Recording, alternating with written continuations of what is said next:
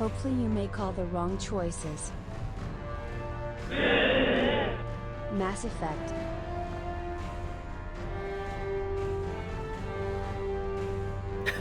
Hi!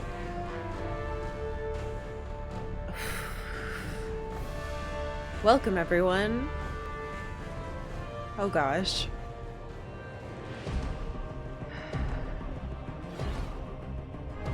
I'm not ready.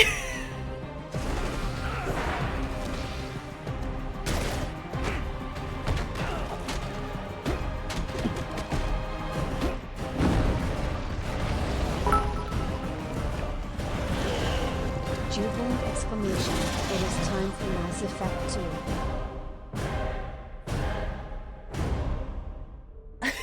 Hello. Hi. I'm extremely nervous. Welcome, everyone. Hello, hello. Good morning and or afternoon. Yep. It's finally time. We're going to be, this is horrifying to look at. We're gonna be playing Mass Effect 2 finally. Oh hell yes, this one is an all-timer. Enjoy. Hello, hello. Hey, gang.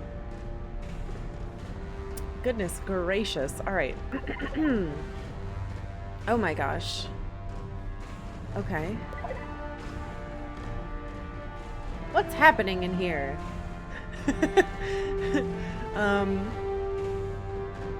Hi. So, there's a very large hype train happening. I'm just gonna keep playing. Can I click a button to make it not do it? I can. Hi. Okay. Yes. The time has come. I think it's been a little over a year since we played the first one, so it only makes sense. Let me read through this stuff real quick. Oh gosh. The community really has a mass effect to you playing Mass Effect. Does that affect how you play it? Oh god. No. Chmillhouse, thank you very much for gifting 10 subs to Mastermind 4 and 6. The Pixel Quest Torquan, just call me Drift Rhinoceros. Asane 1, a Trophonian, Saran I offered leak, and DJ Berserk 9. Thank you very much. Oh gosh. I'm gonna keep if I hit the A button, it stops it. Good. Thank you very much for the 10 subs. Mildane, thank you for gifting a sub to Commander Shepard. That's going to be an interesting surprise. Mildane, thank you for gifting a sub to Rex. Oh my god. Very good joke. Very nice. Mazrim, thank you very much for 41 months and for tier 2 subbing. Welcome back. I'm escaping to the one place that hasn't been corrupted by capitalism. Speaking of, we need to play that thing that game is from. Spice. Blue Moon Empress, thank you for 100 bits. Can't believe this game qualifies as retro. I know. Games that came out when I was in college don't... It's just wrong. Quaint Inquirer, thank you for 38 months. Space. Chmillhouse, thank you for gifting another sub to Break It Down for me. Rezo, thank you for 69 months. Nice. Klopp, thank you for the 444. Runquest, thank you for the bits. Runquest, thank you for gifting a sub to RC Oxus. Chicken Spell, welcome back. Thank you for 15 months. New game. New game. Axorm, thank you for gifting a sub to Trisha Pearson. Dad, thank you for gifting a tier 2 dad sub to Veritas DC. Collapse, thank you for gifting 5 subs to Clayboy94, Harhama, Salmonator F, yeah, and the Miz Take. Thank you, Collapse. Thank you very much. Oh, I'm so nervous. Saber, welcome back. Thank you for 45 months. Fractal, thank you for the bits. I'm completely normal and not freaking out at all. Max Vito, thank you for gifting 10 subs. Jesus. To Wolfstar 2009, Arthur Frayne, Asgral, Migrena, I am Salen Mayo Whip, Hoffman 01, Beast Killer 45, Keydroid and Gabuikins. I'm sorry if I pronounced your name wrong. Thank you for all the extra stuff. The thing is, it's from an RTS. I played Mass Effect 1 and 2 right after you played the first game, so I could watch your VODs. Ooh. I am really excited to watch this playthrough, because I really enjoyed this game. Aww. Thank you, Eddie. Team Weevil, thank you for the new game bits. Have I caught up to the things I have? Okay. Hi. Welcome. Welcome, everyone, to Mass Effect 2. We have some stuff to cover, and then we'll get right into the spacing. This is the version I'm playing. I'll full screen so you can see. I'm playing this on the Xbox 360. I'm playing this beautiful pack, the Mass Effect Trilogy. It's got a little bit of holographicness in little bits right here, and it's embossed. It's pretty cool. So here's the thing. I want to show this to you because it's very pretty. I'm gonna get my greasy little hands all over it. Ooh. So this is the first one. I don't know why it's upside down. Here's the first one. We played this, and then Mass Effect 2 has 2 discs, which is terrifying. So this game has 2 discs, even though it's a 360 game. And then it looks like Mass Effect 3 also has 2 discs. So there you go. That's the version I'm playing. The men are screaming. That's not me. I'm a girl. This is I'll take that though. Anyway, that's the version I'm playing. Mildane, thank you for the 2 bits. So, because this is the version I'm playing, Tyler, thank you for the 2 bits. Here's what that means. So the reason I'm playing the Xbox 360 version and not any of the PC versions is, that's the wrong screen. That's our old screen. Here we go. We're a full screen game. It ate chat. So I played Mass Effect 1. I could not play any of the DLC because the way that it works, because they have updated it, is that in order to play the DLC, long story short, you have to have an Xbox Live online, whatever they want to call it now, account, and you have to have access to the internet, and it has to be the Xbox that you downloaded it onto, and it has to be the person who bought it has to be signed in. So it's a whole thing. Long story short, I did not play the DLC for Mass Effect 1. I will not be playing the DLC for Mass Effect 1. Please don't DM me telling me you have a solution to download and play Mass Effect 1's DLC. I looked, it is unavailable. It will not let me do it. I cannot sign up for all the stuff. It doesn't work. So, similarly, I shan't be playing. I know you guys want me to, and it's gonna do a big alert. It's gonna yell at me. I had the Mass Effect DLC. It is no longer there. I can't do it. Please don't tell me a way to do it. I beg you, don't DM me. Don't DM Rain. So that's my big asterisk on this playthrough. I know you guys want me to play it very badly. However, I can't. I can't do it. So, yes, we played through all of Mass Effect 1 on this Xbox. I believe I'm going to be prompted to import my character or save, which is exciting. I'm extremely nervous because I really loved one. But so that no one is a jerk to me, I'm gonna say this now. I have seen a lot of this game. When it came out, a little after it came out, because I think it came out in 2009. In 2010, I started dating a guy who loved this game, and all of my new friend group loved this game. So I watched a bunch of it. But that was, haha, in 2010, which was 16 years ago. That's right, 16 years ago. We're all old and we're all going to die. Sorry, it says over 300 awards. Over 300 awards. All right, anyway. So we are going to go into this. I've never actually played this game myself at all. So if someone is disappointed about you not getting to play the extra content, they just need to deal, with it. Yes. First of all, watch your mouth. 16 years. Thank you guys for the bits. So, why am I telling you this? I technically did play this game. That guy I dated. Lovely guy. Thank you for introducing me to Mass Effect. Handed me the controller and said, put probes on these planets. And I said, okay. So I've probed a planet or two.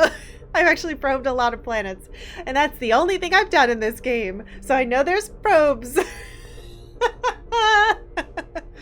Anyway. So we're going to go into this. We're going to clear our minds. I also may have kissed an alien. He was green.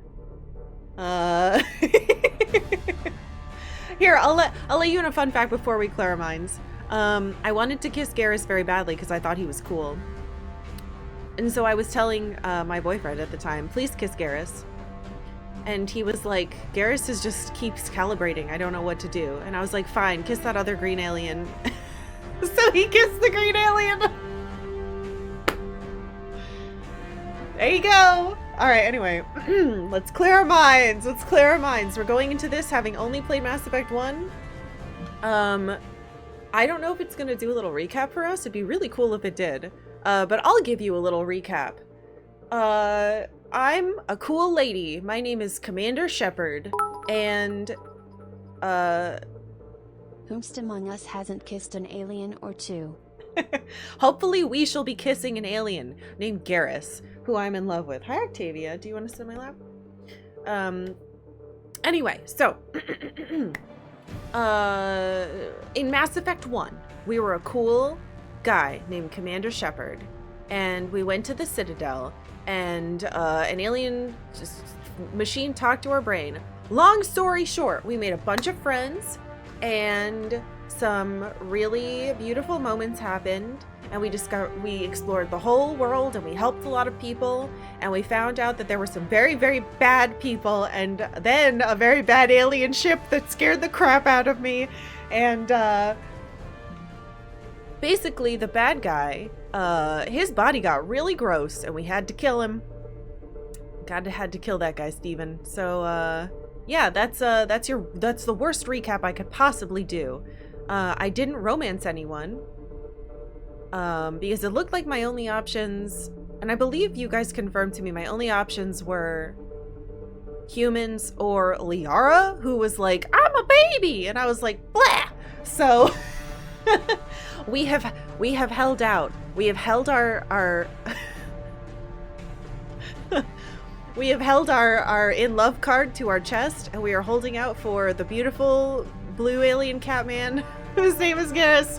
I'm going to kiss him. God damn it, this game's gonna let me kiss him. God damn it, please.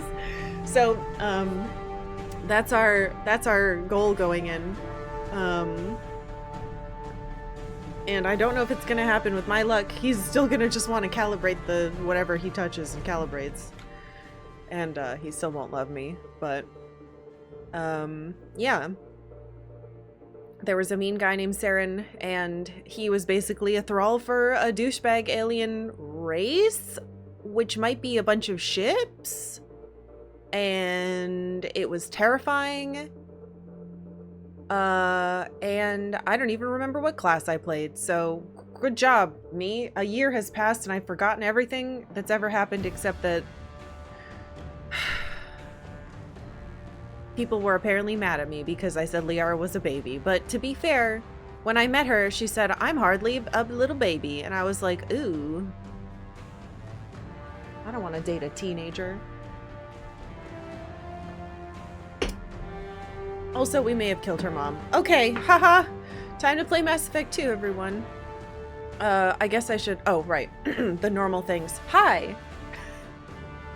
I'm playing this game for the first time. No help, no hints, no spoilers, please. No backseating, no fun facts. We're pretty strict about the rules around here.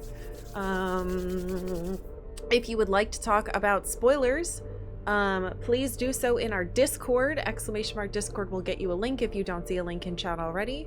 There's a channel in there called Spoil City. You're welcome to have as many spoilery conversations in there as you'd like. If you'd like to ask questions like, has she found the giant space cat yet? I don't know why I said cat instead of dog. Usually it's a dog. Has she found the giant cat and dog planets that bark at each other? Then I'll know that those exist, so please don't ask that here. Ask that in the Discord. I'm going to be taking notes. When I'm done with the game, I'm going to upload those notes to the Doodles channel so subs can look at them.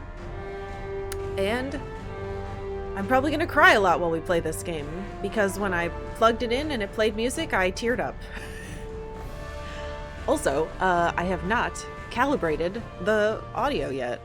So, yep. All right.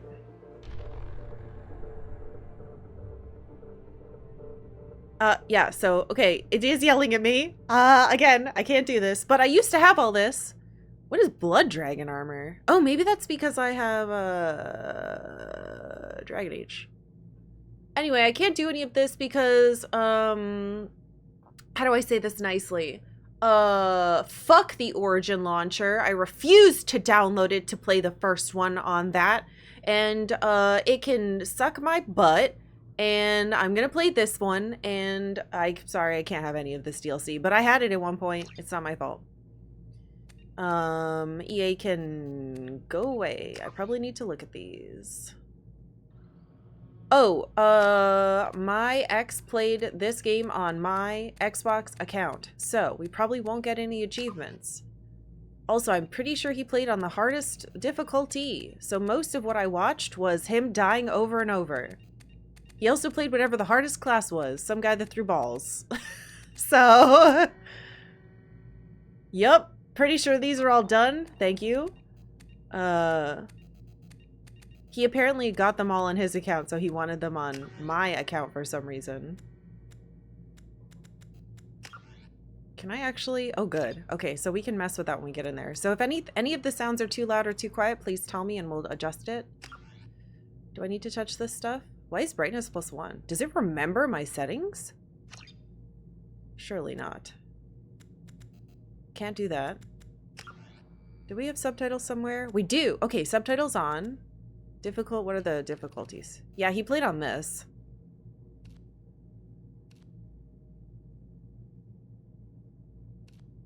We're going to be doing normal. Oh, that's interesting. Players who are not experienced with shooters or RPGs. I just beat the game Halo. I'm pretty sure I can play on normal. Auto level up. No, I'm not doing that. Autosave, yeah, that sounds fine. What's squad power usage? When enabled, squad members automatically use their most effective powers in combat. When disabled, oh yeah, okay, I'll do that. Seems fine. I hope it's saving them. But yeah, it won't let me. See? You can't use your DLC unless you connect to Xbox Live, and you can't do that unless you have the person who bought it all on your game. And neither my ex is not on here no more, and my husband doesn't have Xbox Live, so he can't download it. I tried, so womp womp. Though I do remember even when he was doing this, he had to like sign in on a controller and be logged in to let my character play the DLC at all. If I remember right, that's what he had to do. Why does it look like there's a PlayStation sitting behind the connect to Cerberus network thing. Can I do that? No, this needs Xbox Live. I all of this should be available for free because you can't do it anymore. Boo, boo. I have a Connect. I don't know. I think it's still in its box somewhere. Okay. Aha! Okay. New game. Male, female, import Mass Effect 1 character. Alright, we're doing this. Okay. Yes, the 3 genders. Exactly. Again, let me know if any of the volume is bad. I am going to be normal and this is going to be fine. Do you wish to use the Mass Effect 1 import utility? Yes. Oh god, is this going to take a bunch of time? I wanted to do it with you guys.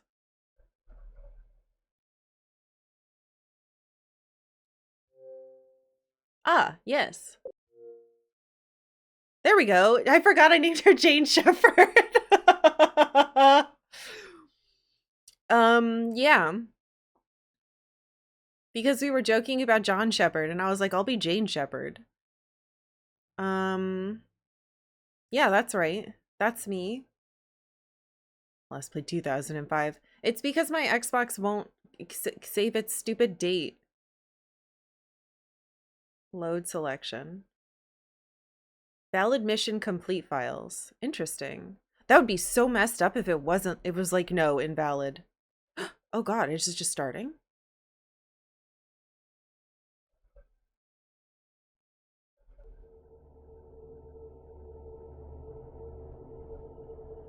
Oh, I know what that is. That's a relay. Mass relay. See, I remember something.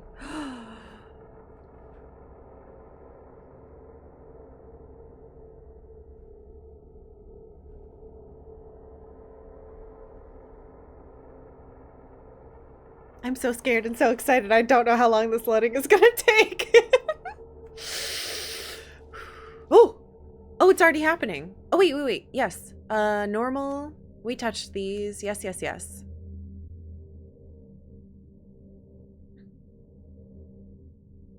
Wait a minute. When enabled, your progress is periodically saved. No prompts are displayed when the autosave occurs, and the process always overwrites the same autosave file. That's fine. As long as I can make multiple saves, it should be fine.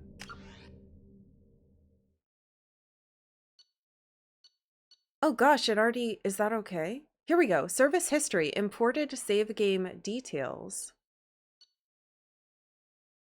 Can I, like, edit it? Oh gosh! Oh no!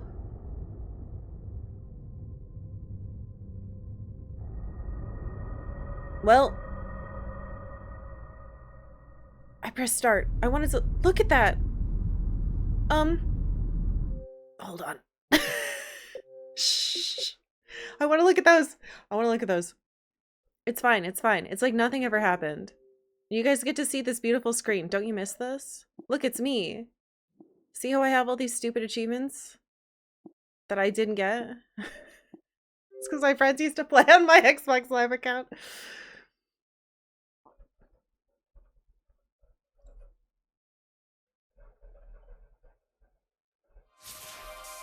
We're doing great. This is just so you can see the BioWare logo. I know you won't miss it.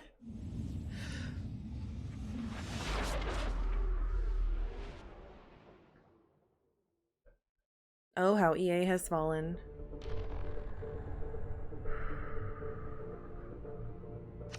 Okay. Alright. Everything's okay. Everything's fine. Hopefully it's not like you've already imported.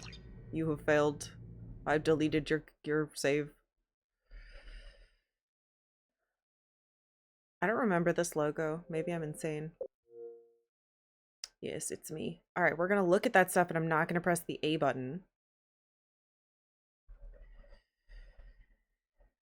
Yeah, I put it up there because I was like, I don't know, I thought it would be cool. I have like room because this is a full screen game.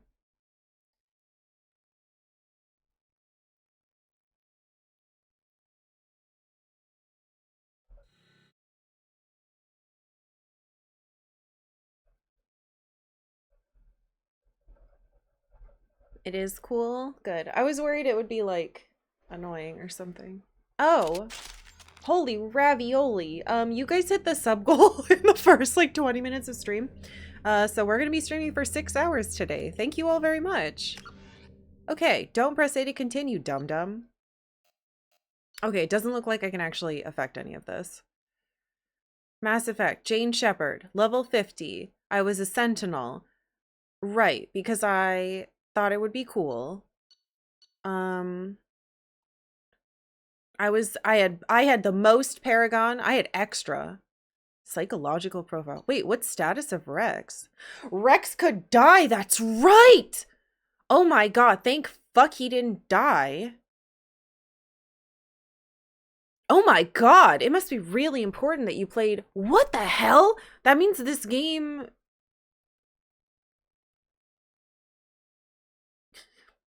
You could start this game with him dead?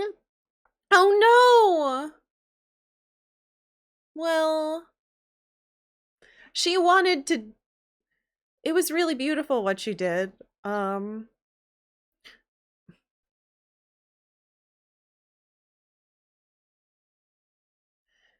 Right. Okay. The council was saved. Right! We had an option. Oh my god. So that bleeds into this one too. I guess that makes sense. So we had an option to like not help them. So I guess if we don't help them, they just get fucking killed. The council was saved by Commander, or maybe they'd be saved by someone else. Either way, I saved them. I'm very nice. So we were, right, good girl points. Our goal is always to eat as many good girl points as possible.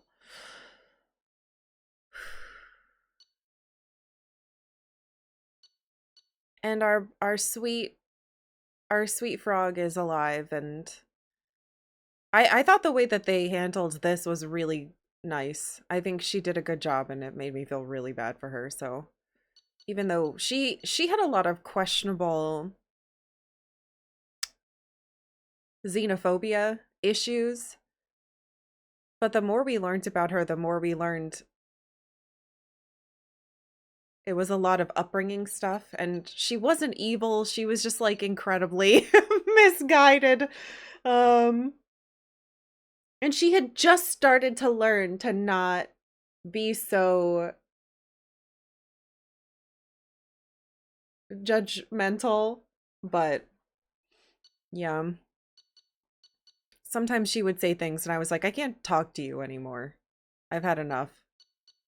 Then again, what was the other guy? Caden? He kept trying to kiss me and I was like, could you stop? Get away from me. I don't like men unless they're big blue catmen. All right. That's happened, I guess. Said that with my mouth. All right. Well, let's start.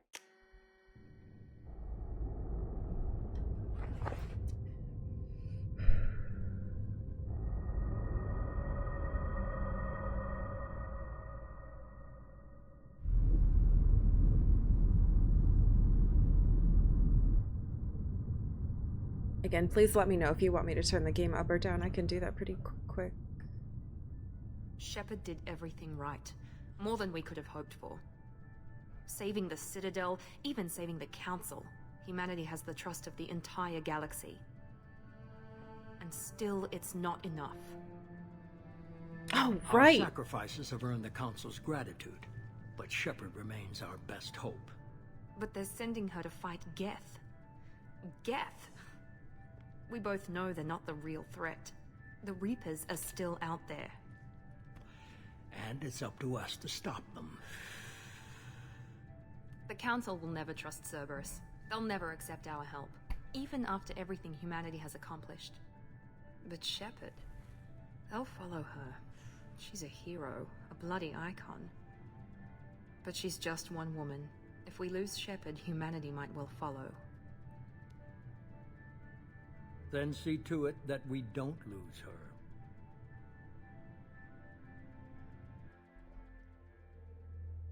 One month after the devastating Geth attack on the Citadel, the galactic community struggles to rebuild. The Alliance fleet made a tremendous sacrifice to save the Citadel Council and earned humanity membership and their prestigious group. Now the Council is forced to respond to evidence that the Reapers... Why?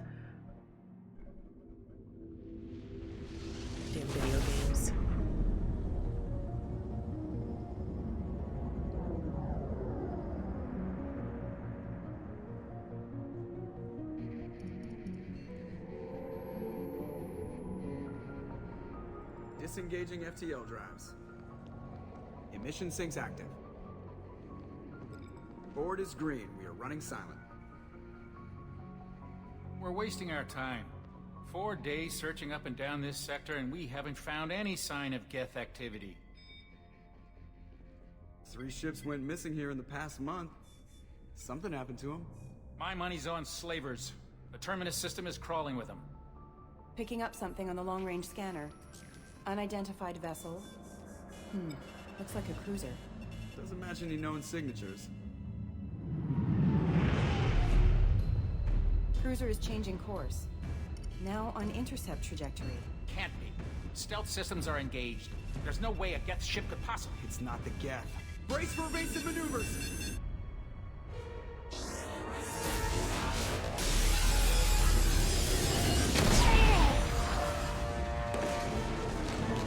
Oh. Presley! Kinetic barriers down. Multiple hull breaches. Weapons offline. Somebody get that fire out.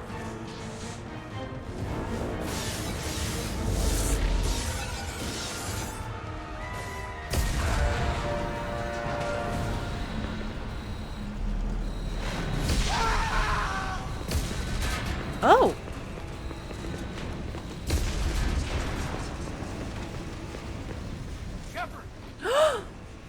Distress beacon is ready for launch. Will the Alliance get here in time?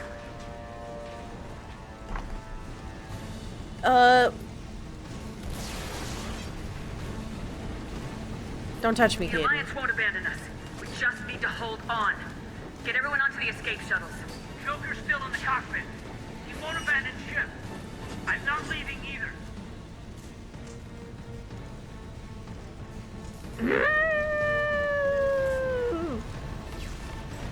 I need you to get the crew onto the evac shuttles. I'll take care of Joker. It's already making me make choices. Commander! I'm gonna fuck up. Caden, go! Now. Aye, aye. This dude still doesn't listen to me?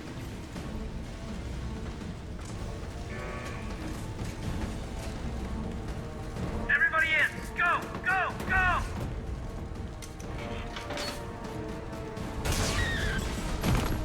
Jesus!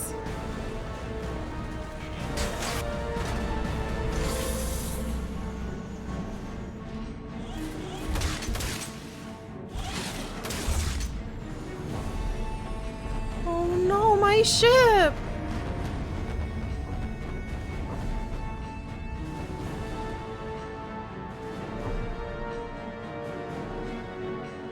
This is a mean way to start. Oh god. Am I... Ugh! Go to the cockpit, get Joker in the cockpit on the upper deck of the Normandy. Is there anything hidden back here? Oh god, the...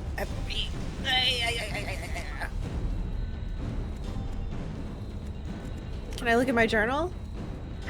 Yes. Oh boy, it's been a long time. Am I allowed to save? No. No,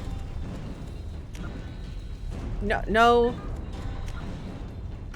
Alright, how are we on, volume? Voice is good? Anything need to be up or down? Oh look, it lets... Wait, what the fuck? Lets me see credits and stuff. Wait, you can't just say just a tad. Oh, a bit quiet. Okay. Voices could go up. Alright, let's just turn it up. I've turned it up.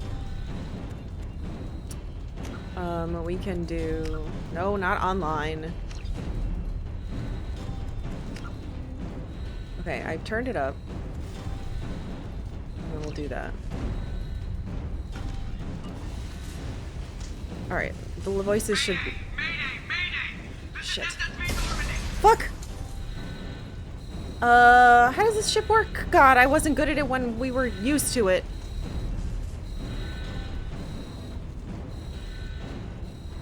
Okay. I'm gonna mess up. There better not be a timer. We've suffered heavy damage from an unknown enemy. Okay, up here. I remember. Oh, baby, all together. Don't die. Shit! Oh god.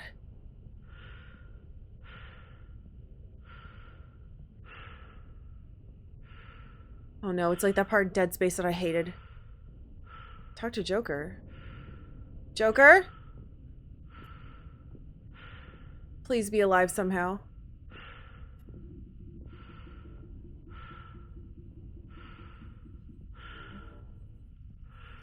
Come on, Joker. We have to get out of here.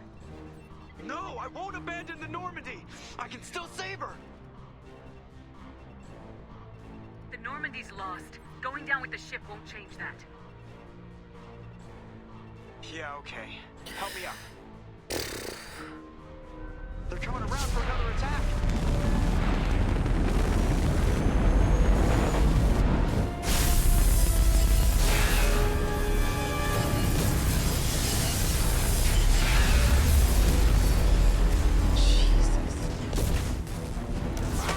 Watch the arm. Oh, shut up, Bird Bones.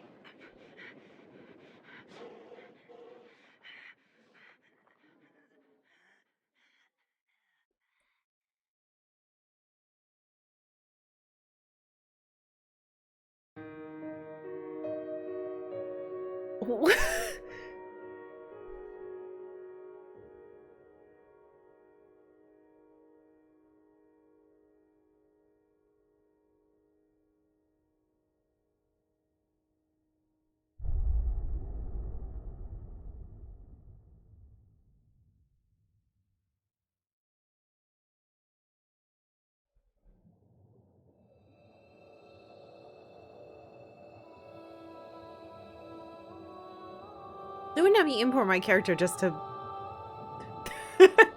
There's no way. Commander Shepard has been recovered. The Lazarus Project will proceed as planned.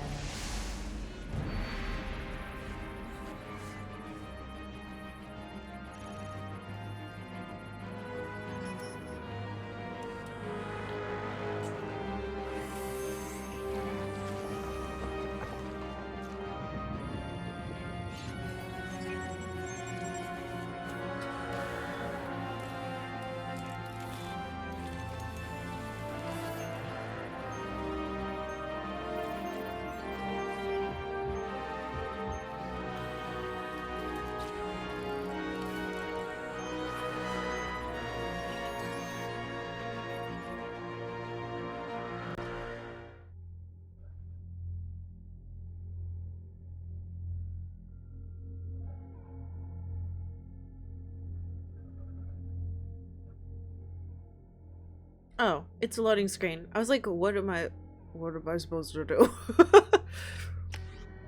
Oh, hey, it's me! Oh, yes. That's me. Oh, I cut my hair just in time. Yeah, I'll accept, unless, I mean, it still looks like me. Maybe, can we have better makeup this time? Because I really didn't like our makeup.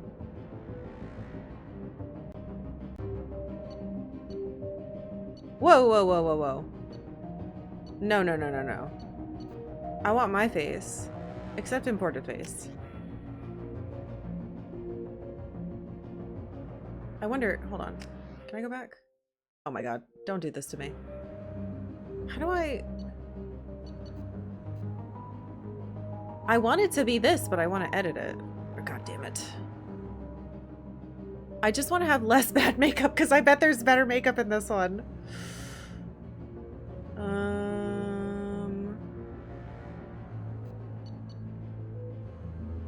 Ew, look at them. They tried to remake my face and they turned me into a fucking Karen. Disgusting. Alright, fuck you. I'm being me. We'll have our garbage makeup. They were like, we have to rebuild her. Her makeup looks really bad though. Should we just leave it like that? Yes. Oh.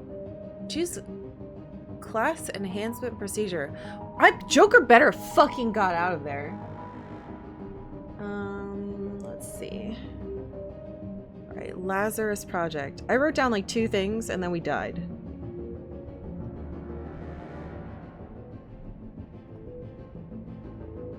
My fucking ship! That's so mean. I can't believe this game starts by...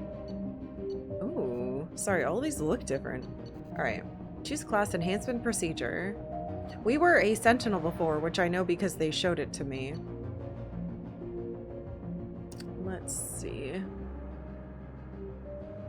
Soldier. High-level operatives are outfitted with ocular synaptic processors that allow them to focus on targets with lethal accuracy. Power training, adrenaline rush, concussive shot, weapons training, assault rifle, shotgun, sniper rifle, heavy pistol. Man, that's a lot. Ammo training, incendiary cryo, and disrupt. Ooh, disruptor's new, I think. Soldiers are pure combat specialists. No one is tougher or more effective at taking down enemies with gunfire. Soldiers have the most thorough weapons training and can use all special ammo types. I'm pretty sure in the first one I pretty much only used my pistol because I was like being a weirdo. Infiltrator. Infiltrators are equipped with cloaking systems that allow them to avoid detection for short periods of time. Ooh, granting a tactical advantage over enemies. Power training. Tactical cloak, incinerate, AI hacking, weapon training, sniper rifle, heavy pistol, submachine gun, ammo training, cryo, and disruptor. Infiltrators are tech and combat specialists with the unique ability to cloak themselves from visual and technological detection. Infiltrators are deadly at any range with a wide variety of weapons, equipment, and powers that can take down any enemy. So this is like gun thief, maybe? Vanguard. Vanguards are outfitted with L5N implants. Oh, implants. Enabling them to perform... Wait, how is Caden... There was that, like, implant sickness or whatever. Enabling them to perform a biotic charge that strikes the opponent with incredible force while bringing the Vanguard in close for short-range combat. That was tank, maybe? Biotic charge, pull, and shockwave. Shotgun, heavy pistol, submachine gun, incendiary, and cryo. Vanguards are feared for their high-risk, high-reward combat style, closing quickly on enemies and destroying them at close range with weapons and biotic abilities. So that gives you biotic stuff. Alright, I think this is what we were? Maybe? Now I can't... Sentinels are equipped with the most advanced... It just showed me, and now I'm like... I'm pretty sure it was this. Sentinels are equipped with the most advanced ablation armor system to keep themselves safe. If overloaded, the system will stun all enemies within a short distance. That's cool. Tech armor, throw warp, overload cryoblast, heavy pistol, submachine gun. Yeah, that feels right. Sentinels are unique, bringing both tech and biotic abilities to the battlefield. Yeah. While they lack the focus of adepts and engineers, they're versatile and can handle any situation. I think I want to be this again. Because it lets you do both and it lets me use a pistol. Though heavy pistol is interesting. I guess it's all... I don't see like normal pistol. Adept I think is magic. Adepts are outfitted with the L5X implants that can spawn a micro singularity, damaging enemies and pulling them into the air. Singularity, warp, throw, pull, shockwave, heavy pistol, submachine gun. That sounds fun. So...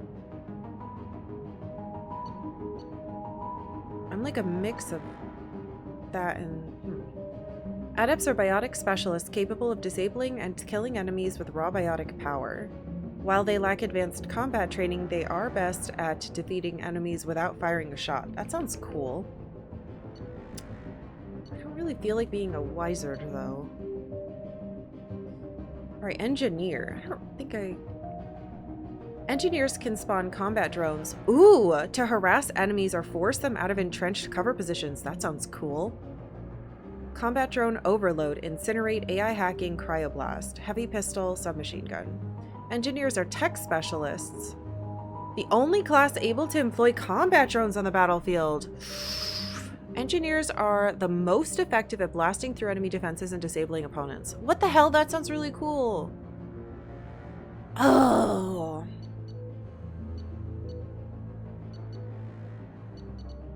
But I wouldn't get the cool armor. Do I want little guys? Okay.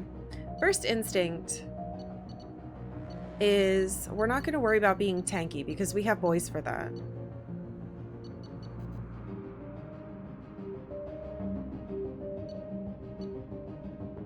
I was going to do this so I could do a little of everything and see how it all feels, but yeah, they lack the focus of adepts and engineers. So you can choose to specialize in one or have a little of both.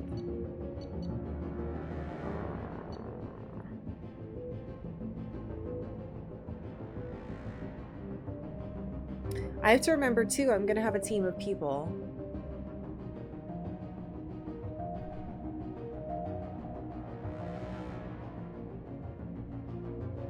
I wonder if it changes what they do in this one.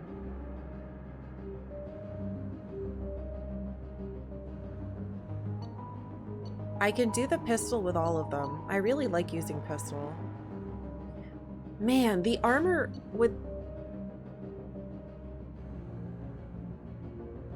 The stun sounds so cool though.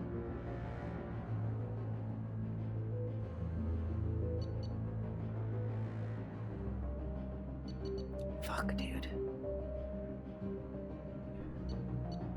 Overload is, I think, the thing where I used to squeeze my fist and then the robot's shields would explode. Maybe.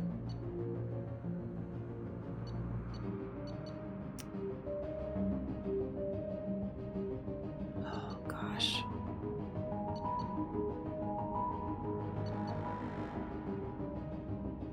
Do I want fancy armor? Do I want cool drones? I think I might want drones. But I'm worried there's going to be something I need to do having warp powers. And it's really fun throwing. It's really fun being like, whoosh! And then a guy's like, ah! Like, I really enjoyed that in the last one. I mean, I like doing both. I liked squishing the robot's armor and I liked throwing people. Ugh. If only you didn't get a cool little drone. Be like Factorio. Bring me my bullets. Does this get AI hacking? No. Wait, what is AI hacking in this? If there's already overload.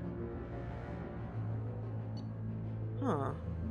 Oh, by the way, no one answer any of my questions. You'll get timed out and I don't want anyone to get timed out. Fiddlesticks. I'm sorry. I'm sorry. I'm usually... Am I this indecisive usually? I don't know. Oh, thank you, Varys. I hope you enjoy your lunch. Or rather, your end of...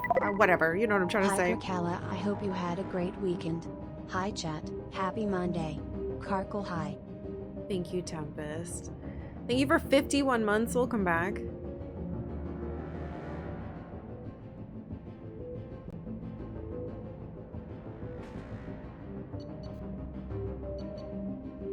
I want to be able to do a little of everything.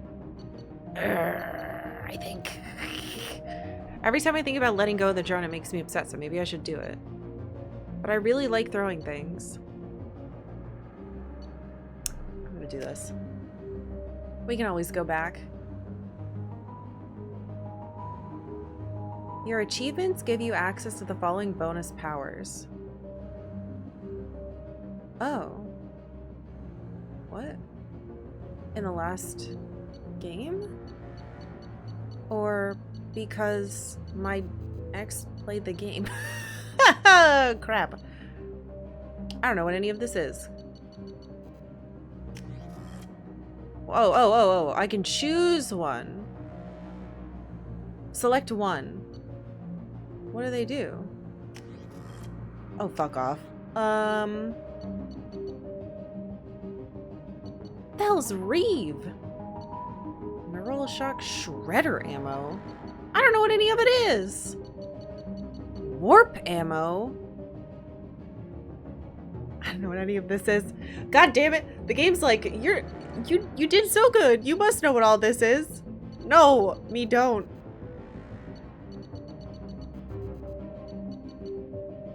Okay, alright. Okay, let's just, armor-piercing ammo, that sounds cool. Barrier, I chose the class with the shield, so no. Slam is probably the thing that Rex uses to run into people. Fortification, I know what that is. I don't know what Geth shield boost is. Energy drain sounds cool. I don't know what Reeve is. Warp ammo sounds fucking sick. Neural shock sounds cool. Shredder ammo sounds cool. What is Reeve? Oh my gosh. Okay. The bad news is I don't think there's a manual I have access to. So let me just, nope. Disc. I have a code for the Cerberus network. Download the extended cut edition of Mass Effect 3. At no additional cost on Xbox Live. Oh boy. Except it doesn't work because I still have to fucking pay for your stupid subscription, you assholes. Piss. Alright. Okay. So the good news is I don't understand what they are equally.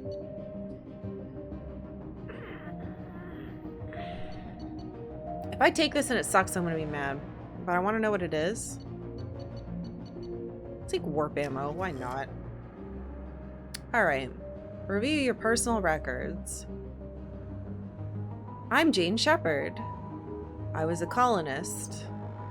Yeah, I remember picking that background. I have a war hero reputation, which is pretty freaking cool. And I'm gonna be a sentinel again, because we might as well be consistent. And I want to do a little of everything. And I kept my same face. Even though I'm wearing horrible makeup and my eyes are very green. And I apparently have warp ammo. Sure.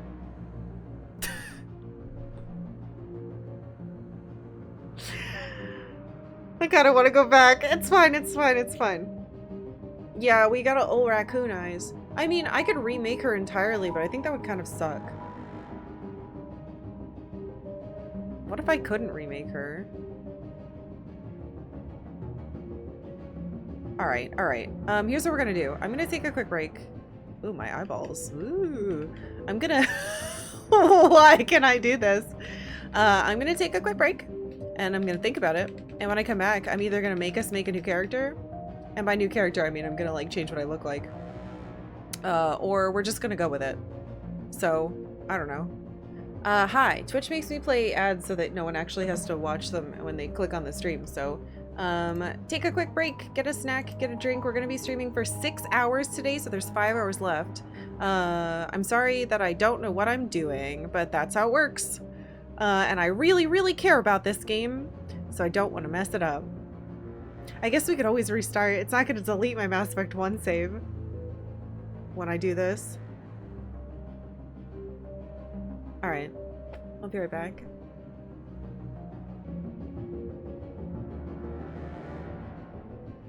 Hello, thank you for waiting. I am normal and I am not anxious. I am a normal person.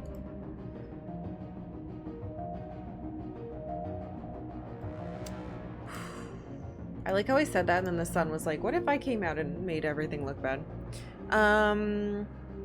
I think I'm okay with this. I want to check one thing. I want to make sure, because I know what choices I picked. I want to make sure I can't edit myself.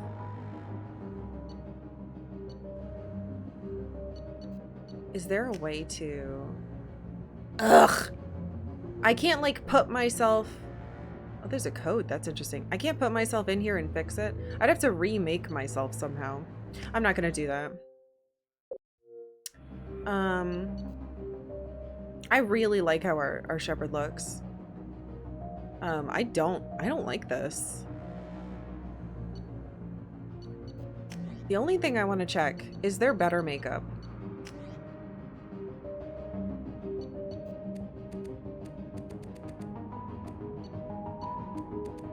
This makeup still sucks. All right, I'm a piece. I just had to make sure. I couldn't make our girl look better. I think our girl looks incredible, so. God, I hope this stuff doesn't suck. I like how the game is like, haha, achievements that you can't delete, even though someone else played the game. Here, have this stuff that you must know what it does. There.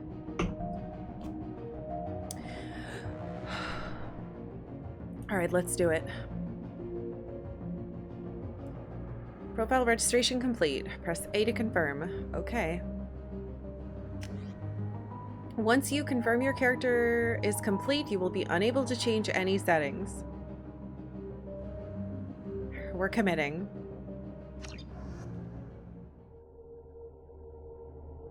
State-of-the-art weapons use thermal clips to prevent overheating. Oh my gosh, I'm so nervous. Oh, hi, Commander Shepard. I'm rebuilding your bot, I think.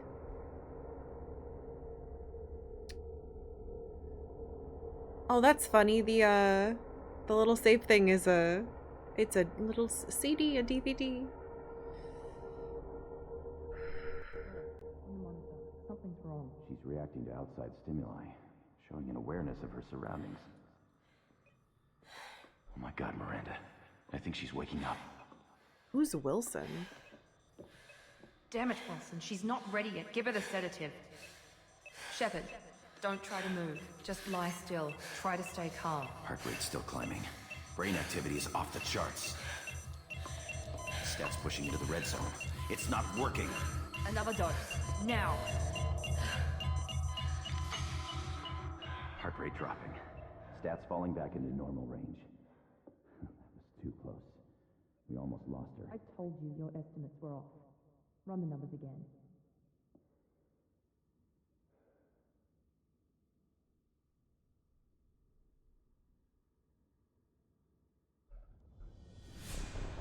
Wake up, Commander. Shepard, do you hear me? Get out of that bed now. This facility is under attack. I've got scars. Shepard, your scars aren't healed, but I need you to get moving. This facility is under attack. There's a pistol in the locker on the other side of the room. Hurry! Grab the pistol and armor from the locker. Oh gosh. Why am I level 3? Stop. You don't have time to wait around, Shepard. Grab your weapon and armor. I'm trying. Pistol doesn't have a thermal clip. It's a med bay. We'll get you a clip from... Damn it! Those canisters by the door are going to... Stop. Cease. Get behind cover now. Get behind cover. I don't. Keep your head down, Shepard. Shield yourself from the Someone's hacking security trying to kill you. Look for a thermal clip for your pistol. What the fuck is the reload button? Walk over to the thermal clip near the door. Okay. Find a thermal clip and get moving. Good God. Hold on. 1 million things just smashed into my stuff.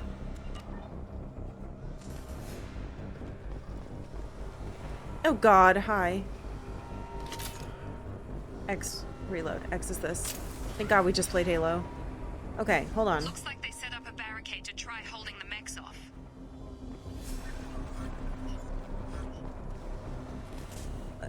Cease. Okay. All right. Can I save? Am I allowed? Yes. Create new save. Yes, please. Well, that was very fast.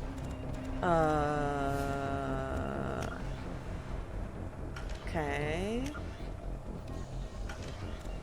Uh-huh. Squad. Me. All right. We got points. Oh, good Lord. Oh, hey, let me have some Paragon from... Okay. Oh, Jesus Christ. Oh, that's like a skill. So what is it? What did I get? Transforms absorbed biotic energy into heavier damage against health and armor and biotic barriers? Okay, that seems fine. I have throw. I have tech armor. That's my special thing. Energy charged armor that boosts your shields and detonates a damaging energy wave when destroyed. That sounds really good. Defender. Fine-tune your brain, making your powers more potent and efficient. Interesting. I don't have, oh, this is powers only. I was like, I don't have gun, like pistol. Maybe it's different in this one. Hurls enemies through the air. What is warp? Rips enemies apart at a molecular level and stops health regeneration? That sounds incredible. I can't take it. Am I not allowed to? No. Okay, so I can only put points into these.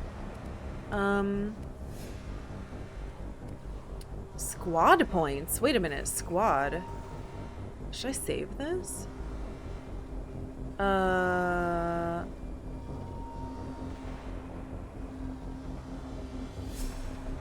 A balance of mental conditioning and scientific know-how improves... These people are going to kill me. They're going to blow me up while I'm standing here.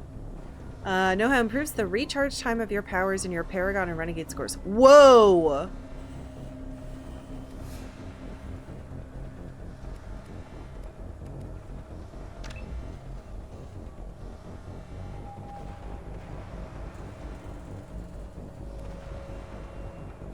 Good girl points.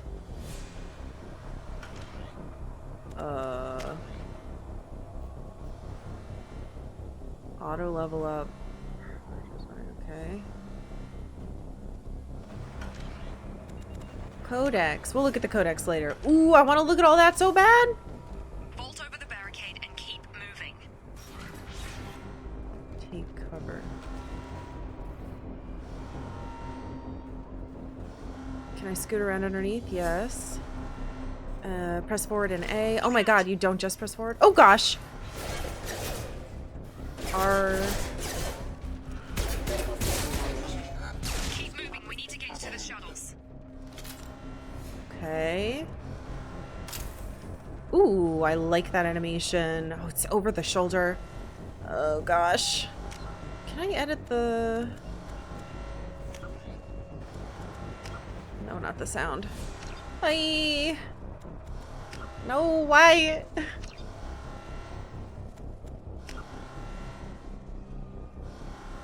Oh, it's a film grain. Interesting. Nope. Alright. How do I run? Tap, tap. Let's aim. What's that do? Nothing. Oh, good glob. Okay, that's throw a ball. Uh-huh. How about that? No, I put my weapon away. Great. That's what you want to do, for sure. No. Open door. Shepard, security mechs are closing in on your position. Take I don't know how to run yet. Don't take any chances. Stay in cover while you take out those mechs. Mechs, huh? Oh gosh. How do I throw? Cool. Oh, hello. Boop. Yeah, I made the right choice. Nice work, Shepard.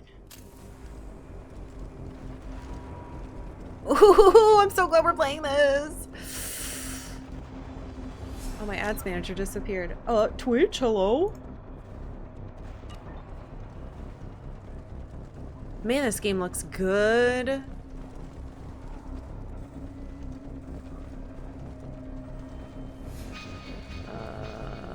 What was that?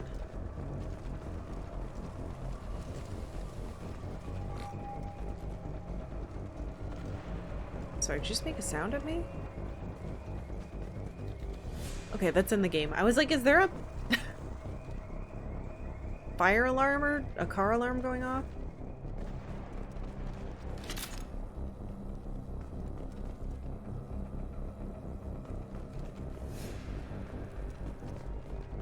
Yeah, it's in the game. Good.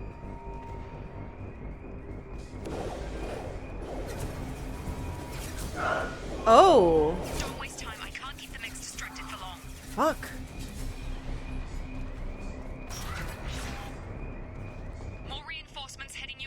Grenade launcher? Off the security officer's body.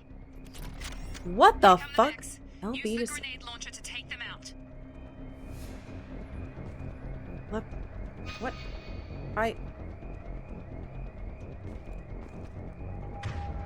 Oh, I had to hold it. I'm so stupid. Wait. Select it. Equip A.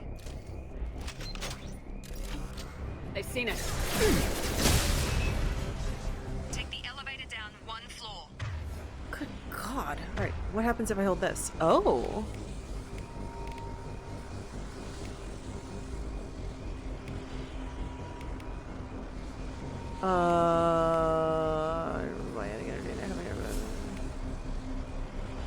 Why explodes my armors? Oh, no, it. Cool. Energy charge armor that boosts your shields and detonates. Cool. Okay, so you don't just toggle it.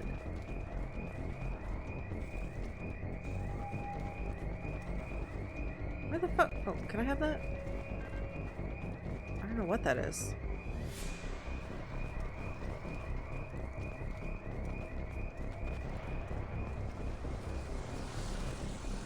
What am I doing? I didn't listen to her. I go down the stairs. Eek! Oh, it's a lift. Hurry! Get to the door! Run! Run forward. Hold A to storm through the fire. Urgh. Oh, A is hold. Oh, I see. Head to the next room and I'll try to meet you. Shepard, freed me. I've got them closing in on my position. Crap. Okay, can I just say, it's so fucking weird that that's Lena Headey. It's so weird. And she's using, like, I think her normal accent? It's Cersei. Really weird. Also, Elusive Man. I know his voice now. But it's probably not from what you think. Because I watched Grace and Frankie. I heard a voice. Hello? There's a robot in here. Allied force casualty. Wait, what? Life or casualty? Cerberus laptop access data logs. Progress is slow, but Oh. subject shows signs of recovery. Major organs are again functional, and there are signs of rudimentary neurological activity. In an effort to accelerate the process, we've moved from simple organic reconstruction of the subject to biosynthetic fusion. Initial results show promise. Progress is slow, Let's but see. subject shows signs of recovery. Major organs are again functional, and there are signs of rudimentary neurological activity. In an effort to accelerate the process, we've moved from simple organic reconstruction of the subject to I wonder if that biosynthetic number fusion. matters. Initial results show promise.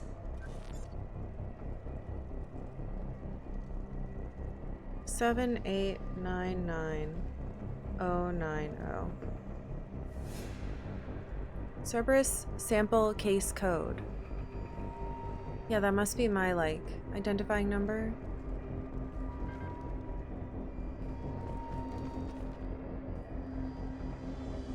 No.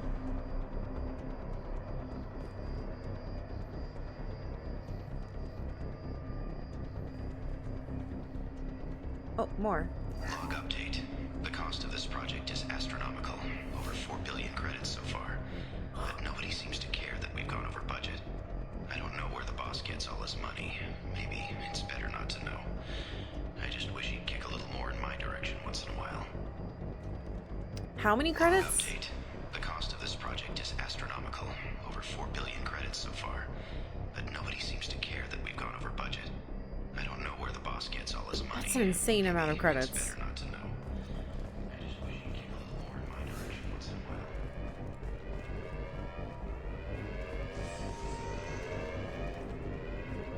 Wait a minute. What's that then? I thought it's not a door.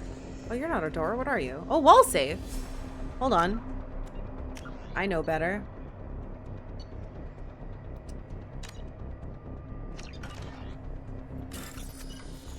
Oh gosh. Do we have a mini game? Highlight individual nodes to find matching symbols. When you Highlight individual nodes to find matching symbols. When you found 2 matching symbols, select them to complete the circuit. Complete all circuits before you run out of time to bypass security. I don't understand what that means. Start bypass? What the hell is this? Oh! I see. Interesting. Do I have a time limit? Oh, I do. Cool. I got credits! Yay! Alright, well, I got $9.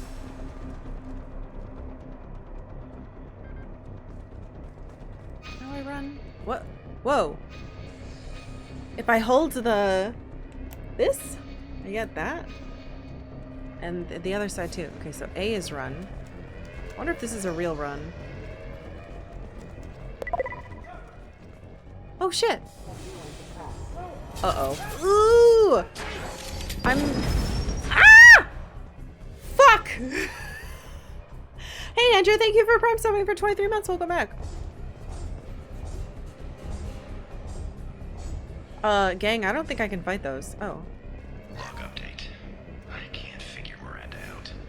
As project director, she should be ecstatic at all the progress we've made. But she's still the same old ice queen. Maybe she's worried Shepard might become the new favorite. Or maybe she is just a pure cold-hearted bitch. Okay. I think Wilson might be a bit of a dick.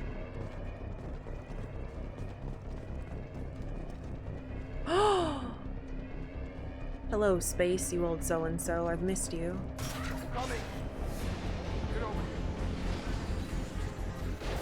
Oh, dear God. Gotta hurt! Target down! How do I... There we go. Hello. Careful.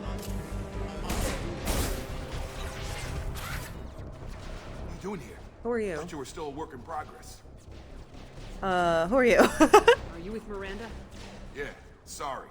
I forgot this is all new to you right now. I'm Jacob Taylor. I've been stationed here for— Hostiles detected. Shit. Damn it!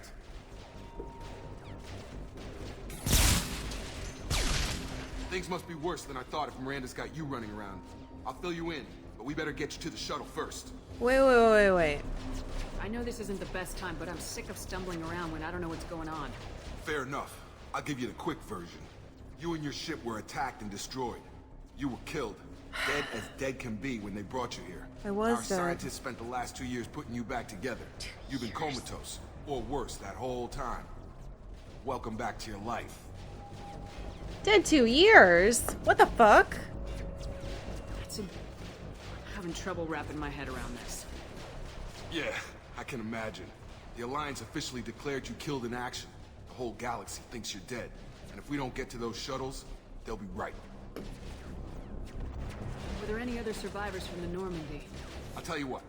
You help me finish off these mechs, and I'll play 20 questions with you all day. This is very All on important. thermal clips, but I'm a biotic. Just give the order when you want me to hit them with the good stuff. Are you my Caden? I don't want you.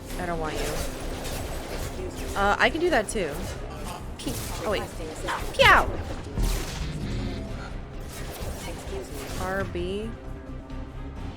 Oh, I was like, why is he floating up there now?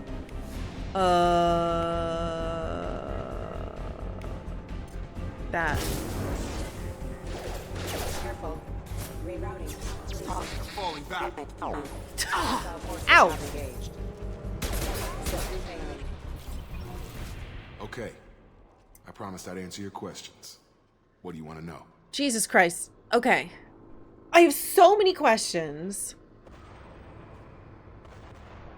Someone's still shooting, but fine. My crew. The last thing I remember is the Normandy blowing up. Did anyone else make it? Just about everybody survived. A few servicemen from the lower decks didn't get out. Navigator Presley was killed by an explosion. But everyone else, including the non-Alliance crew, the Asai, Yes! Liara, and the Quarian, they all made it out alive. Okay, that's great. Crew alive. Other than Presley for some reason. I mean, we did watch him get blown up. Rest in peace, Presley. Do you know what any of them are doing now? I don't know, Commander. It's been 2 years. They've moved on. Left the Alliance. Could be anywhere. What? They're not together? Left the Alliance. What an interesting way to start a new game. It's a clever way to make you get back together with your team. And I guess also to explain the time difference between this game and the first one, like literally.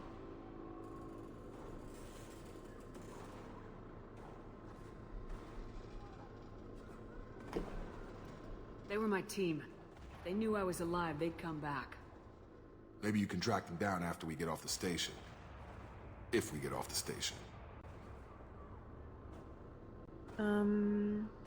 Speaking of that.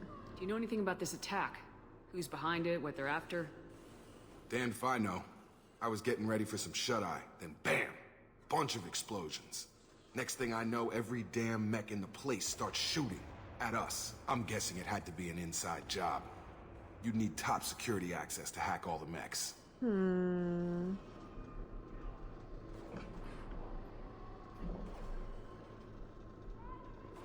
I don't know if that's...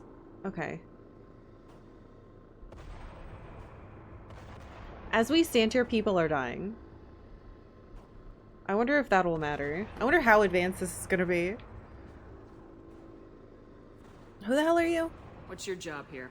Depends on who you ask. Technically, I'm Miranda's top lieutenant, but I'm just a soldier. I served 5 years in the Alliance before this. Now I'm in charge of the station's security. Usually a lot more dull than this. Normally I don't fire my gun unless it's target practice. If you're in charge of station security, what are you doing here? When I first woke up, someone named Miranda was talking to me over the radio. We lost contact just before I ran into you. Miranda Lawson is the station's ranking officer. She led the Lazarus team. It was her job to bring you back to life, no matter what. Should have guessed she'd try to save you. She's not about to give up on you now. You said you lost contact. Could you tell what was happening? I don't think I could. Muskie, thank you for following. Or Most Skill, thank you for following. You had the stream muted? I thought your headphones were broken. There was some gunfire and an explosion right before I lost her. She knows how to take care of herself. But I hope she's okay. You said they spent 2 years rebuilding me. How bad were my injuries? I'm no doctor, but it was bad. When I first saw you, you were nothing but meat and tubes. Anywhere else, they'd have put you in a coffin. But Project Lazarus was different. Cutting-edge technology. This has to be a reference to The Fifth Element. It has to be. Can you tell me about the project? Were there other test subjects? Project Lazarus only had one subject. The whole point was to bring you back. Just you. Even that was a challenge. 2 years. All the top scientists. The best technology money could buy. Holy shit. What do you mean, cloning? Cybernetics? Yeah, am I a clone? I don't know the details. You'd have to ask the scientists. But I'm pretty sure you're not a clone. Okay. They wanted to bring you back exactly as you were. You're still you.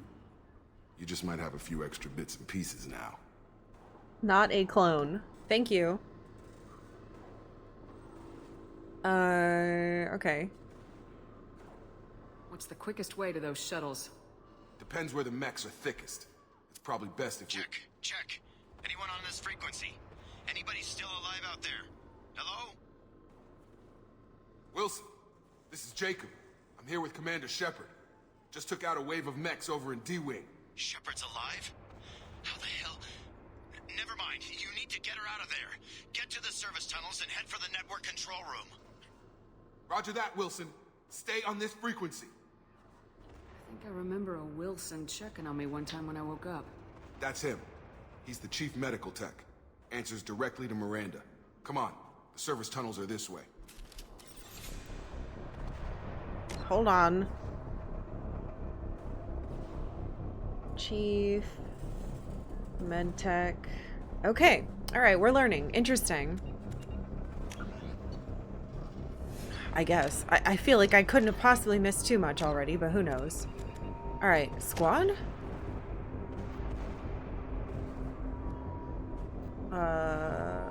Left trigger. Oh, okay. So these are points for me, those are points for him. Good. I was like, if they combined all our points, that's pretty wretched. Alright, what do you... This is all you have? Pull, incendiary ammo, Cerberus operative. Who's Jacob's... Oh, right. So it's doing the same thing as the last one, where you have like your classy thing.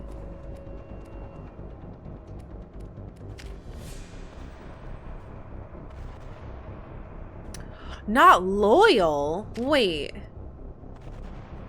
What? Locked squad member is not loyal. Ooh. That's new. Alright.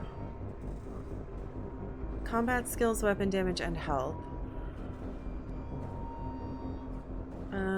I think we should prioritize these then. Loyalty is gonna be interesting. Why are these locked then?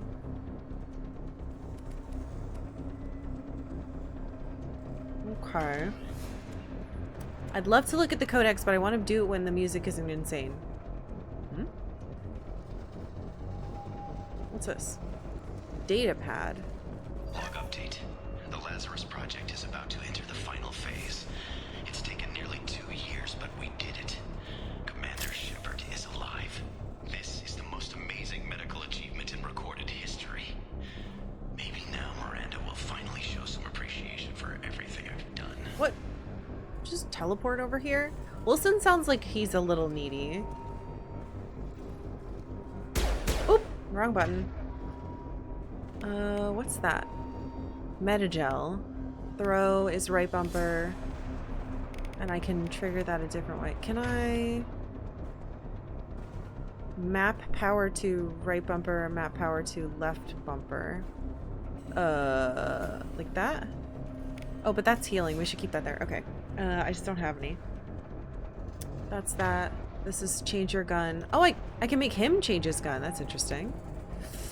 Okay. That is objective. That is an ammo thing. Sorry, I know I'm going slow. I'm trying to learn what we're doing. I assume you're locked? Locked. Okay. All right.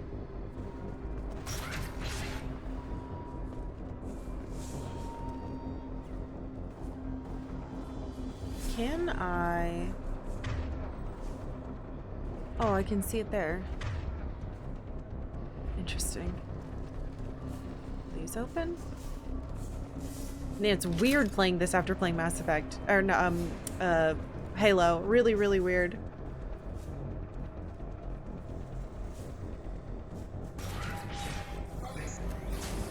Oh gosh. Authorized for system critical. Come on over! Yeah. Tag! Member offline. 1,000 trucks having it. Rerouting power. Critical system Wilson, damage. find us another route out of here. Preferably one that doesn't lead straight into an enemy squad. Just keep moving. Damn it, Wilson. This room is crawling with mechs. The whole station is crawling with mechs. I'm doing the best I can. Hey, Amon. Thank you for 51 months. Welcome back.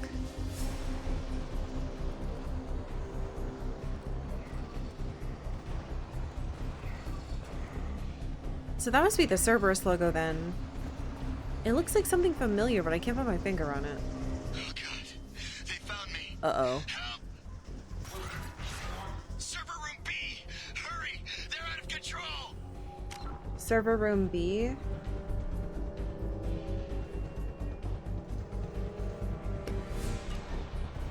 Oh god. I'm hit. They shot me. Shit. Oh wait, I can run. This run looks real, unlike the first one. Wait, there's a Cerberus laptop. Physical reconstruction of subject is complete, but we still need to evaluate all mental and neurological functions. Jesus. Our orders were clear. Make Commander Shepard who she was before the explosion. The same mind, the same morals, the same personality. Interesting. If we alter her identity in any way, if she's somehow not the woman she used to be, the Lazarus Project will have failed. I refuse to let that happen.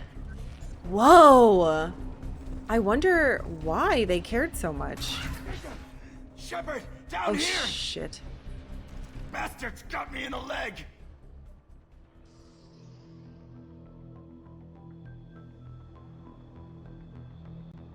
Sorry, it's playing interesting music. You were there the first time I regained consciousness. Yeah, that was me. How about we talk about this after we fix my leg? Should be some Metagel in the first aid station on the wall. Hopefully there's enough to get him up and moving again. Grab the Metagel from the first aid station on the wall. What? It goes away so Wilson's fast. hurt bad. He needs help. RB. R, right, bumper. Metagel.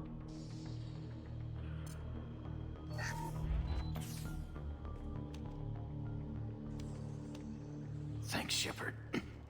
Never thought you'd save my life. Guess that makes us even now. I thought maybe I could shut down the security mechs, but whoever did this fried the whole system. Completely irreversible. We didn't ask what you were doing. Why do you even have security mech clearance? You were in the bio wing. Weren't you listening? I came here to try and fix this. Besides, I was shot. How do you explain that? Who cares? I don't care who set up who. Those mechs are shooting at all of us. We'll sort it out later. We need to find Miranda first. We can't just leave her behind. Forget about Miranda. She was over in D-Wing.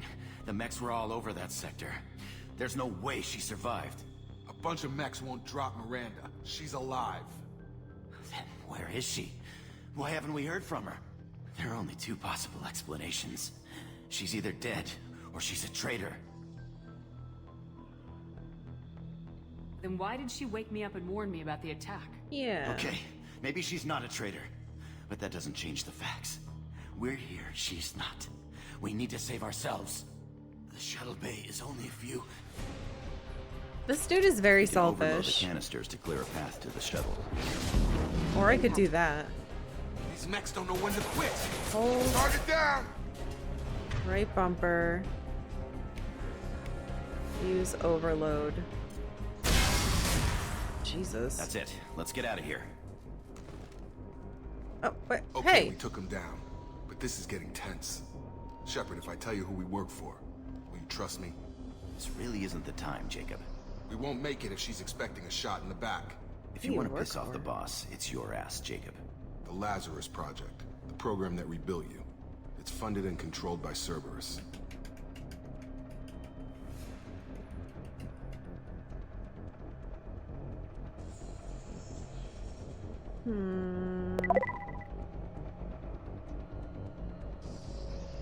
Oh, hey, Shads. Thank you for 34 months. Welcome back.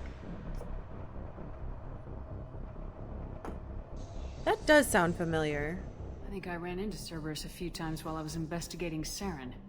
Some kind of pro-human splinter group, right? Well, that's what the Alliance wants people to believe. But there's more to it. They're not the Alliance ones- declared you dead. They gave up. Cerberus spent a fortune to bring you back. Look, I'd be suspicious too. But right now, we have to work together. I thought you deserved to know what's what. Once we're off the station, I'll take you to the elusive man. Elusive He'll explain man. everything. I promise. Hold on. Hold on.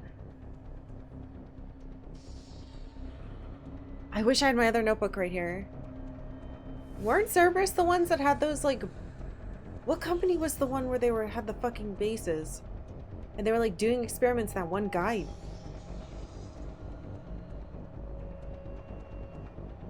Fuck, I think that was Cerberus, though.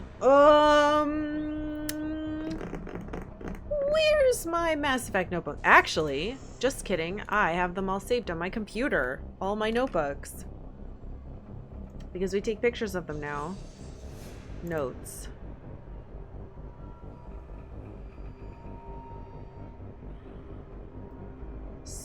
Search notes. Mass Effect. I can find out exactly what I wrote down about them. Ha! Alright, you bitch. Why were there so many notes for this game? Citadel trapped. Conduits. Anderson. Sovereign equals Reaper. That was terrifying. I hated that very much.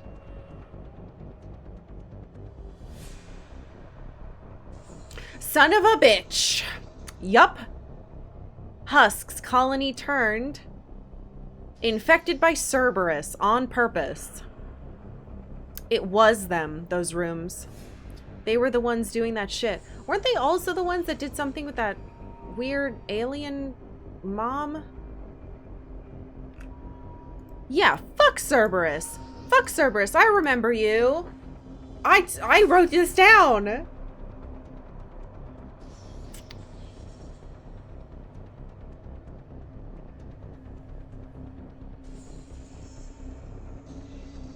Shit. I want to say I'll never work for Cerberus. What if it just ends my game? Well. Fuck you. I don't care what they did or what you say. I am not working with terrorists. You can tell it to the boss. But after we saved our butts, we're almost at the shuttle. I got Renegade now! Oh wait, I got Paragon. Yeah, that's what I fucking thought.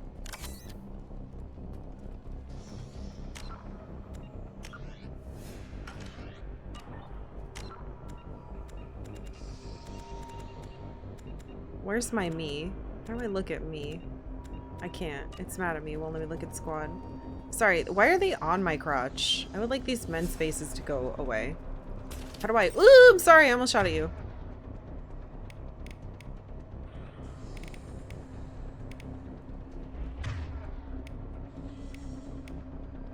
Okay.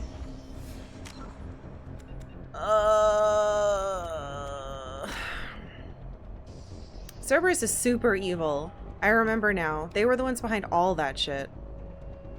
I really want to read all of this. I'm being good. I'm gonna wait until we're not in this wretched situation.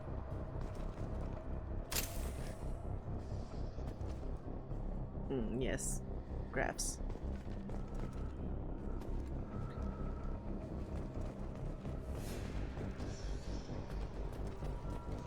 I'm afraid I've already missed like 10,000 things because I'm... Can I fall off of this? No.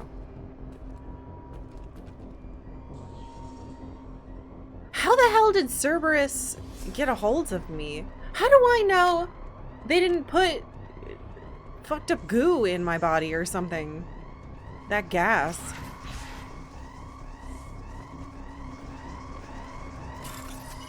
What the hell is this? Target code segment. Move the cursor and select the target code segment. Huh? Whoa, what? What is this? Firewall's intact. Now! Hold on.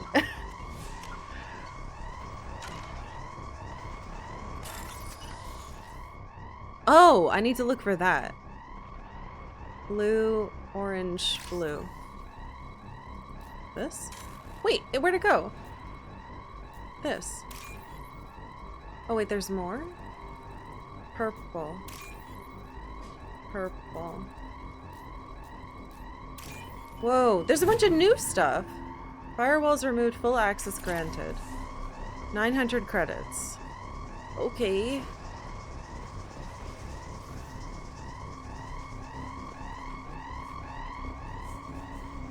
Okay, there's different mini games now. For hacking and whatnot.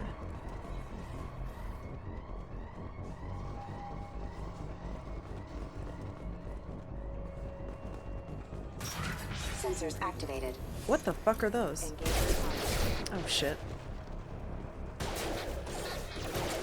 Boop. Excuse me. Did the robot just say excuse me? Backup systems engaged. Offline. That was pretty funny. Excuse me.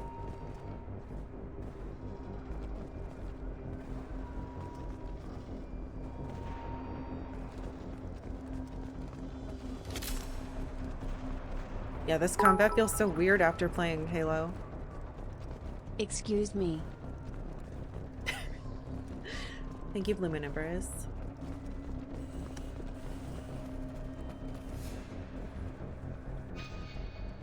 I think it wants me to go over that way. We're gonna go over here. Ooh.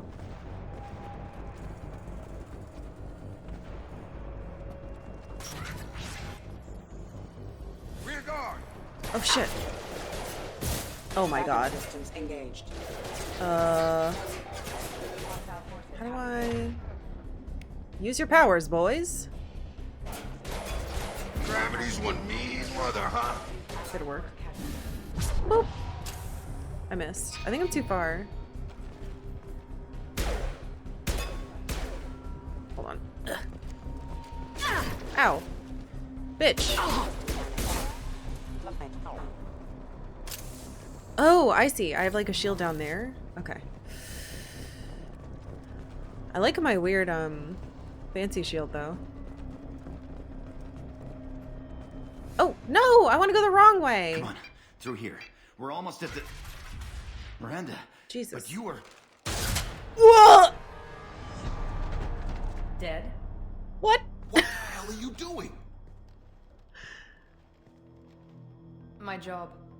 Wilson betrayed us all. You should have taken him alive. See what he knew. Too risky. I've put too much time and effort bringing you back to life to let you get killed now. You really think Wilson's capable of that? Not anymore. Jesus, why are her eyes reflective like an animal? Even if you're sure, did he deserve that welcome? He sabotaged the security systems, killed my staff, and he would have killed us. You sure about that, Miranda? We've known Wilson for years. What if you're wrong? I'm never wrong. I thought you'd have learnt that by now, Jacob. I did not know he was lying, so I'm not gonna say that. If you say so. What's our next step? We get on the shuttle and go. My boss wants to speak to you. You mean the elusive man? I know you work for Cerberus. Ah, Jacob. I should have known your conscience would get the better of you. Lying to the commander isn't the way to get her to join our cause. Well, since we're getting everything out in the open, is there anything else you want to ask before we go, Commander? Yes, and I would like to turn around and look at the room behind us because I didn't mean to go the correct way first because the thing lied to me. Ahem. Anyway. What about the rest of the people on the station? This is the evac area. If they're not here now, they're not coming. We can't leave without knowing for sure. We need to go back and look. Don't you get it? The only one worth saving is you. Everyone else is expendable. She's right. We all knew the risks when we signed up. Without you, there's no point to any of this. That's not how I do things. We save people. Convenient that you show up as we're leaving. Where were you during the attack? Besides trying to save your life, Wilson figured out I was helping you and he sent an army of mechs to take me out. I got here as soon as I could. Probably a little too soon if you ask Wilson. Trying to figure out if I can believe her. Where are we going? Another Cerberus facility. The elusive man is waiting for you there. I'm not sure I trust you. This is the only shuttle off the station. You want to stay and rot with the mechs? Be my guest. You're the Lazarus Project's director, aren't you? That's right. I put 2 years of my life into this project. Into you. What does Cerberus want from me? Maybe you should ask the elusive man when you meet him. He poured virtually unlimited resources into Lazarus. Obviously, he has some kind of plan for you. Wait a minute. You don't...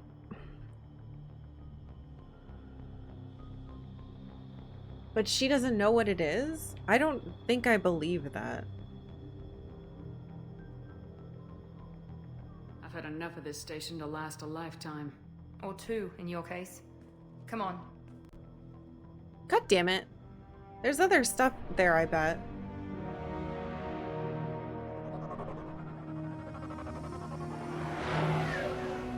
Why would he had access to me. If he's the one who brought me back to life, why would he try to kill me now? Before you meet with the elusive man, we need to ask a few questions to evaluate your condition. Come on, Miranda. More tests? Shepard took down those mechs without any trouble. That has to be good enough. It's been 2 years since the attack. The elusive man needs to know that Shepard's personality and memories are intact. Ask the questions. I guess I'm gonna say 2 years again. Did you say 2 years? I've been gone that long? I already asked that, though. 2 years and 12 days.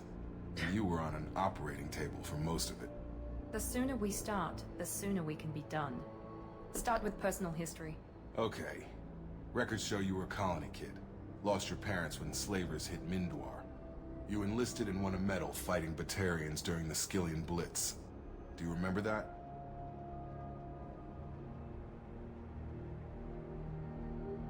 I do remember choosing these things, and I remember them coming up before, too. A lot of lives depended on me holding that position. I did what I had to. However you want to put it, it was damn impressive. I had friends who were there. How? Satisfied, Miranda? Almost. Let's try something more recent. Vermeer, where you destroyed Saren's cloning facility. You had to leave one of your squad behind to die in the blast. Gunnery Chief Ashley Williams was killed in action. It was your call. Why did you leave her behind? It sucked. It sucked and it was really hard. I left a friend to die that day and I didn't do it casually. But I had to save as many people as I could. Ash gave her life for the rest of the team. Without her, I couldn't have stopped Saren. She died a hero. I understand, Commander. And I wasn't judging your decision. Everybody at Cerberus knows that cloning facility had to be destroyed. That place was horrible. Shepard, think back to the Citadel, after the Alliance saved the Destiny Ascension and you killed Saren. What happened next? What, Udina? Am I insane? I'm pretty positive it was Anderson. Wait a minute, am I losing my mind? Let me look at my notes. I still have them up. The last note I wrote is Saren implanted underline. Oh,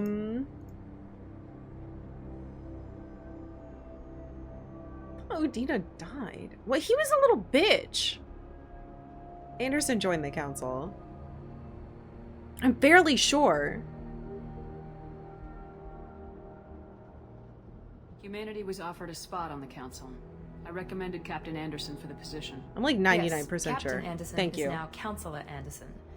Though from what I hear, he preferred life in the military. Really? Still, good to know that the human council member isn't going to put politics ahead of defense. Yeah, Your memory I guess. seems solid. There are other tests we really should run. Come on, Miranda. Enough with the quizzes. The memories are there, and I can vouch for Shepard's combat skills personally. I suppose you're right. We'll have to hope the elusive man accepts our little field test as evidence enough.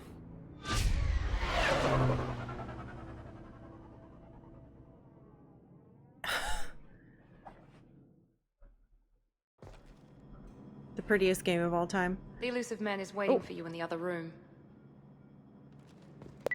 Oh, we're gonna read all of the codex.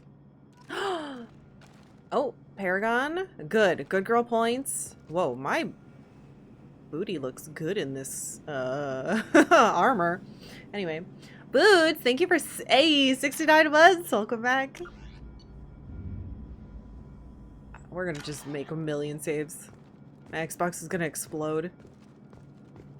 Alright, let's I was hoping we could do it in a place with a bunch of music. Why is it still on? Does this just stay on forever now? This is what I look like now. Oh, I'm gonna have all my gear on my clothes too. That's so cool. Alright, check the journal. So we saved Joker. Prologue, Awakening. You escape the Cerberus medical facility. The elusive man is the next likely source of information. Alright, we got a bunch of stuff. Alright, strap in, everyone. As always, we read them all. Aliens, council races. Oh my god. Wait, there isn't a voice reading it for me this time. Alright, that's fine. Asari biology. Asari have a robust cellular regenerative system. While they do not heal faster than other species, Asari are known to reach 1,000 years of age. Although Asari have one gender, they are not asexual. An Asari provides 2 copies of her own genes to her offspring. The second set is altered in a unique process called melding. We did learn about that. I don't know why this is the first thing I'm reading. During melding, an Asari consciously attunes her nervous system to her partner's, sending and receiving electrical impulses directly through the skin. The partner can be another Asari or an alien of either gender. Effectively, the Asari and her partner briefly become one unified nervous system. That sounds terrifying. This unique means of reproduction is the reason Asari are talented biotics. Their evolved ability to consciously control nerve impulses is very similar to biotic training. Asari believe that their offspring acquire the best qualities of the father from the melded genes, but evidence is anecdotal. Asari pass through 3 climacteric life changes. Oh yeah, stages marked by biochemical and physiological changes. We read about these. The maiden stage begins at birth and is marked by the drive to explore and experience. Most young Asari are curious and restless. The matron stage of life begins around the age of 350, though it can be triggered earlier if the individual melds frequently. This period is marked by a desire to settle in one area and raise children. The matriarch stage begins around 700 or earlier if the individual melds rarely. Interesting. Matriarchs become active in their community as sages and counselors, dispensing wisdom from centuries of experience. While each stage of life is marked by strong biological tendencies, individuals do make unexpected life choices. For example, there are maidens who stay close to home rather than explore, matrons who would rather work than build a family, and matriarchs who have no interest in community affairs. Well, I feel like there's going to be like 5 million of these. What do we want to read right away? Is there primary? That was secondary stuff? Good lord. Here we go. Let's just read. Were the first species to discover the Citadel. When the Solarians arrived, it was the Asari who proposed the establishment of the Citadel Council to maintain peace throughout the galaxy. Since then, the Asari have served as the mediators and centrists of the Council. An all-female race, the Asari reproduce through a form of parthenogenesis. They can attune their nervous system to that of another individual of any gender and of any species to reproduce. This capability has led to the unseemly and inaccurate rumors about Asari promiscuity. Asari can live for over 1,000 years, passing through 3 stages of life. In the maiden stage, they wander restlessly, seeking new knowledge and experience. When the matron stage begins, they meld with interesting partners to produce their offspring. This ends when they reach the matriarch stage, where they assume the roles of leaders and counselors. All right, the man is back. It's the same voice as the last game. The second species to join the Citadel, the Solarians, are warm-blooded amphibians with a hyperactive metabolism. Solarians think fast, talk fast, and move fast. To Solarians, other species seem sluggish and dull-witted. Unfortunately, their metabolic speed leaves them with a relatively short lifespan. Solarians over the age of 40 are a rarity. The Solarians were responsible for advancing the development of the primitive Krogan species to use as soldiers during the Rachni Wars. They were also behind the creation of the genophage bioweapon the Turians used to quell the Krogan rebellion several centuries later. Solarians are known for their observational capability and non-linear thinking. This manifests as an aptitude for research and espionage. They are constantly experimenting and inventing, and it is generally accepted that they always know more than they are letting on. Right, Rachni. I wonder if it knows what I did. Curious. Roughly 1,200 years ago, the Turians were invited to join the Citadel Council to fulfill the role of galactic peacekeepers. The Turians have the largest fleet in Citadel space, and they make up the single largest portion of the Council's military forces. As their territory and influence has spread, the Turians have come to rely on the Solarians for military intelligence and the Asari for diplomacy. Despite a somewhat colonial attitude towards the rest of the galaxy, The ruling hierarchy understands they would lose more than they would gain if the other two races were ever removed. Turians come from an autocratic society that values discipline and possesses a strong sense of personal and collective honor. There is lingering animosity between Turians and humans over the First Contact War of 2157, which is known as the Relay 314 incident to the Turians. Officially, however, the two species are allies, and they enjoy civil, if cool, diplomatic relations. I wonder, okay, this brings up another question that you are not allowed to answer. I wonder if the conversations that I had, because we had conversations with characters in the first game that kind of like melded the way that they behaved, and I wonder if that has any carryover to this one.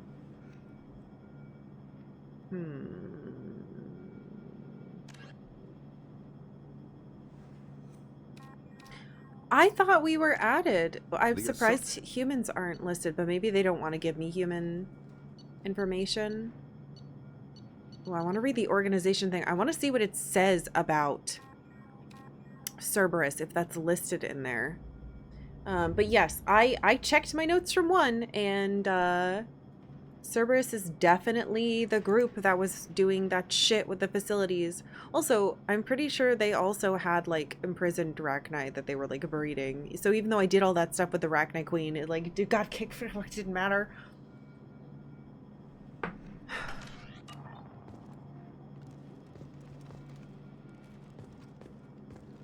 Okay.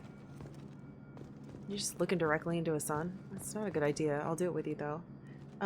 Okay. It's been an hour. I'm gonna take a quick break. Why do I have all that stuff?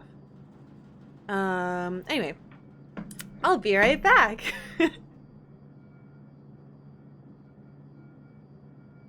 Hello. Thank you for waiting. You can't see it yet, but there is a jumping spider slowly crawling down this wall. So that's gonna be fun when it eventually comes over here.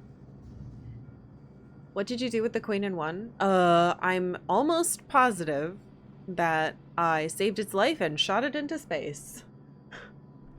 I think that's what we did. We messed around with a couple cutscenes in there, though.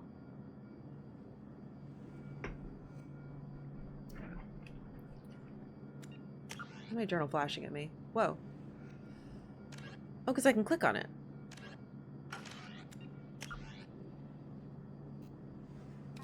Let's see. Aha. Immediately following the First Contact War, an anonymous extranet manifesto warned that an alien attempt at human genocide was inevitable. The manifesto called for an army, a Cerberus, to guard against invasion through the Charon Relay.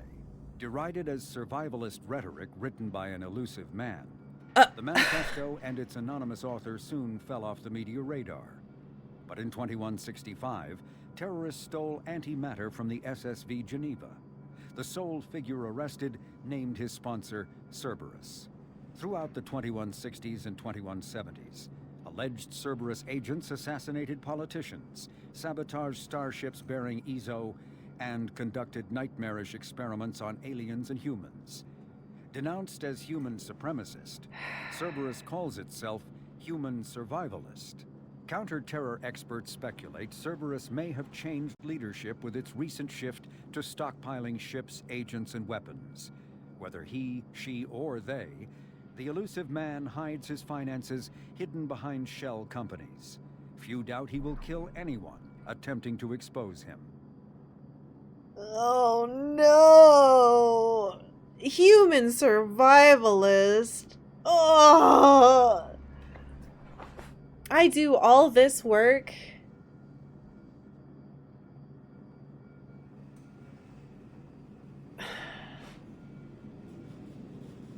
And now I've been revived by... Do you know how hard it was to get humans accepted by the community because we had so many goddamn racists?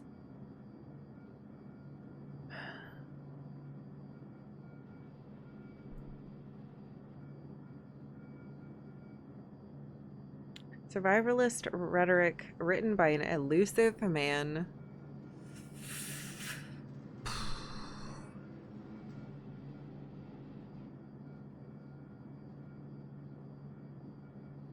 So Cerberus, according to this, Cerberus exists as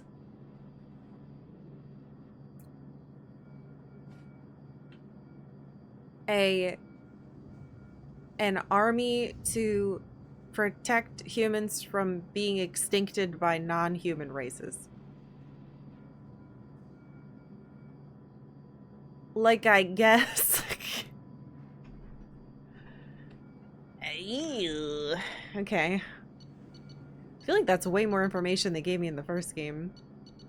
They're more of like a shadowy organization that was doing experiments, but like we know that they're doing really bad experiments on humans and aliens. And even if we hadn't saved the Rachni thing, they had some like in a jar and it was bad because they were doing experiments with those too. The Systems Alliance space vehicle Normandy is a prototype starship created as a joint human and Turian venture. A frigate optimized for reconnaissance missions, the vessel uses state-of-the-art stealth technology. Most ships generate tremendous heat that is easily detectable against the absolute zero background of space. The Normandy, however, temporarily sinks this heat within its hull. Because of exterior hull refrigeration, the ship can travel undetected for hours, or drift passively for days of covert observation. That heat sinking carries the risk of cooking the crew alive if the stored heat is not eventually radiated. Also contributing to stealth is the Normandy's revolutionary Tantalus drive, a Mass Effect core double the standard size. The Tantalus generates mass concentrations that the Normandy falls into, allowing it to move without the use of heat-emitting thrusters. I remember all that stuff from the first game because we read everything. Oog. So we're in here now, right? The Citadel is an ancient deep space station, presumably constructed by the Protheans. Since the Prothean extinction, numerous species have come to call the Citadel home. It serves as the political, cultural, and financial capital of the galactic community. To represent their interests, most species maintain embassies on the Presidium, the Citadel's inner ring. The Citadel Tower in the center of the Presidium holds the Citadel Council chambers. Council affairs often have far-reaching effects on the rest of the galactic community. 5 arms, known as the wards, extend from the Presidium.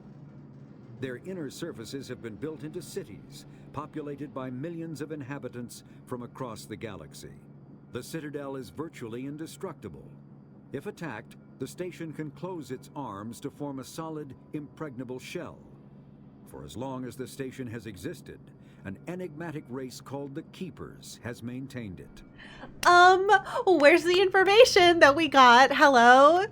Knock knock, Mr. Loreman. We know for a fact that this is not, specifically this first paragraph is not correct. Spectres are agents from the Office of Special Tactics and Reconnaissance. No, that was and me. Answer only to the Citadel Council. They are elite military operatives, granted the authority to deal with threats to peace and stability in whatever way they deem necessary. They operate independently or in groups of 2 or 3. Some are empathetic peacekeepers, resolving disputes through diplomacy.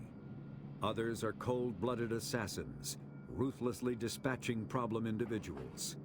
All get the job done one way or another, often operating outside the bounds of galactic law. Which we established as bad. The Spectres were founded after the Solarians joined the Council. For many years, they operated in secrecy as backroom problem solvers. Only after the Krogan rebellions did their activities become publicized. Assignment of a Spectre is less contentious than a military deployment, but makes it clear that the Council is concerned about a situation. Okay, so I was a Spectre in the first game and it was fucking kick-ass. However, literally the first thing I said when someone explained what a Spectre was, that seems bad. Why would you give why would you give someone like essentially all the immunities? And then we learned pretty quickly that yes, this is a problem. Have you met Saren? And then of course his stupid asshole like council representative guy was like, I don't know what you're talking about. The stinky humans are just so jealous of us. And I was like, shut up. 50,000 years ago, the Protheans were the only spacefaring species in the galaxy. They vanished in a swift galactic extinction. Only the legacy of their empire remains. They are believed to have built the mass relays and the Citadel, which have allowed numerous species to explore and expand throughout the galaxy. Prothean ruins are found on worlds across the galaxy. While surprisingly intact for their age, functioning examples of Prothean paleotechnology are rare. Time and generations of looters have picked their dead cities and derelict stations clean. Some believe the Protheans meddled in the evolution of younger races. The Hanar homeworld of Kajay, for example, shows clear evidence of former Prothean occupation. The presence of a former Prothean observation post on Mars has caused a rebirth of interventionary evolutionists among humans. These individuals believe the god myths of ancient civilizations are misremembered encounters with aliens. So, back when I really wanted to get into Mass Effect, I was like, well, I can't really play the games. Maybe I'll read the books. So I bought... It's downloading it again. I just want to show you the cover. I'm still in the prologue. I never... So I bought... Oh, it doesn't have the cover? Fine, I'll have to show you my entire... Well, now it reloaded it. You can see the books that I've been reading. It's mostly... Actually, it's not mostly book club books. Alright. Embarrassing time. Do you see that book right there? Hold on, let me see if I can... Don't look at me. There we go. See? There's a book right there! And I think it's about the thing where humans found Mass Effect. I never read it, but I bought it! It's called Revelation. Yeah, you can see all the other books that I rent from the library. I should read that. No, I just re-downloaded it, so it says 1%. Because I clicked on it. Let's see. In the early 2160s, the Alliance began aggressive colonization of I don't remember worlds getting in to the look at Skyllian these. Verge, much to the dismay of the Batarians, who had been developing the region for several decades. In 2171, the Batarians petitioned the Council to declare the Verge a zone of Batarian interest. The Council refused, however, declaring unsettled worlds in the region open to human colonization. In protest, the Batarians closed their Citadel embassy and severed official diplomatic relations with the Council, effectively becoming a rogue state. They instigated a proxy war in the Verge by funneling money and weapons to criminal organizations, urging them to strike at human colonies. Hostilities peaked with the Skyllian Blitz of 2176, an attack on the human capital of Elysium by Batarian-funded pirates and slavers. I was in there. 2178, the Alliance retaliated with a crushing assault on the moon of Torfin, long used as a staging base by Batarian-backed criminals. In the aftermath, the Batarians retreated into their own systems and are now rarely seen in Citadel space.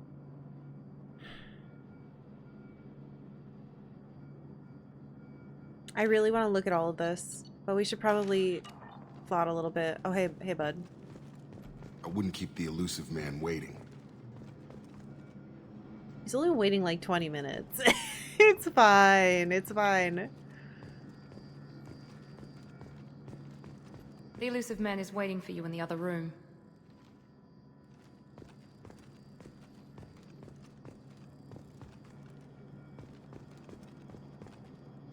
Hello. Can I go in your... Whose torso is this? Oh, it's a gear locker? Whoa! Wait, what? Select the clothing you'll wear in the Normandy. I changed this? What? Ooh, I don't want this. What the hell?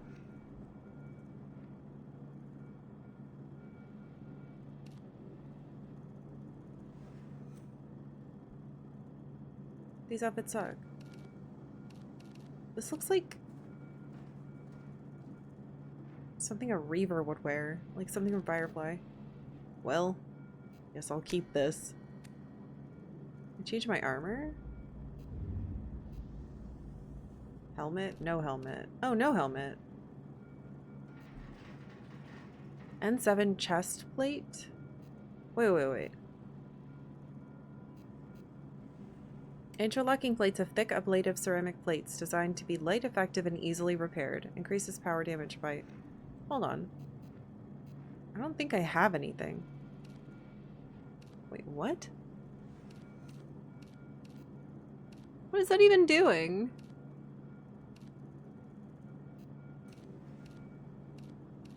It's like boob shininess.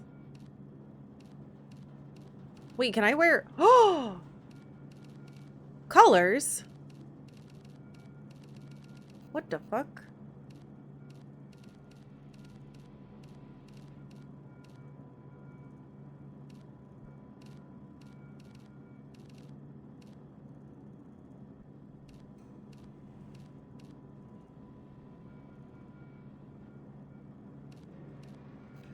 It's just shininess.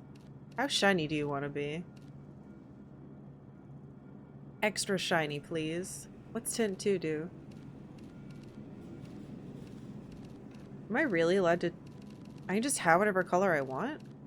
How will that change when I have other armor, though? Where'd the pink go? Can I not have a pink? That's not very nice.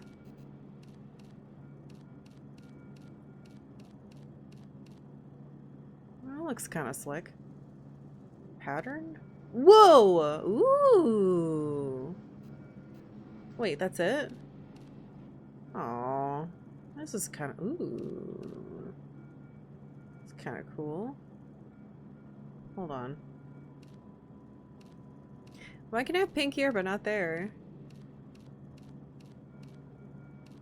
Kind of dig that gold. But I can't have that gold in the other thing. That's a cool color. Wait, what?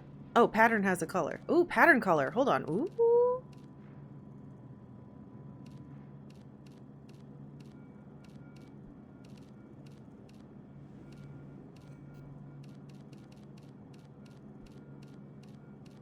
I really want my boobs to be bright white.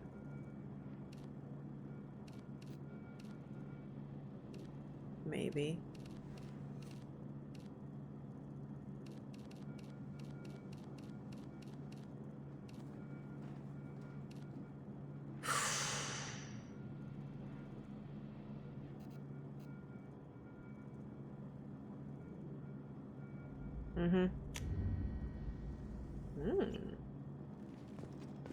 Oh, I have this stupid armor on. How do I take you off? I don't think I can access any of those menus right now.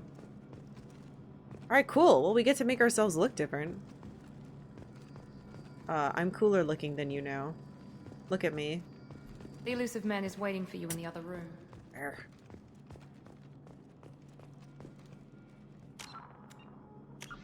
He's gonna be like, why did you make all these saves? I was waiting for you.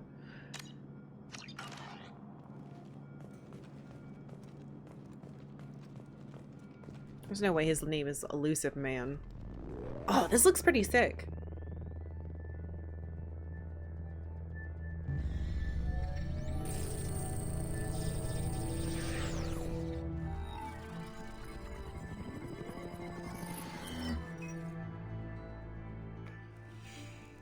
Commander Shepard. Mr. President? Elusive Man.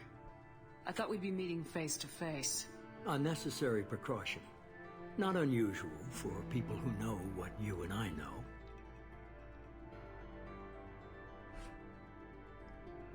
I've also watched the first season of The West Wing.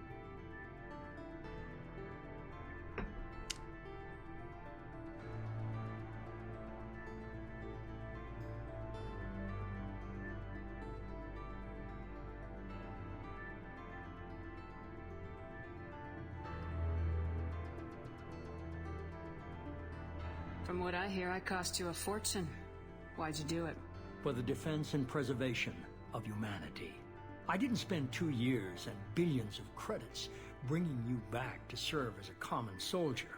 But humanity is up against the greatest threat of our brief existence. The Reapers. Good to see your memory's still intact. How are you feeling? Wait a minute. This guy knows about the Reapers and believes it's true? I thought nobody believed me, even with all that shit that happened. So why are his eyeballs weird?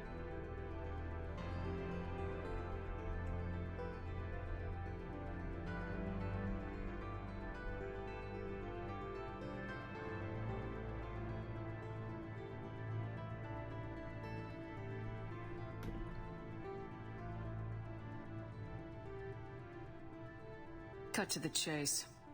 What are the Reapers doing that made you decide to bring me back? We're at war. No one wants to admit it, but humanity is under attack. While you've been sleeping, entire colonies have been disappearing. Human colonies. We believe it's someone working for the Reapers, just as Saren and Geth aided Sovereign. You've seen it yourself. You bested all of them. That's just one reason we chose you. Human colonies disappearing? What do you mean disappearing? Sovereign was trying to harvest all life in the galaxy. Why would the Reapers target a few human colonies? Hundreds of thousands of colonists have vanished. I'd say that fits the definition of harvesting. Nobody's paying attention because it's random, and the attacks occur in remote locations. I don't know why they've suddenly targeted humanity. Maybe you got their attention when you killed one of them.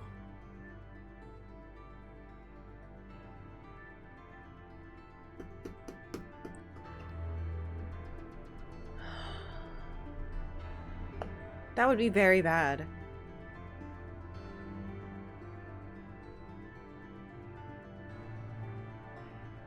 Fighting a war doesn't seem like Cerberus.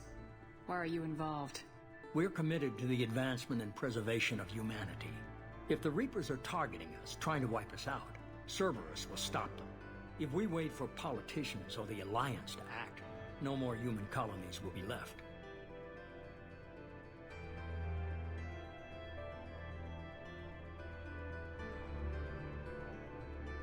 Oh, okay. Okay. All right. So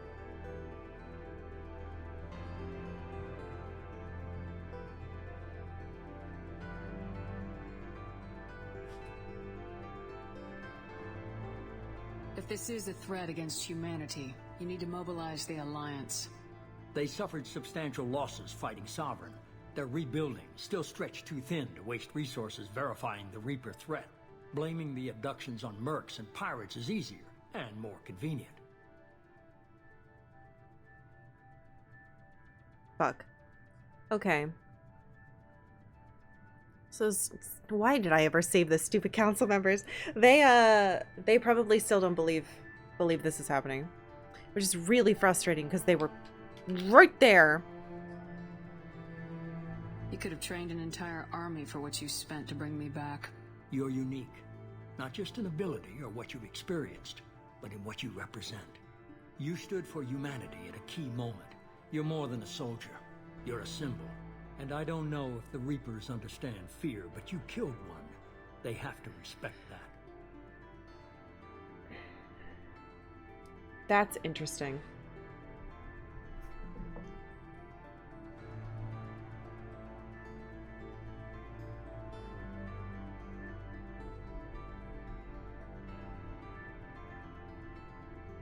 Okay, but I still hate all of you. So, what are they gonna do about that?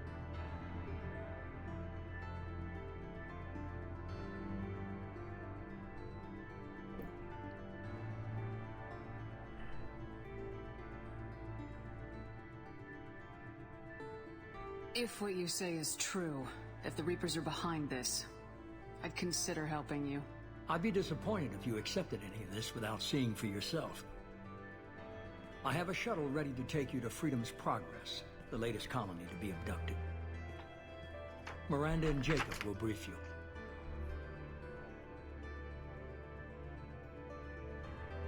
Freedom's Progress is a pretty, on the nose name.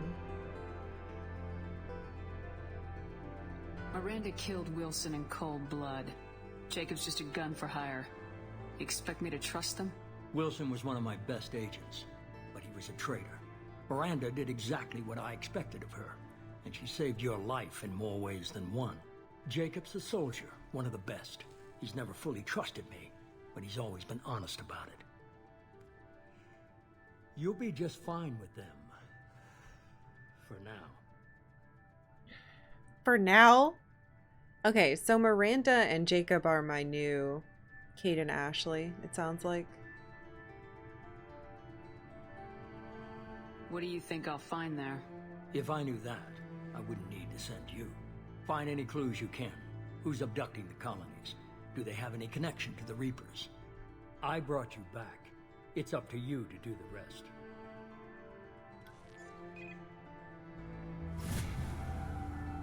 Jesus.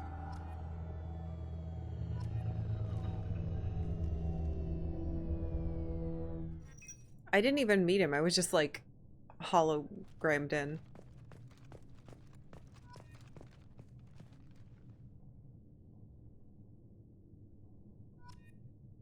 The HUD is nice and slick. It's this, I mean, a lot of it's the same, but it feels... What? Why am I getting Renegade? It's not as easy as the first one. You can't see it yet, but it's there. I don't like it.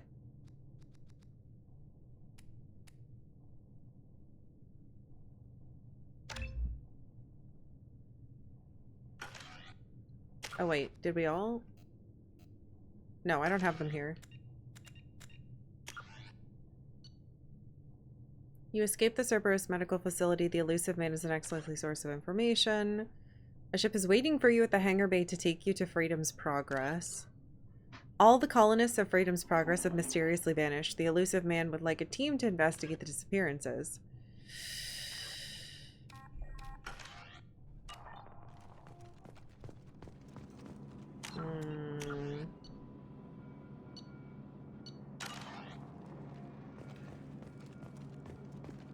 I feel like I'm already messing up because I'm getting renegade points, but maybe it's okay. Maybe it's like the last one where like there's just so many points that it has to give to you. Plus we're starting with like a huge bonus from the first game. And I'm trying to put points into this.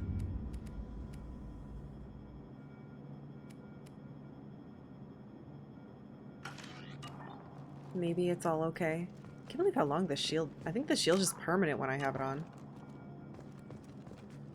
The elusive man is very impressed with you. I'm eager to see if you can live up to his expectations on this mission. Why on earth would I say this would be a great way to start? You sound jealous. Do you want to be friends? No, I'm not going to do that. Though I'm sure it's very fun to play this as a jerk. I would never. Maybe you were revived into a sassier, edgier shepherd? Why would they do that to me? I never got a chance to say how much I appreciated what the Lazarus Project did for me. I just hope it was worth it. A lot of people lost their lives on that station. What's your problem? We have to work together here. Your attitude isn't helping anything. I have the utmost respect for your abilities, Shepard. It's your motivations that concern me. I believe in what Cerberus stands for.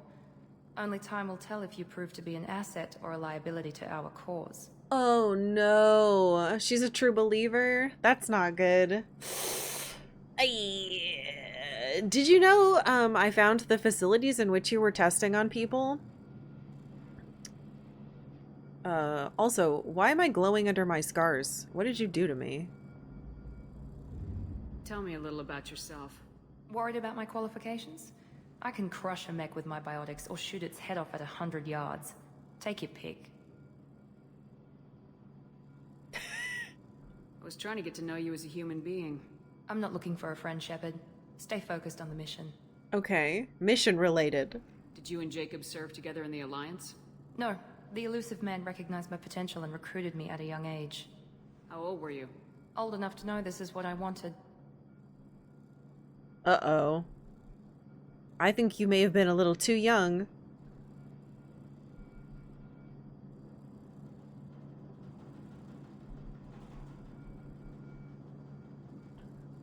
So, the head of a white supremacist, essentially. I mean, alien hater, human supremacist group found you as a baby. Maybe you're a Mara Jade type. Maybe that's why you're so mean to me. I'm sorry you were written in this time period. We can be friends. I'm gonna make you be my friend.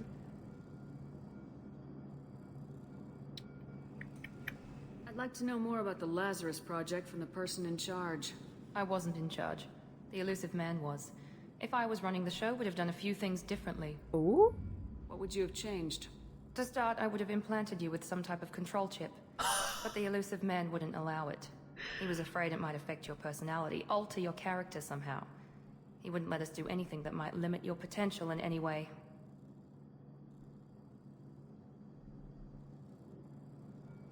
Oh, damn. Can't say I like the idea of being brought back to life with a control chip in my brain. The elusive man is taking an incredible risk with you. I just hope his gamble pays off. What can you tell me about this colony we're going to? Freedom's Progress? It's a typical human settlement in the Terminus systems. They had a small military force for protection supplemented by mechs and security drones. Average in almost every way, really. Completely unremarkable. Until the disappearance. Any thoughts on what we might run into there? A lot of empty buildings and one giant mystery. Okay. It's obvious you're not interested in talking. We've got an assignment. We can talk about it or we can do it. Oh, thank God, I got Paragon, not Renegade this time. She's getting nicer.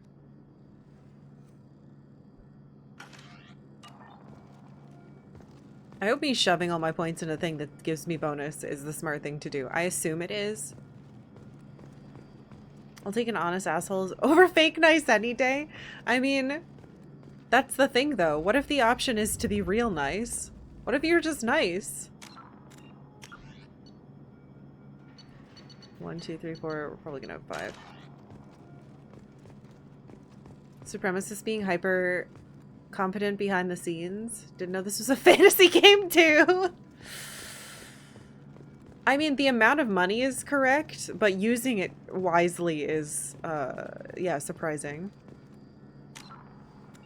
Let's listen to a codex entry. Do I have one on the people?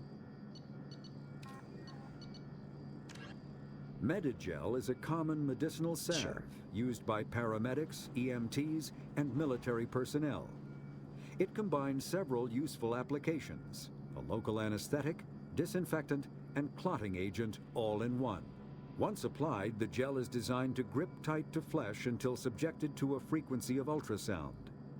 It is sealable against liquids, most notably blood, as well as contaminants and gases. The gel is a genetically engineered bioplasm created by the CERTA Foundation, a medical technology megacorp based on Earth. Technically, Medigel violates council laws against genetic engineering, but to date, it has proved far too useful to ban. I didn't realize an Earth megacorp made Medigel. That's interesting. But also, what would happen if you ate one?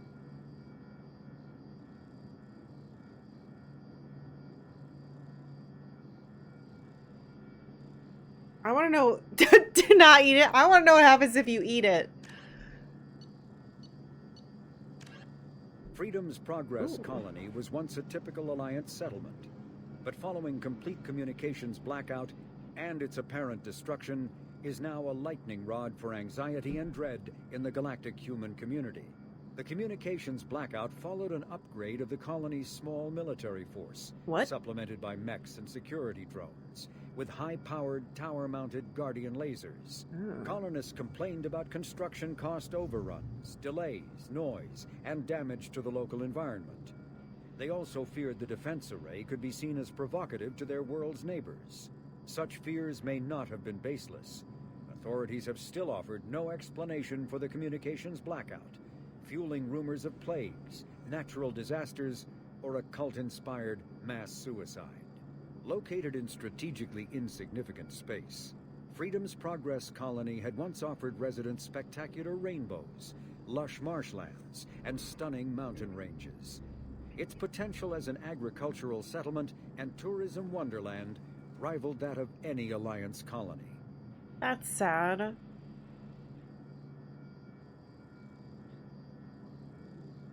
Cult-inspired mass suicide feels a bit strange. Why people would think it would be something like that. Then again, I guess it's not that strange. All right. Hello. I'm glad the elusive man convinced you to join us, Commander. I just want to find out what happened to those missing people. I still don't trust Cerberus. Noted. Do you trust me, Commander?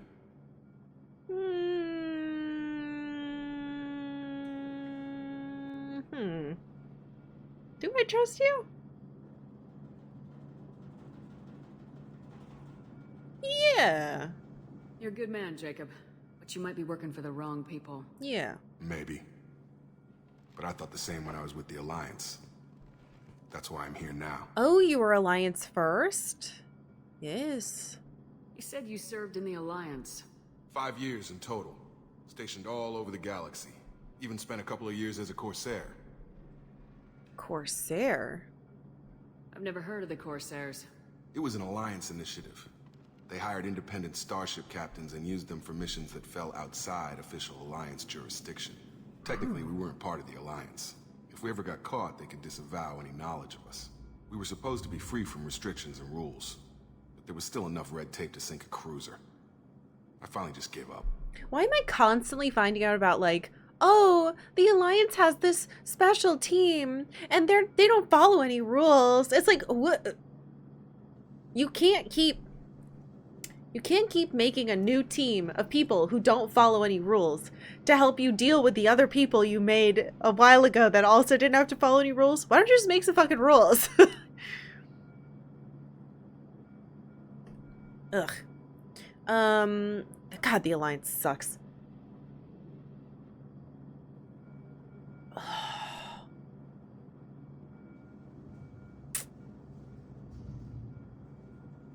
Why did you join Cerberus? I guess I just got tired of never making a difference. So much of what we did in the Alliance seemed pointless. I thought things would change after the attack on the Citadel. Humanity was finally invited to join the Council, but nothing changed. Politics, bureaucracy, same bullshit, different leaders. Cerberus is different. When colonies go missing, we don't commission a team to write a report to figure out what the hell to do about it. We just go and find out.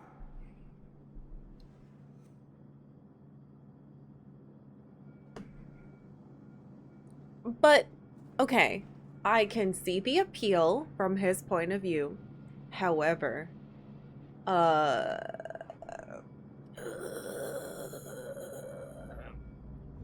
don't they hate the aliens? Do you know anything about this colony we're going to? It's called Freedom's Progress. Don't know much else. I guess we'll find out when we get there. That's all for now. Yes, ma'am. Alright, got more Paragon. See, I'm a good fucking guy. Alright. Jacob doesn't seem so bad. At least he's not hitting on me. Can I just say, I don't know if you guys noticed, in the cutscene right before we all blew up, it had like Caden running up, and it was me, and he... I like how they had to have him like touch me a couple times, just like... I'm glad he's still himself, but also, don't fucking touch me, dude. How many times in the last game did I have to tell you to stop touching me? God. It just doesn't take no for an answer. Wait a minute, what's over here? I don't remember this being open before. Oh, this is where I spoke to the mans. Let me go back in. They don't commission a team to think about things, they go and do things. It's Cerberus, not Cerberus. Jesus, thank you.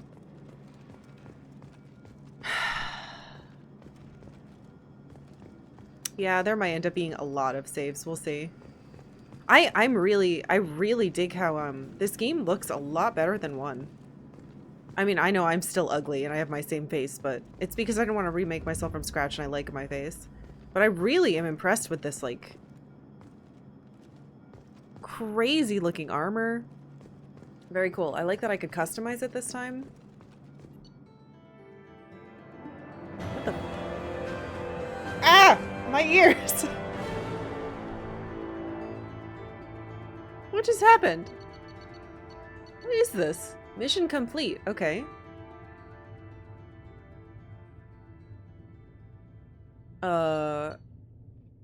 Experience gained. A bunch. Got 4 levels, 2 squad points, I guess. I don't know why I'm looking at this man. Oh, that's cool. His cigarette smoke is like floating around. Oh, you get a mission summary? That's cool. Shepard escaped attack on the facility along with operatives Taylor and Lawson.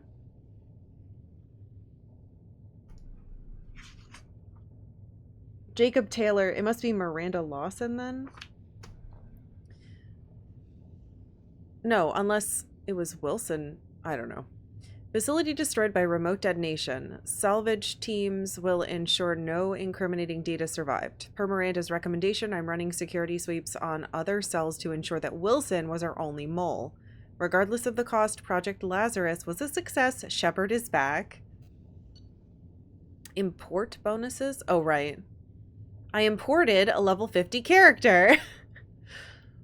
Oh, so that's why I got all this stuff. I started level 3. I got 30,000 credits. I got a bunch of this junk. I got 190. Why did I get 1 renegade point? Okay. You've received 100,000 bonus credits for importing a rich Mass Effect 1 character. I was rich? This is because my boyfriend... She was going to be Miranda Family Mart, but they decided to change it. That's a good joke. My boyfriend a million years ago played this on my account. So, wait, bonus experience? I don't want this stuff. God damn it. I wish I could delete all that. What the hell is this? Rapid fire grenade launcher favored by Blood Pack Vorcha mercenaries, capable of taking down multiple enemies with a single well-placed shot. Oh, I think this is what the plot gave me. Wait, funding? Oh my god! I'm getting money because I work here, I guess. Credits found. Cerberus funding. That's pretty cool. Me allowance. Did you mine or explore every Mako planet? In 1? Yes. The only thing I didn't do in 1 was DLC because I couldn't get it. So. I'm kind of bummed I got all that extra stuff from 2. I wish I could just like delete it all. If an enemy's health bar... Is an enemy's health bar red? If not, it's immune to many of your special attacks until you breach its defenses. That's cool. We should be there shortly, Shepard. The elusive man put us under your command. Do you have any orders? Are you sure you'll be comfortable following my orders? We didn't bring you back from the dead just to second guess you, Commander. If the elusive man says you're in charge, you're in charge. Yeah, that's what you say, but what will Miranda say? What did you find at the other colonies? Nothing. No signs of attack, no corpses, not even a trace of unusual genetic material to give us a clue. Huh. They just disappear. We've got no target to go after. That's weird.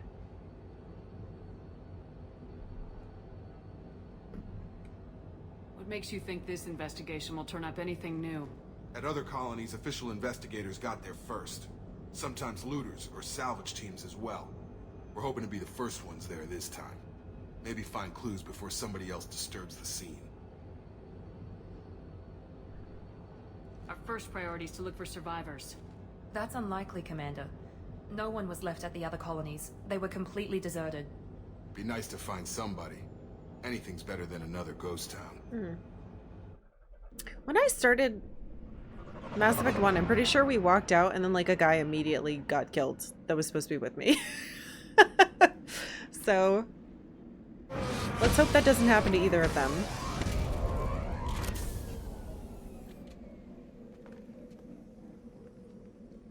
His name was Jenkins. So true. New weapons. Fully equipped. Cerberus has provided additional weapons. Shuriken machine pistol? Wait, a different pistol. Fires 3-round bursts, very effective against shields and biotic barriers, weak against armor. Oh, so I have an armor pistol and a... Oh, cool! So I get different guns. What do you guys got? Hopefully you're smart enough to do it yourself. What do you have? Warp, overload, incendiary armor pull, and I've got this weird stuff. How do I put this away? Like this. Oh, are we supposed to have our weapons out? Sorry, gang. Yes. Taking it seriously.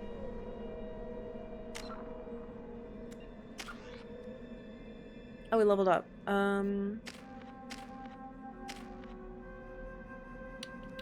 Cerberus officer. Oh, you have slam. Hones Miranda's combat skills, weapon damage, and health. Entire squad receives a combat bonus. Whoa. Yes. Do all that. I'm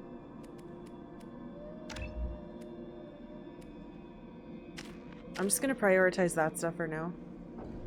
Seems the safest.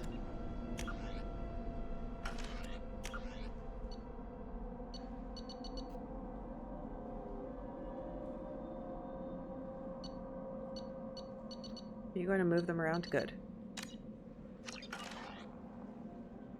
Okay. Anything hiding behind our little... Whoa. Man, this game looks good.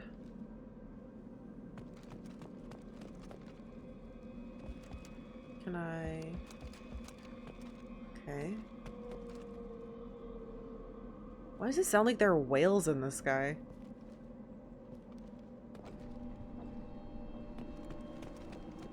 Can I fall off of cliffs?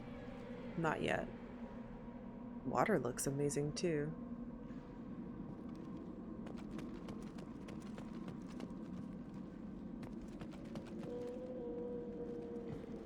You guys hear that, right?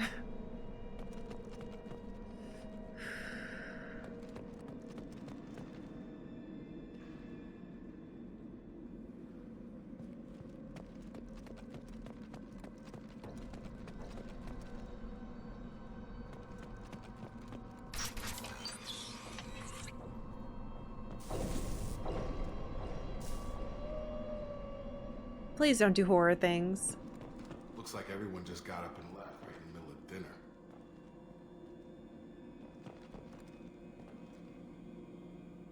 What on earth kind of food would fit in this?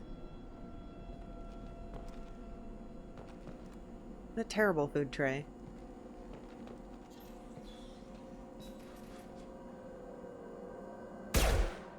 Oh, can't knock things around.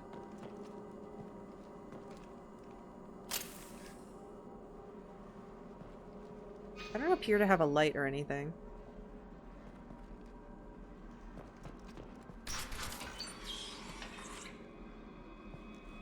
Why is it doing horror music?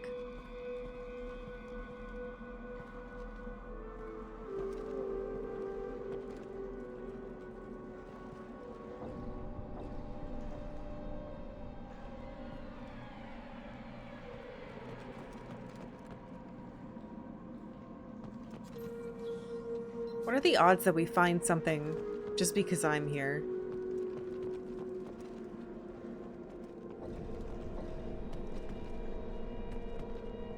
Strange.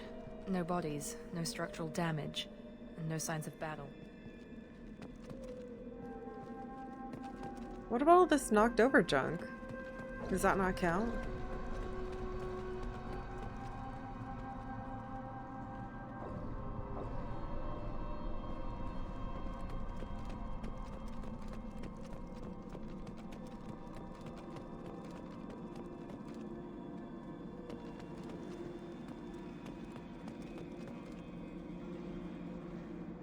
It's like, bitch, are you lost? I'm looking around, video game. I'm looking for survivors.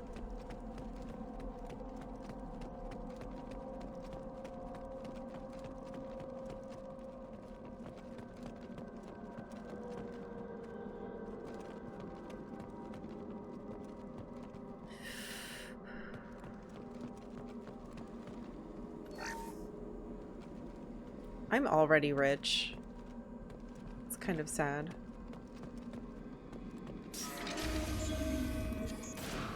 What? Oh.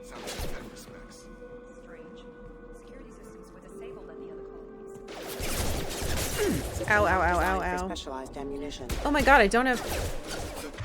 Where's my crazy armor? Excuse me. Excuse me.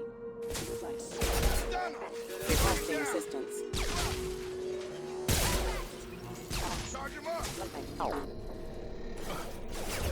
Where? Oh. Shoot them before. What's the... Do the thing.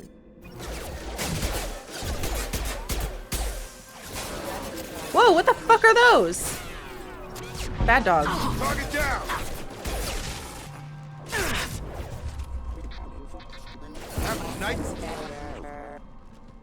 Security mechs. The death of thousands of security... Someone reprogrammed them to attack on sight. We're not alone here. Why? Why?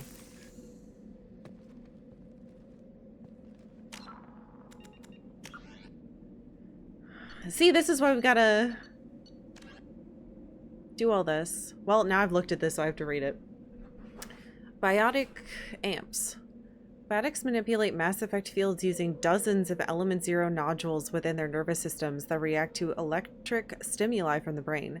Amplifiers allow biotics to synchronize the nodules so they can form fields large and strong enough for practical use. Amplifiers can improve a specific discipline or talent. An implant is a surgically embedded interface port into which amps are plugged in. On humans, the implant is usually placed at the base of the skull for convenient access, though the user must be careful to keep it free of contaminants. I mean, any kind of port is going to be like that. Implant ports can fit a variety of amps, and there's a growing market for modifications and add-ons. The finest quality implants and amps are manufactured by Asari artisans, but the Alliance L3 implants, first deployed in 2170, are a significant step forward. Yeah, but there's issues with other ones. Biotics is the ability of rare individuals to manipulate dark energy and create Mass Effect fields through the use of electrical impulses from the brain. Intense training and surgically implanted amplifiers are necessary for a biotic to produce Mass Effect fields powerful enough for practical use. I must have one then. The relative strength of biotic abilities varies greatly among species and with each individual. There are 3 branches of biotics. Telekinesis uses mass-lowering fields to levitate or impel objects. Mass-raising kinetic fields are used to block or pin objects. Spatial distortion uses rapidly shifting mass fields to shred objects. Most organic species are capable of developing biotic abilities, though there are risks involved. Biotics are the result of an in utero exposure to element zero. This usually causes fatal cancers in the victim, but in rare cases, it coalesces into nodules within the fetus's developing nervous system. Oh, EZO is element zero. I don't remember that being an abbreviation in the last one. Son of a bitch. It's gonna be somewhere in technology.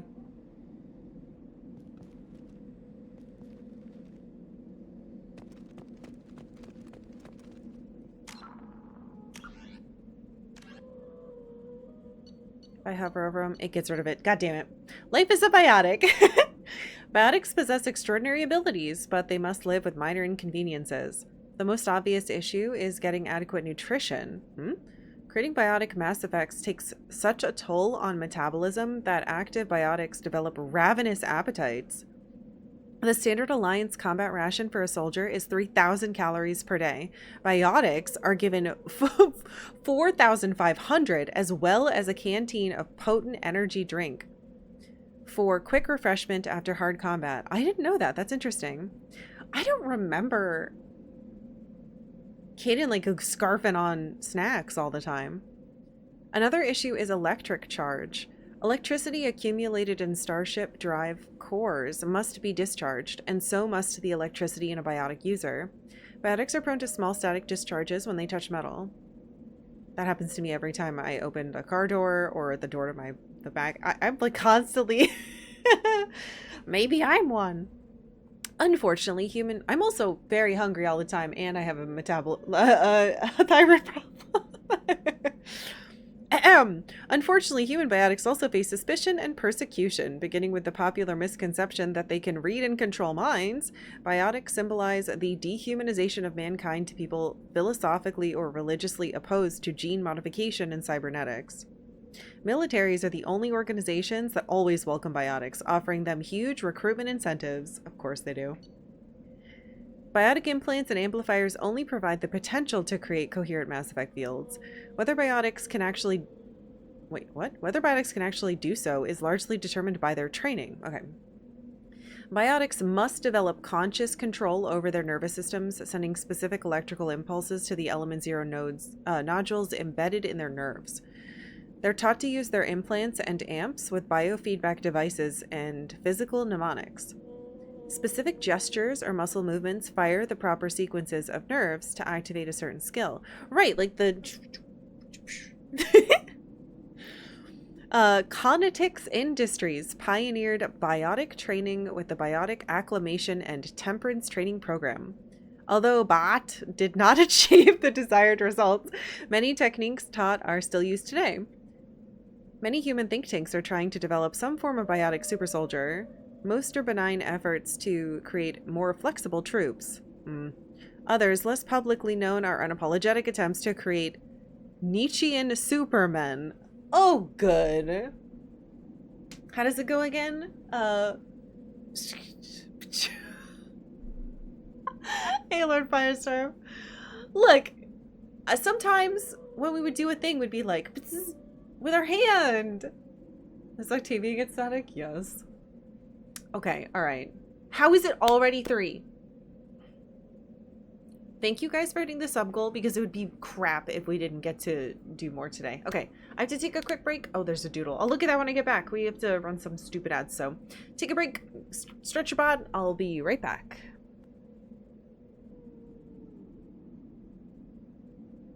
Hello. Thank you for waiting. Alright, what are we gonna do? We get so much done with rules-free super people. Yeah, I'm sure that's what they want. No feelings, no rules. Alright, what is the doodle?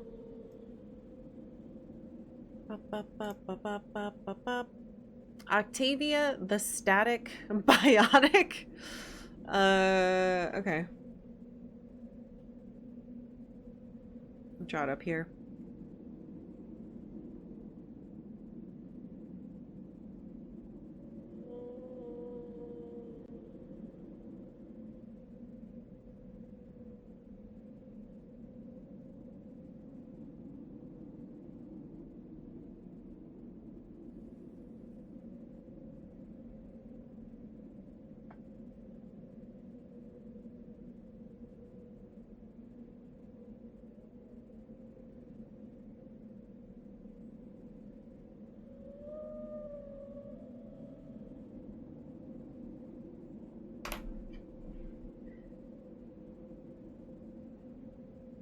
I know we started the game and we should be probably much further than this by now, but if you haven't noticed, I really enjoy taking my time on games like this. Apologies.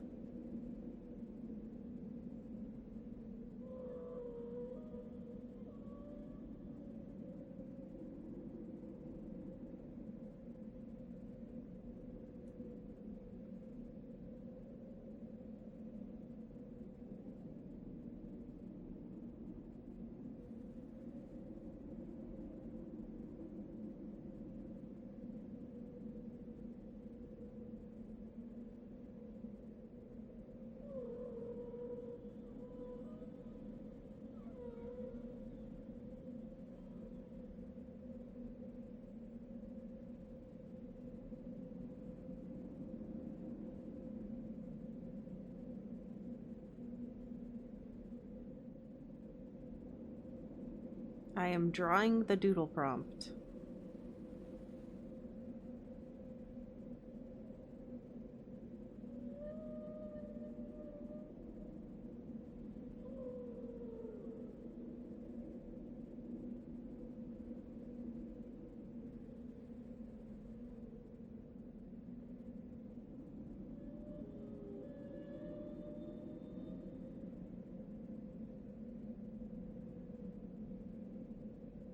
Okay.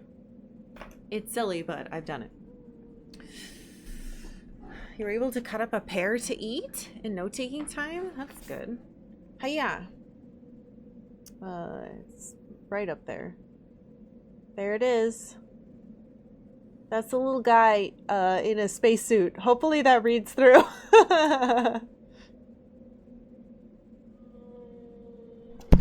Ooh, sorry, I just smacked my microphone with the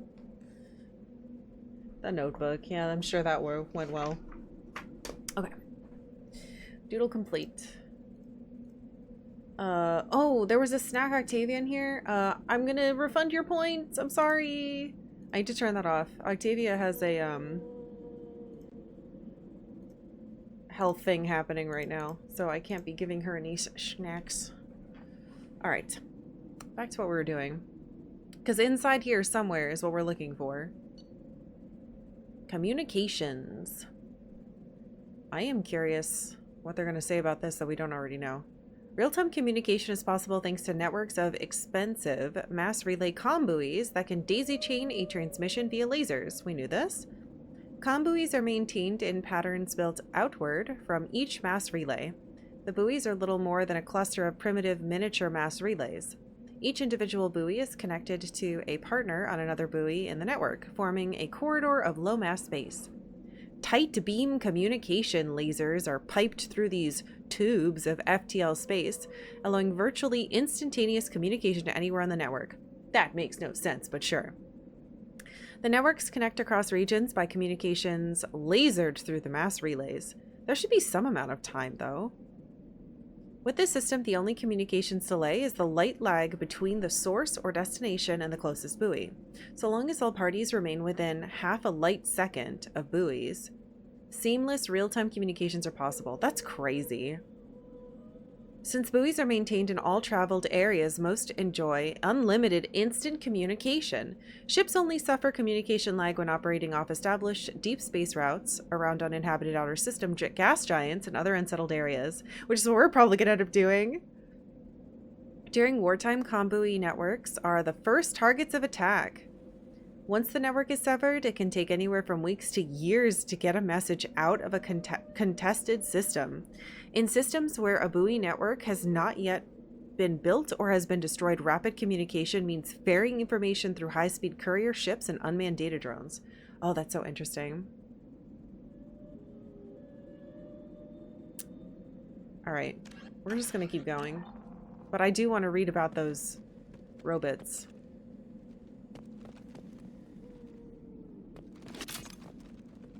I think I just picked up ammo. We'll like do a fight and then read a thing. Pick something up, read a thing. It's gonna be a reading heavy time.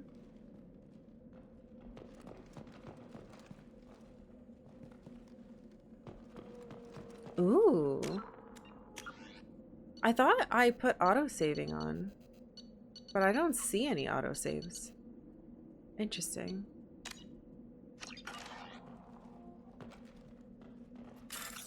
What's this one gonna be? Okay, matching pairs I can do.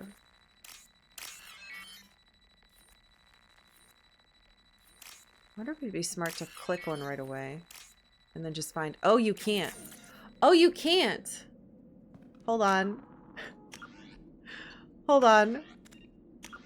I learned something.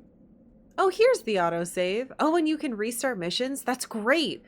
So if we donk something up pretty big in the mission, we could just redo it. How long does it take to load, I wonder? Hey. You thought it was autosave, but it was autosave? Boo! Terrible. I'm surprised they didn't go the route of saying there are messenger drones doing FTL jumps, like little automated ships. I guess it did toward the end, but led with lasers. We will run out of things to read, I'm sure, and then we'll... That wasn't so bad. We'll be fine. The spider is directly above me now, in case anyone's wondering. Okay, so you can't do it that faster way that I was thinking you could do.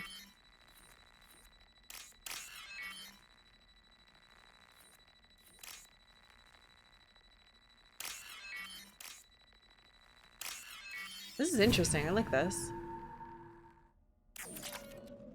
Credits. Medigel. A cup. A plant.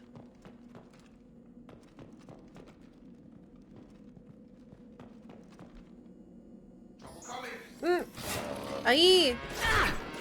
System not designed for special examination. Gotta hurt. Yeah.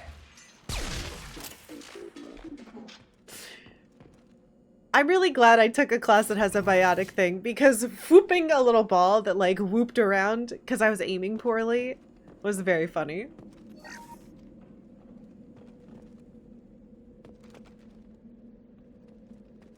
Alright, so this isn't nothing, guys. There are robots here. And they're hostile, so what's the deal?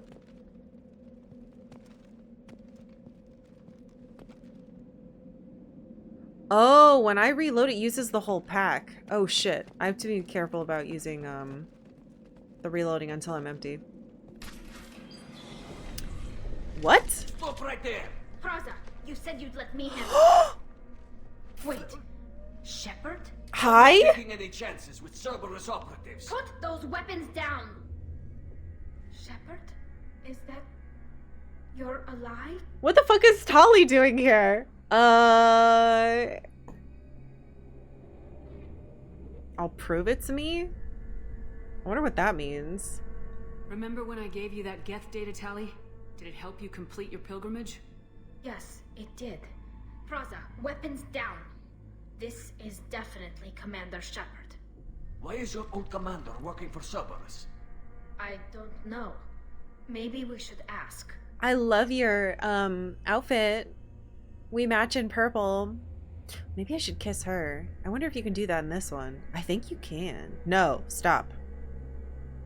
We have a goal.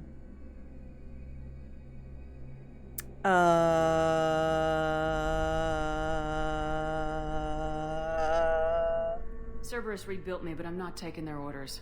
We can discuss the specifics once I know why you're here. They're gonna be mad at me for saying that. Was here on pilgrimage. His name was Vitor. We came to find him. Oh.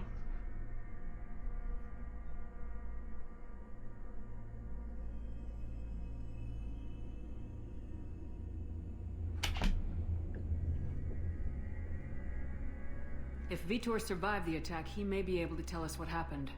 That's the hope.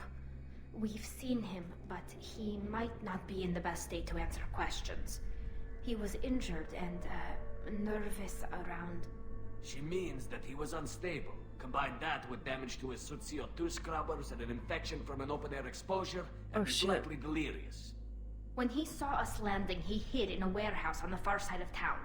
We suspect he also programmed the mechs to attack anything that moved. Okay, that makes way more sense. Okay. One of her people was here, survived, hid in warehouse, and programmed the mechs. Okay.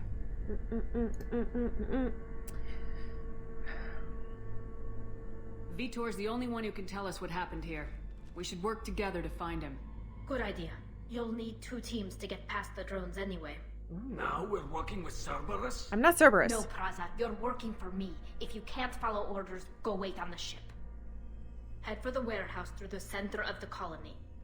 We'll circle around the far side and draw off some of the drones to clear you a path. Me asking why do you hate Cerberus would make her be like, wait a minute. Maybe you're not Shepard. Like, we saw that shit together. Though, I'm curious what she'll say. You're people really don't like Cerberus. What did I miss? They killed our people, infiltrated our flotilla, and tried to blow up one of our ships. What? That's not how I'd have explained it exactly. Oh, shut up. It was nothing personal. We can argue over who killed who later. Right now, we've got a job to do. Whoa, whoa, whoa, whoa. Agreed. We work together to get... Hold on. What? They attacked the flotilla? That's a huge deal.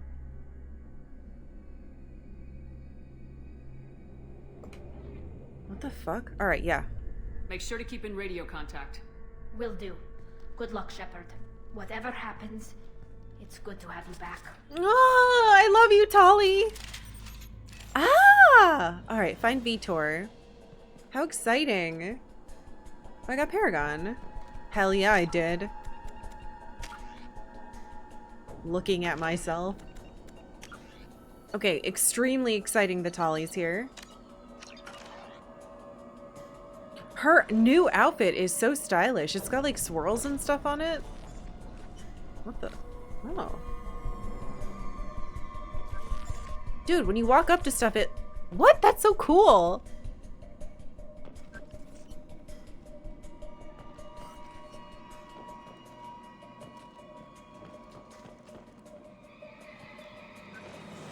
It's like incubation shit. What are they doing here? I guess this is a med bay though. Oh, I'm so excited Tali's here.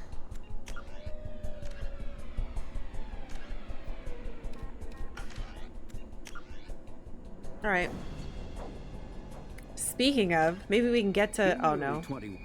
The Elcor are a citadel species native to the high-gravity world Dakuna. They are massive creatures, standing on 4 muscular legs for increased stability. Elcor move slowly, an evolved response to an environment where a fall can be lethal. This has colored their psychology, making them deliberate and conservative. Elcor's speech is ponderous and monotone.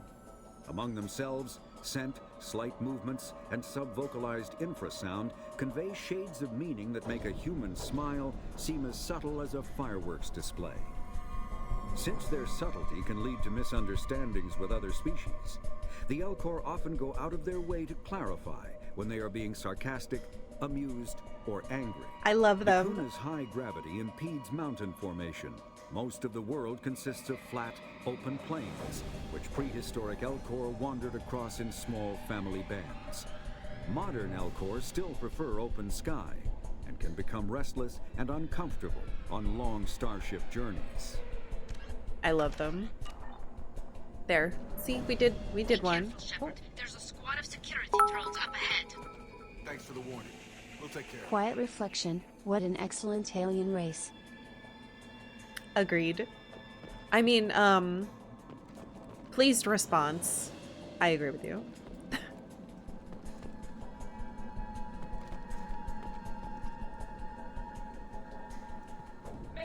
Oh!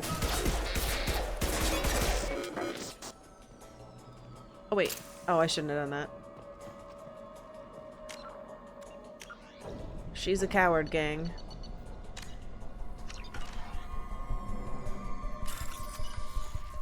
Matching pins. Okay. Look how hard these get.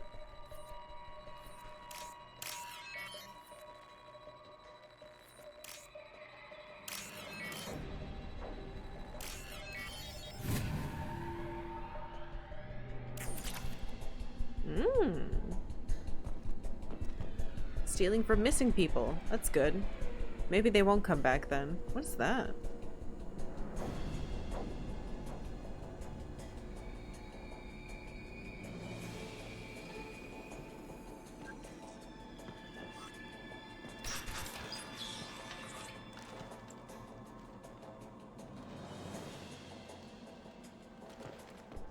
Use overload on. Oh, Jesus. Wait, I know how to do that. You're done! Oh, Jesus! Perfect! Nice! There we go!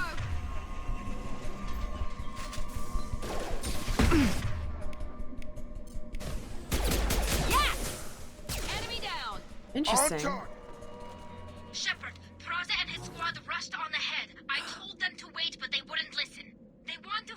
Vitor and take him away before you get here. What? We should have expected this. Don't. Why do they always have to put a racist woman in my team? I just can't with this shit. Why do they keep doing this? She better, I swear to God. She better learn. She better not. I'm gonna need some character growth this time.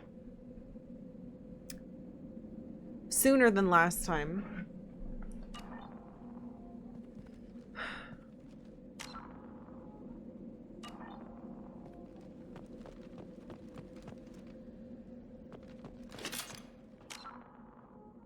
I don't know where that's going. Ooh, what's this? Cerberus pays a bounty? Wait, what? Interesting. I guess I'm getting paid for those?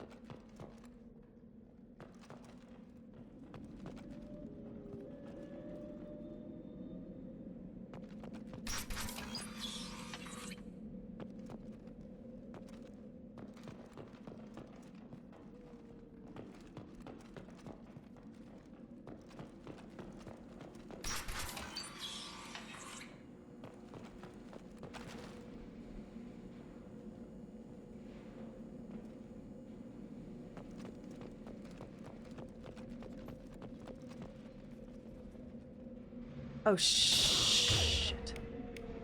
I got it. Fucking owie. Yeah. Got it. Do that. Me armors. One less. Yes. Perfect. Hurry, Shepard. We're inside the loading docks. Vitor reprogrammed the heavy mech. Why? Plaza squad apart. Oh wait, no, I know why. They did want to get to Vitor first. Get your squad into cover, and I'll open the loading bay doors. We'll take cover by the doors. Shepard, you take point. Send your squad members to separate. How do I do that? Huh? This? Oh! Take point, Shepard. We'll cover the door. Scanning and retrieving valuables. Okay. So, hold on. Don't do that yet. There's stuff over here. Interesting. So I can... Shush. So I can send people places. With the, D-pad. Oh. He didn't listen. That's okay. Take point, Shepard. We'll cover the door.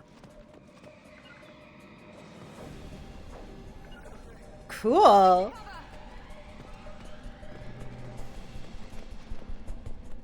We'll take cover by the doors. Shepard, you take point. Oh, I have to stand right here? Hello.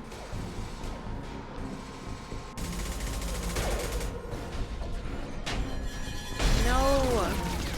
No, they're beautiful outfits.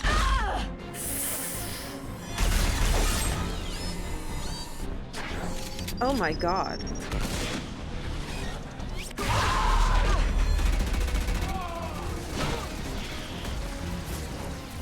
That mech's got heavy armor plating. Those Quarians never stood a chance. Fuck. This is gonna be one tough son of a bitch to take down. Oh, okay.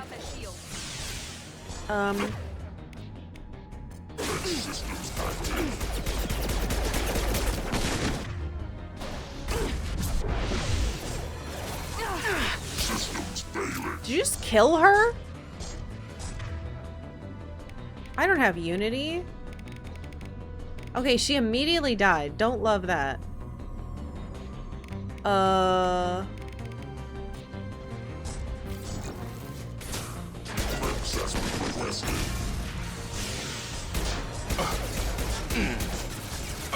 Gang?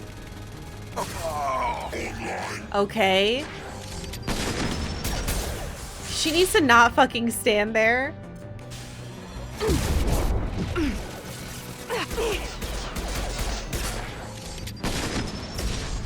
Everyone's dead. I have this. Oh.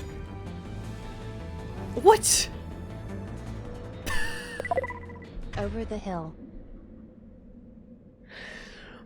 Hey Magus, thank you very much for 50 months. I got it.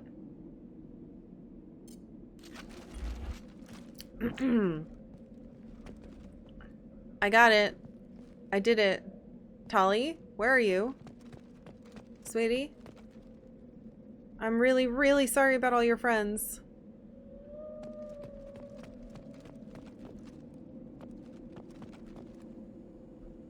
Oh. They're here. Wait. Don't go in there. Let's look around.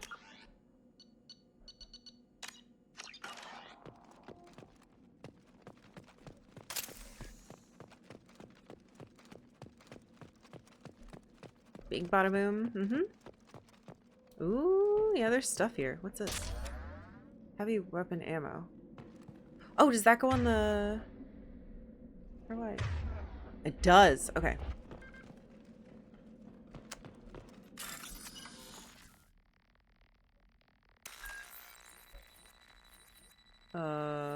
Uh-oh.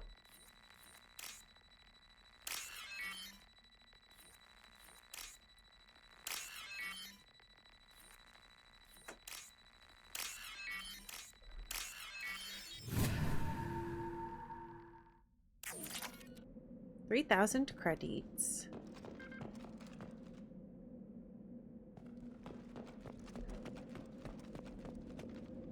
There were so many Corians. Ooh. Damaged Emir mech. We can use this. Heavy weapon ammo. You must huh? Find iridium.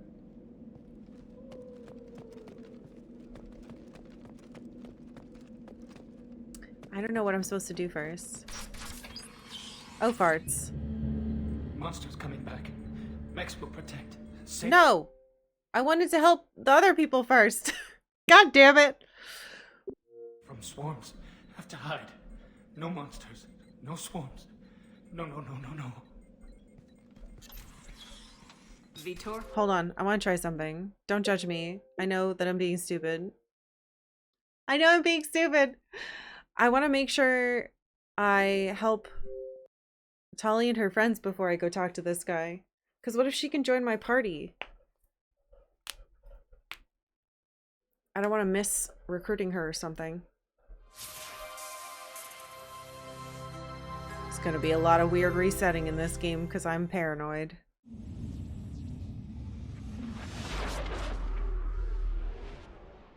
I will live with my choices though, generally. I've judged you hours ago? How dare you? Don't... At least you could do is not tell me. Yeah, I know it's broken.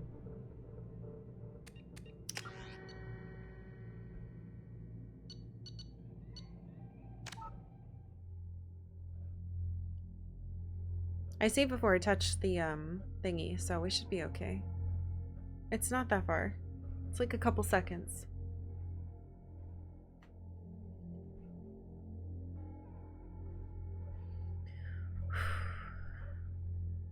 Headshots inflict superior damage upon most targets. Interesting. I wonder if I could headshot those robots then.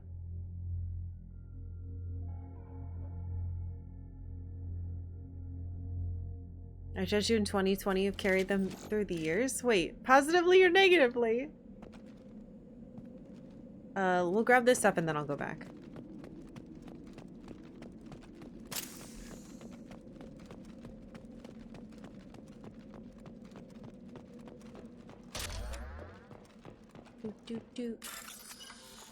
As if I didn't already miss stuff, probably.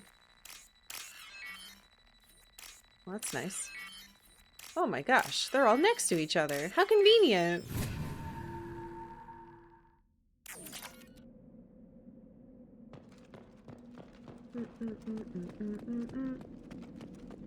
Touch. We can use this. Touch. Okay.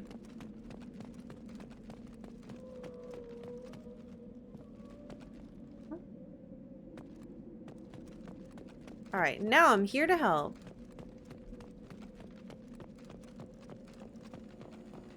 You okay? This is your chance to go find Vitor while I tend to the wounded, Shepard. God damn it. Probably somewhere in the back of the loading bay. I didn't have to do this at all.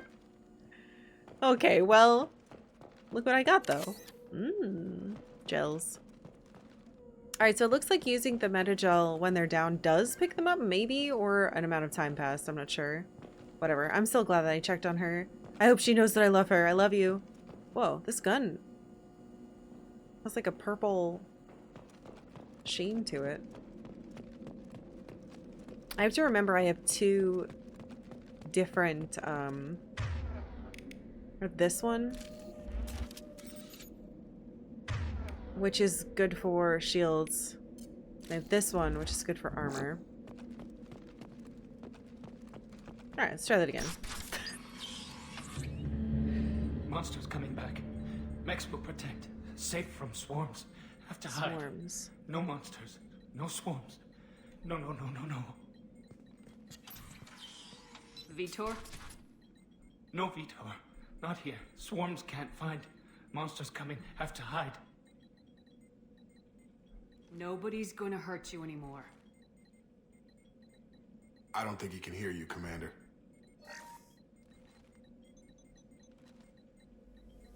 Have to hide. Have to hide. Mechs will L1 protect. to perform Swarms Paragon coming. action when Storm shown coming. on screen? Storm of swarms. What's that? No escape. Left No hope. trigger? Can't hide forever. Whoa, Monsters what? will find you. Swarms will find you. That's new.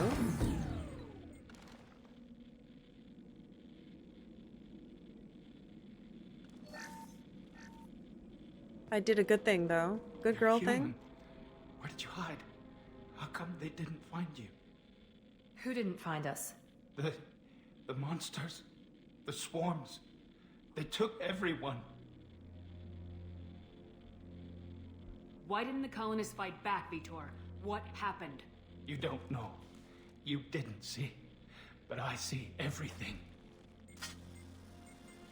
Looks like security footage. He must have pieced it together manually. What the hell is that? My god. I think it's a collector. Is that some kind of alien? They're a species from somewhere beyond the Omega-4 relay. Only a few people have ever seen one in person. They usually work through intermediaries, like slavers or hired mercenaries. If they're involved with the Reapers somehow, it could explain what happened to the colonies.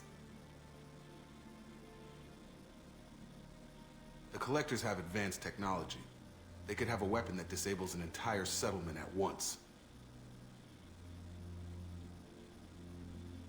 The Seeker swarms. No one can hide. The Seekers find you, freeze you, then the monsters take you away.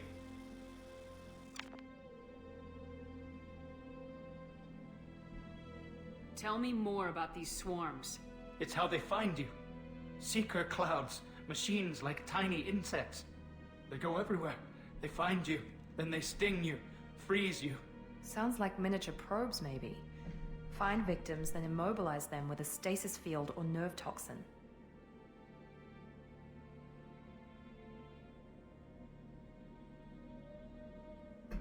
Remembering how to spell immobilizes.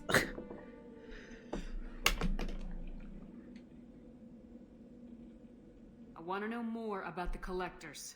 Nobody knows much. They're so rare, a lot of people don't even believe they exist. More importantly, why are they abducting human colonists? What are they after? Maybe the elusive man can figure it out.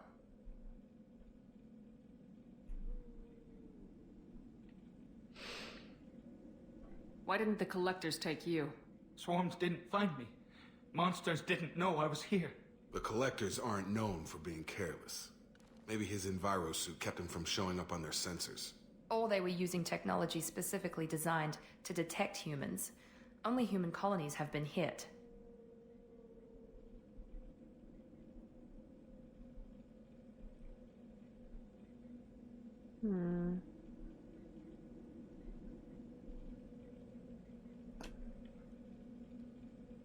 What happened next? The monsters took the people onto the ship, and then they left. The ship flew away. But they'll be back for me. No one escapes. I think that's probably all we're getting out of him, Commander. We appreciate what you told us. You were very helpful.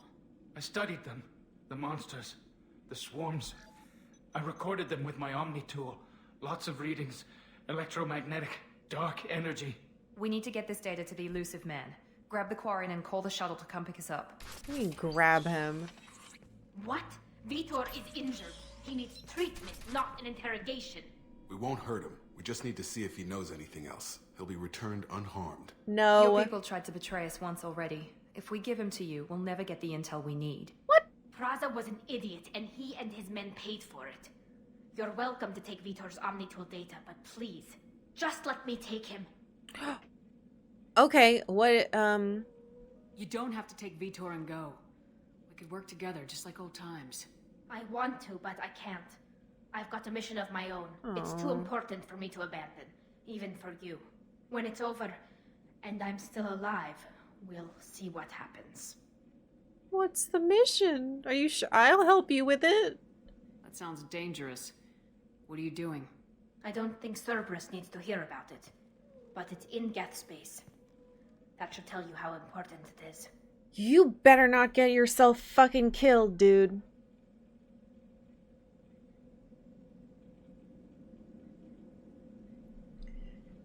On her own mission in Geth space.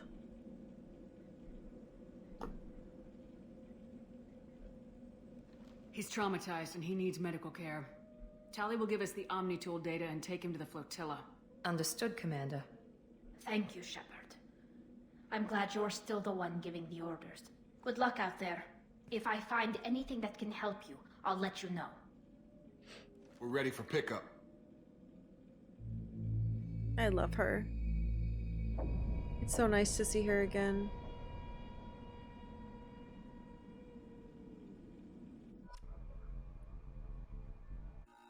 I have to sneeze. Shepard, Ow. good work on Freedom's progress. The Quarians forwarded their findings from Vitor's debriefing.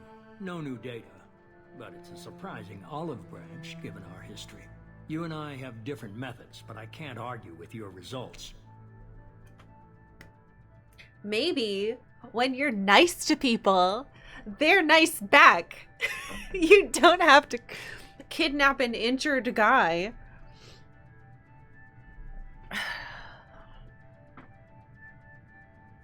You ever think about playing nice once in a while?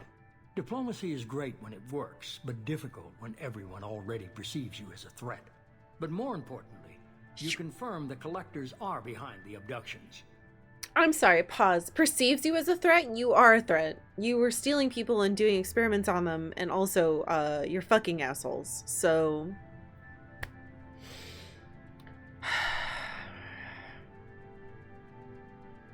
Wait. Confirmed. Yeah, you don't seem surprised. Why do I get the feeling you knew about them already? I had my suspicions, but I needed proof. The collectors are enigmatic at best. They periodically travel to the terminus systems, looking to gather seemingly unimportant items or specimens, usually in exchange for their technology. When their transactions are complete, they disappear as quickly as they arrived, back beyond the unmapped Omega-4 relay. Until now, we've had no evidence of direct aggression by the collectors.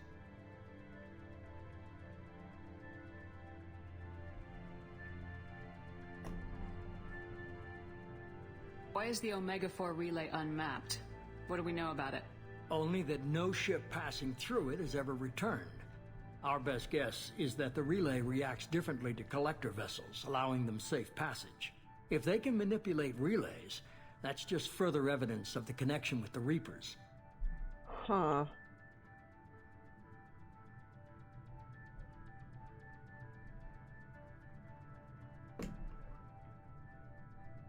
Any ideas on why they've shifted their focus to humans? If they're agents for the Reapers, it could be any number of reasons. Obviously, humanity played a huge role in Sovereign's destruction. That might have been enough to draw their attention. What really concerns me is why they bother abducting the colonists.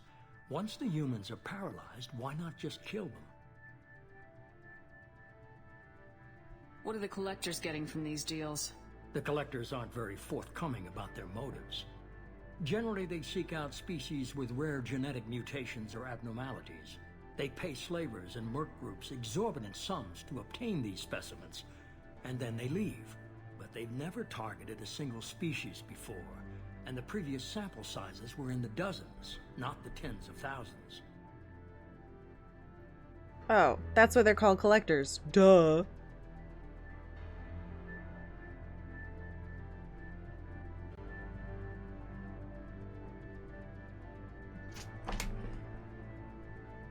You're holding something back.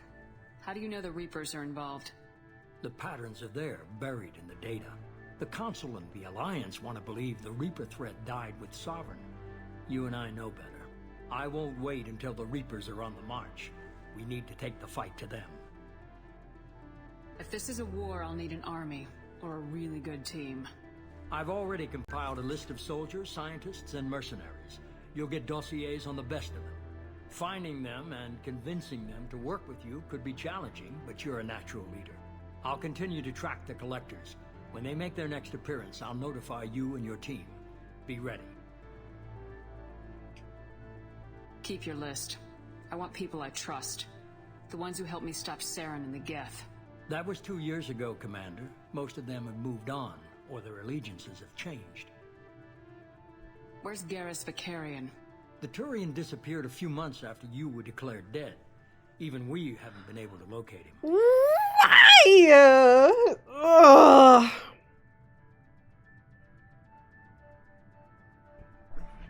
All right. Let's keep track of this. Garrus disappeared. Because he was heartbroken because he's in love with me. We saw Tali. What about Tali? She already helped us on Tali? Freedom's progress. That was unexpected. I need more intel before I'll commit to that. Okay.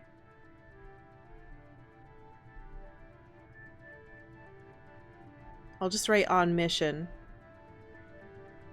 Where's Liara Tisoni? She's on Ilium. My sources say that she's working for the Shadow Broker. If so, she can't be trusted.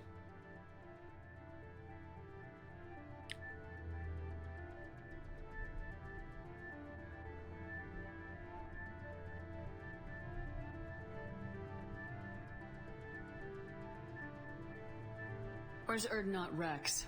He returned to Chichanka, and he hasn't gone off-world in over a year. He's trying to unite the Krogan clans. Oh, that's okay. Maybe he's done it. We can kidnap him.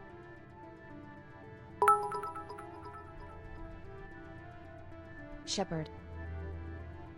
Rex?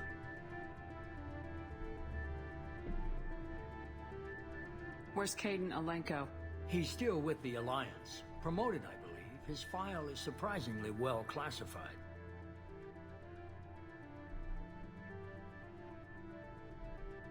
He would stay. Promoted. Alright.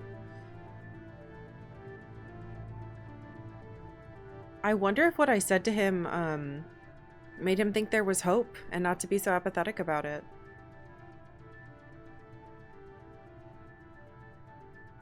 Why the fuck would you be... Okay, I get it. They're not available. You're a leader, Shepard. You'll get who you need. I'm still a Spectre. Maybe I can get the Council to Oh, help I us am out. still? If you think you can convince them, by all means. Just remember, you've been gone a long time. Things have changed. You'd think that me dying would make them take away my Spectre status. You worry about the collectors. I'll make sure my team's ready. Good. 2 things before you go. First, head to Omega and find Morden Solus. He's a brilliant Solarian scientist. Our intelligence suggests he may know how to counteract the Collector's paralyzing Seeker swarms. Normally dying makes one even more of a Spectre. Oh, I guess that is true. Thank you. Okay, go to Omega, Morden Solus.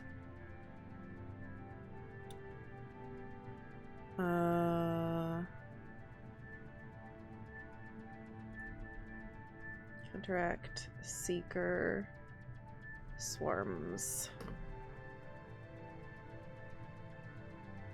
Sounds good. And what else? I don't want to be argumentative. I found a pilot I think you might like. I hear he's one of the best. Is his name Joker? Someone you can trust. Oh. How are you walking around? Hey, Commander. Just like old times, huh? Oh. I can't believe it's you, Joker. Look Loading who's screen. talking. I saw you get spaced. Got lucky. With a lot of strings attached. How'd you get here? It all fell apart without you, Commander. Everything you stirred up, the Council just wanted it gone. What? The team was broken up, record sealed, and I was grounded. The Alliance took away the one thing that mattered to me. Hell yeah, I joined Cerberus. You really trust the elusive man? Well, I don't trust anyone who makes more than I do. But they aren't all bad. Saved your life, let me fly, and there's this. I think they're pretty bad. Oh! Mm.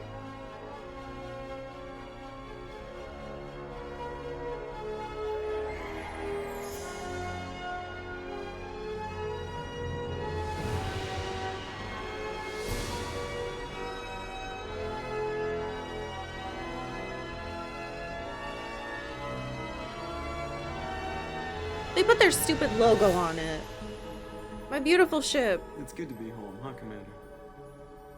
I guess we'll have to give her a name. What? She has a name.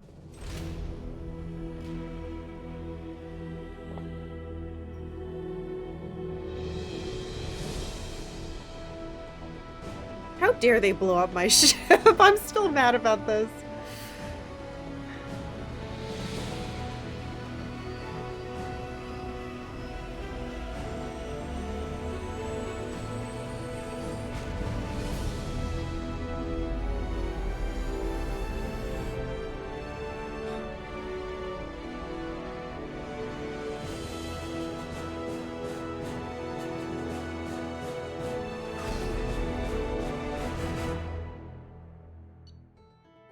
Oh, right. Well, I guess...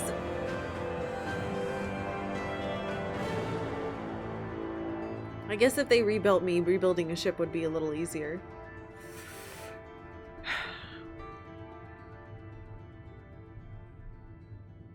Our internet is named after the Normandy.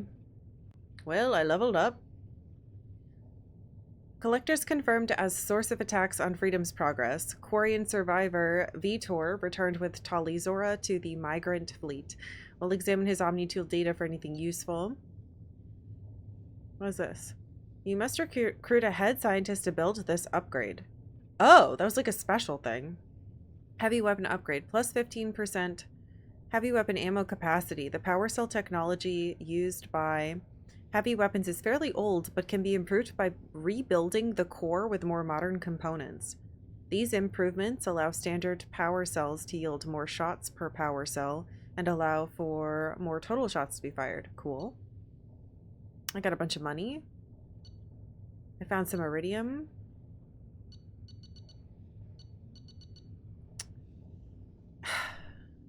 Okay. Since we're in a recap screen, I'm glad Tali is okay. I'm kind of disappointed in Joker.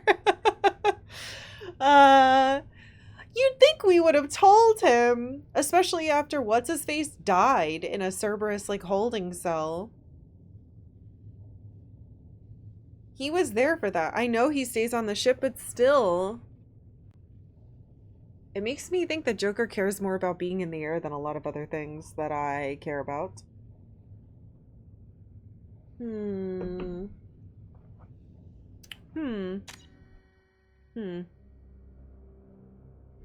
If you're ever lost and need help navigating the world, just click R or L to bring up an objective marker while on a mission, or a map if visiting a hub. Okay. They gave him a new car. Speaking of a new car, I love the Normandy. I wonder if the Leia will be the same inside or if they'll have changed anything. I hope it loads me into it and I get to like walk around the ship.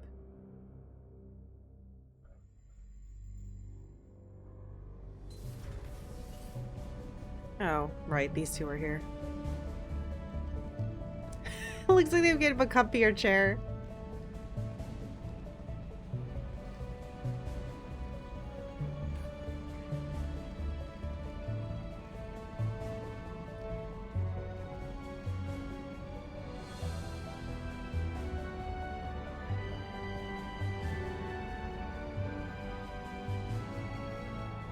Welcome aboard the new Normandy, Commander. I've been looking over the dossiers. I'd strongly recommend starting by acquiring Morden Solus, the Solarian professor on Omega. We know the Collectors use some type of advanced technology to immobilize their victims. We'll need him to develop a countermeasure to protect us. And without that countermeasure, we'll be helpless if we ever run into the Collectors. Acquiring Professor Solus seems like the most logical place to start. Who are you? I am the Normandy's artificial intelligence. The crew like to refer to me as Edie. Why are you a ball? Why do I keep running into robots that are balls? Alright, but you better not betray me and tell me that the thing I've been doing the whole time was to kill all humans.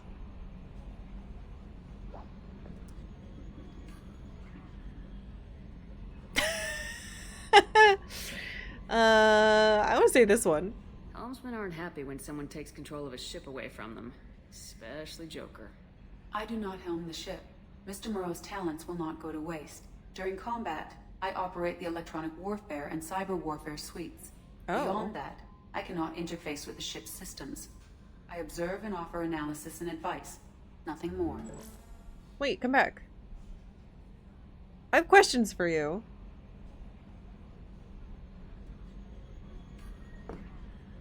You're probably a spy for Cerberus. I'm guessing it takes more than just the three of us plus Joker to fly this ship. The Normandy has a full crew. They're at their stations awaiting your orders.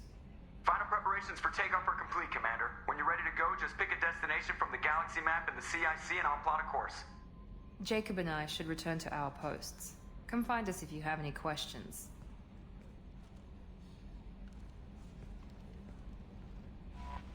Nope. Use the galaxy map to pick new destinations for the Normandy. Yay! Private terminal. Use your private terminal to get status updates on your squad. Oh boy. I'm gonna write in my live journal. Armory. Select weapons for your squad from the armory. Okay. Use the elevator to access the Normandy's other decks. I think it is a little different. I mean, obviously there's Cerberus logos everywhere. Captain's quarters. Go to your personal cabin to customize your appearance. Tech lab. Acquire the professor to research upgrades for your squad's equipment. Whoa. Okay, so that must be the thing it was mentioned earlier. Codex updated. Yay! Normandy SR2! We got some Paragon. Advanced training. Research unlocked. Yes. Save.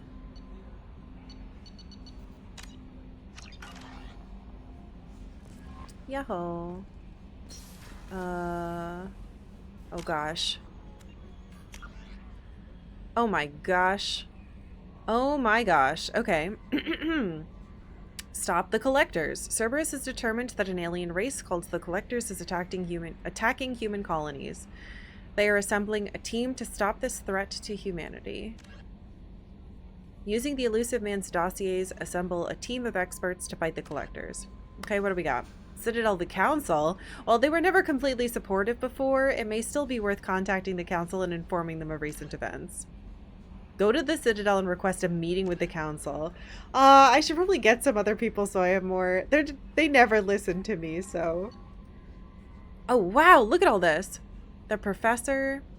Okay, so this is the first one. Dr. Morden Solus. Biological weapons expert. Light weapons training with the Solarian Special Tasks Group. Dr. Morden Solus is a Solarian biological weapons expert whose technology may hold the key to countering Collector attacks. He's currently operating in a medical clinic in the slums of Omega.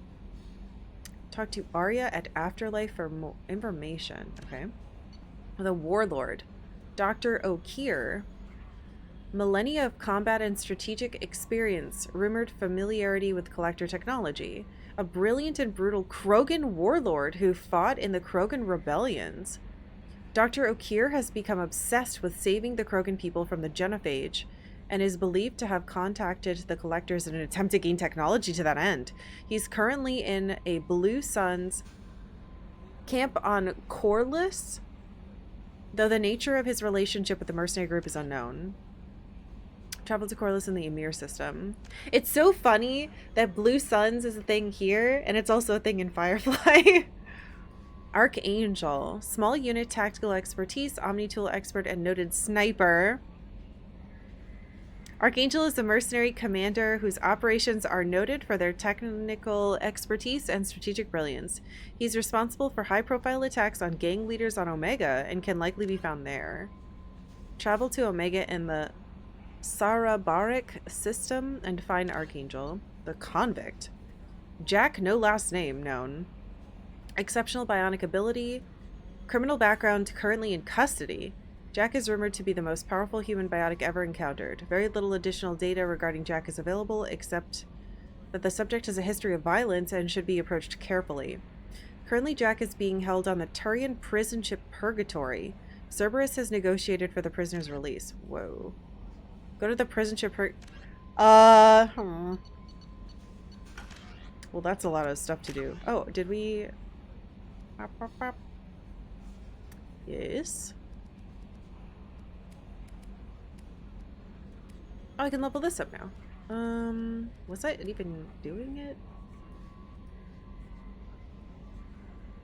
Maybe?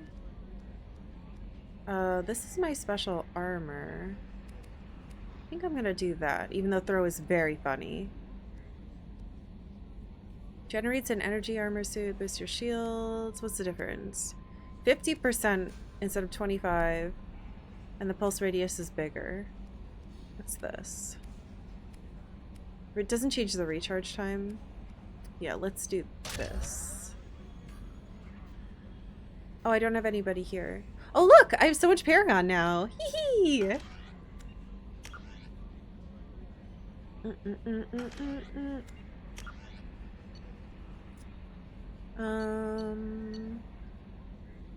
Try to save over the same stuff. Okay. Welcome aboard, Commander. Hello. I'm Yeoman Kelly Chambers. I've been assigned as your administrative assistant. I'll manage your messages and help you monitor the crew. And I must say, it's such an honor to work under you, Commander Shepard. The pleasure's mine. I'm glad to have you on the team, Miss Chambers. Please, call me Kelly. No. Yeah, sure. Okay, Kelly. Anything else? Is there anything I should know? You received a private message through Cerberus channels. I believe it's from Counselor Anderson. You can Anderson! access it at your private terminal over there. Joker would like to speak to you on the bridge. Anything else, Commander? Oh, that was a lot at once. Manages messages. Okay. So I need to talk to Joker, and I need to read my mail from Anderson. Wait, how did you... Do you have a moment to talk? I always have time for you, Commander. What are your responsibilities? I'll keep you notified of any messages or appointments you might have. If any of the crew has important business to discuss, I'll make sure you know. Oh, that's so helpful. Isn't that the type of task better suited for a VI? Yes, but being your yeoman is just my official role. Unofficially, I observe the crew. Everyone knows how risky our mission is. Many of us may not be coming back. That's a lot of pressure. I have a degree in psychology. I'm good at sensing when people are overly taxed. We're lucky to have someone with your skills, Kelly. Thank you, Shepard. What else would you like to know? Interesting. How do you feel about being assigned to the Normandy? I was handpicked by the Elusive Man to help fight the greatest threat known to humanity. How do I feel? Aliens. Honored, exhilarated, terrified. But mostly I feel encouraged. Under your leadership, we can't fail. Don't worry. We'll defeat the Collectors. I trust you implicitly. The moment I met you, I knew I could close my eyes, fall back, and you'd be there. I'm not going to say I'd embrace you. Your trust is well placed, Kelly. I knew it would be. Thank you, Shepard. Anything else you'd like to talk about? Oh, maybe I can kiss her. Maybe she's a kissable option. This organization has a dark reputation. Do you have any concerns working for them? Not at all. Our methods can be harsh, but Cerberus has noble objectives.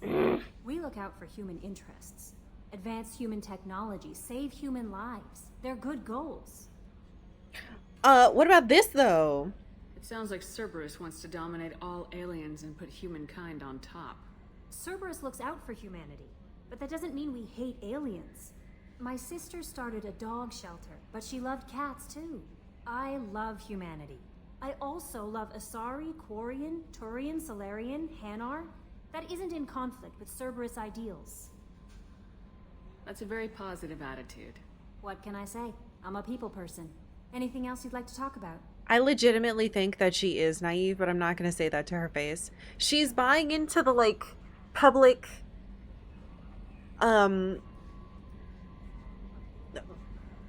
sanitized version of this company, this tiny, terrifying army.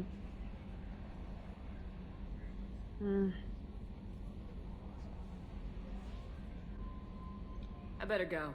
Okay. Maybe we'll talk later. But I got Paragon for being nice to her. I don't hate her. Though we're wearing the same outfit, which I don't love. Maybe I should change. Also, she has the hair color that I wanted. What the fuck?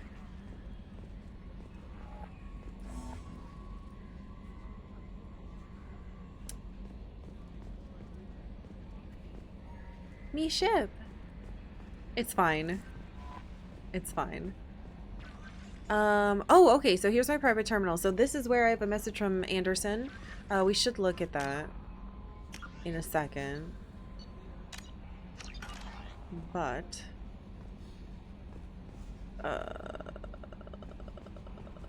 it's already 4. I hate time.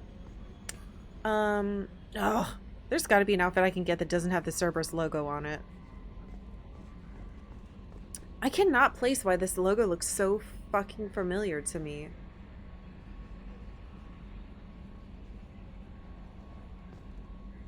Oh well. Garlemald? I mean, it is some diamonds. Looks like a bad cool S. I mean, it looks like a it looks cool. I don't think it's a bad logo. It just looks familiar. It kind of looks like a Turian's head. But somehow it's a human logo? I don't know. RoboCop? Maybe. Okay, here's what we're gonna do. I have to take a break because Twitch is yelling at me to do it. Oh. And when I come back, oh my gosh, wait, we could, no, but I don't know if I touch the galaxy map, it might play the good song, or it might yell at me, so I don't want to get sucked into a cutscene right away. Alright, I'm going to take a quick restroom break, and when I come back, we will continue. And again, we have an extra hour stream today, which is super exciting, so 2 more hours today.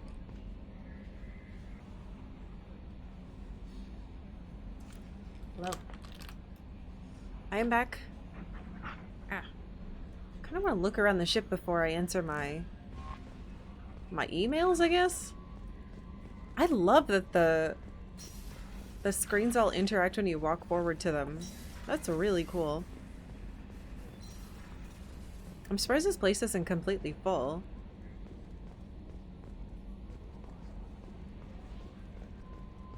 Yeah, screw it. Let's do it. Oh. Oh! What? Shepard's private terminal. Check the status of your team.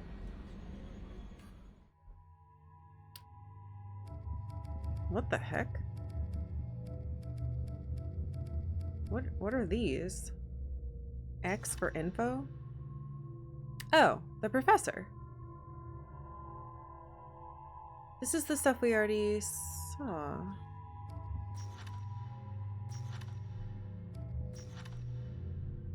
Whoa. Loyalty normal. Interesting. So yeah, loyalty is gonna be a thing.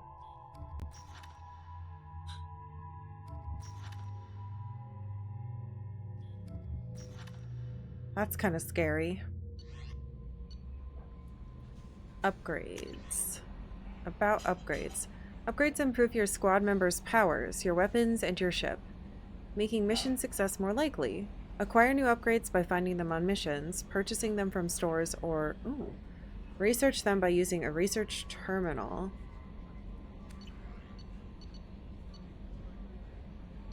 Archived messages. Interesting. Whoa. Watch Cerberus training videos on advanced combat tactics. Oh, we're gonna do that. Unread messages. Oh, it is an email from Counselor Anderson. On the off chance that the rumors are true and you actually are alive, I need you to come and talk to me on the Citadel. A lot has changed in the last 2 years. You put me on the council, and it's only fair that you be allowed to speak for yourself about what we've been hearing. Whoa. Mark as read. That's so cool.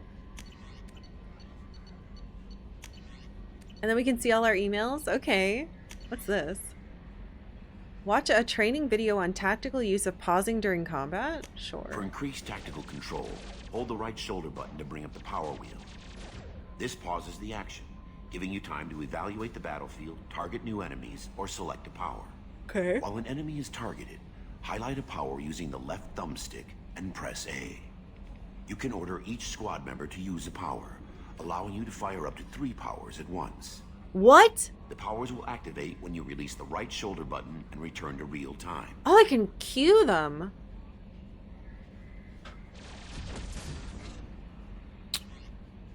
That's important. Thank you. Powers. Watch a training video on personal and squad power usage. After using a power, squad members must wait for their powers to recharge, as indicated by their power status light. On the power wheel, recharging powers are gray, while powers that are currently unnecessary or ineffective against your target are red. Oh, it shows you powers like cryo or incendiary ammo set weapons to enhanced modes. Unity revives fallen squad members, but requires metagel to use. Many attack powers are guided and can be aimed to hit enemies from specific angles and even around corners.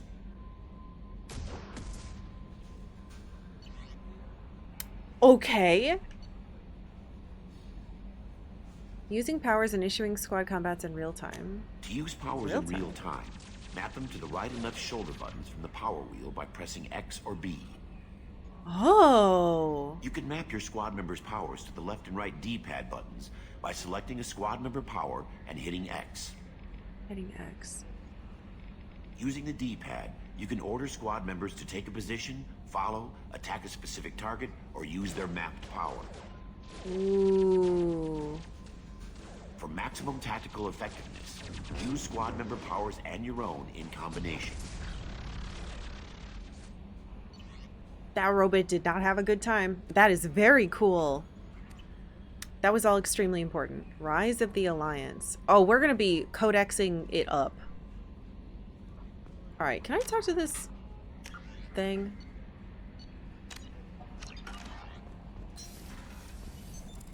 What's this area of the ship?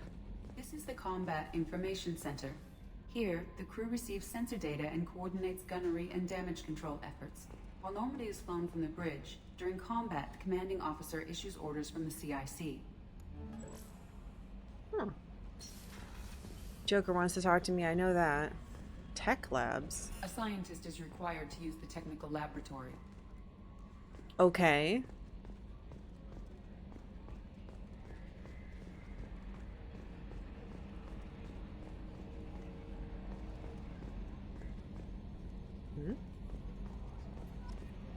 Codex updated. Yeah, we're gonna have to look at all the codex entries before we start heading out.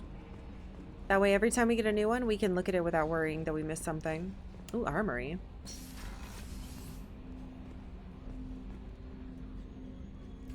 Here's the weapons locker.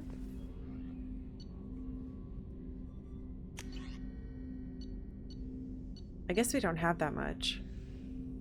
M4 Shuriken machine pistol, a common but effective submachine gun.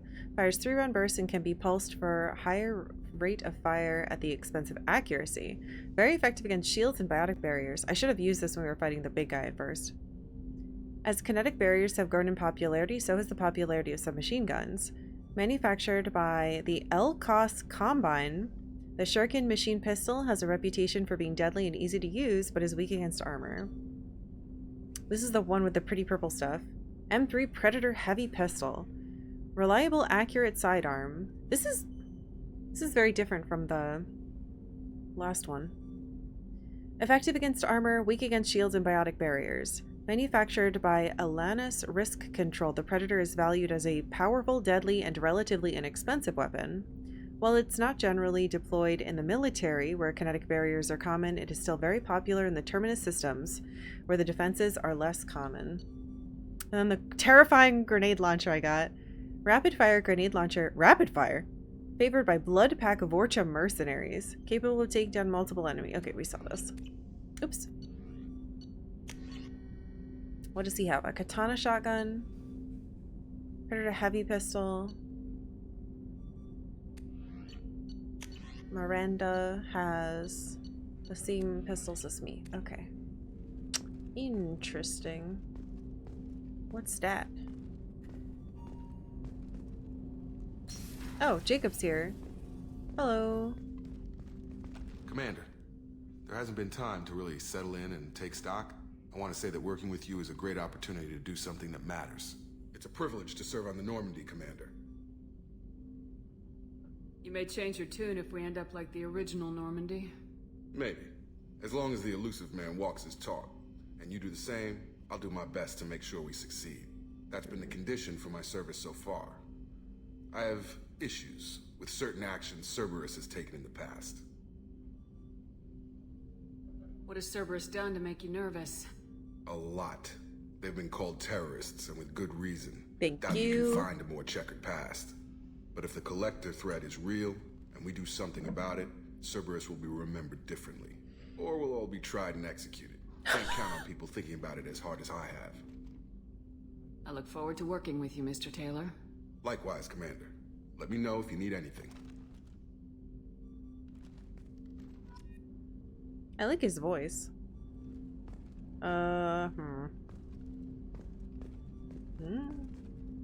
Space.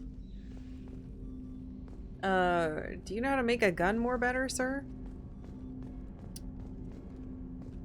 That thing sure is wiggling. I'm not sure what's going on there. At least he understands that, like, yes, they are a terrorist organization.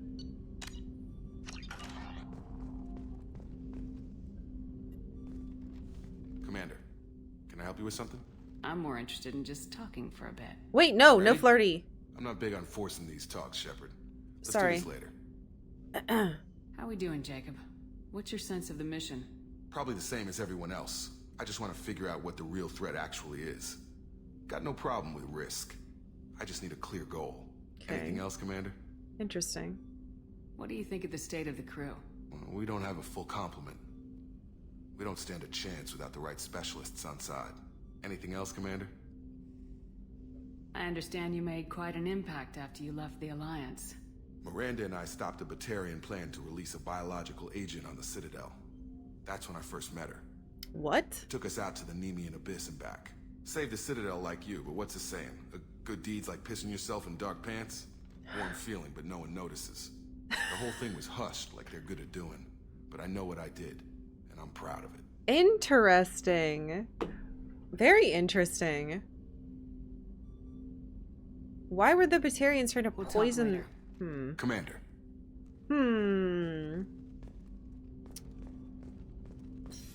Oh. Hello. What's this area of the ship?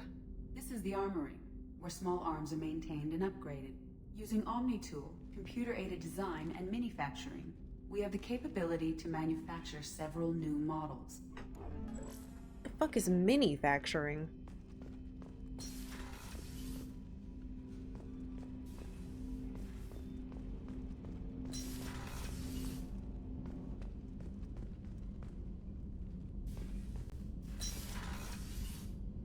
Oh, the briefing comm room is less, fucking terrifying and ominous. What's this area of the ship? This is the FTL communications room. In addition to interfacing with the FTL comm network, Normandy is fitted with a quantum entanglement communicator linked to the elusive man's office. This allows lag-free communication even when you operate off the comm grid. Why aren't these used everywhere? Each quantum pair costs nearly as much as a comm relay, and can pass only one quantum bit of data at a time. In addition to the cost and bandwidth issues, the system is strictly point-to-point. To contact 100 different worlds, we would need to manufacture and install 100 entangled pairs, one link to each world. What the fuck?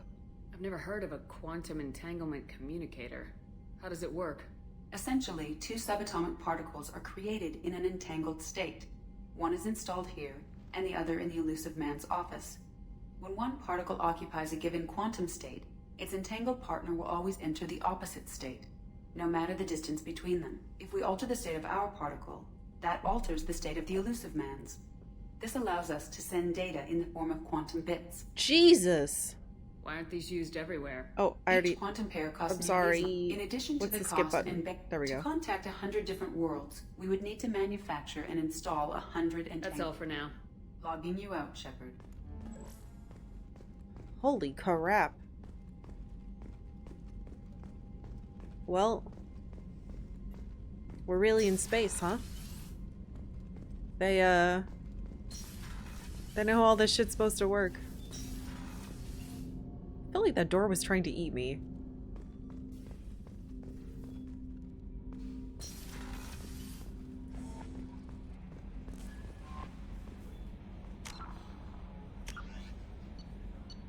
This is gonna be like 7 million by the time. I know, Kelly. Hold on. Ooh, I want to see my room. Wait, I think it told me who was where. Oh. I get to actually see myself. Cool. Yeah, nothing like this was on the old ship. I also don't think I had a... I have...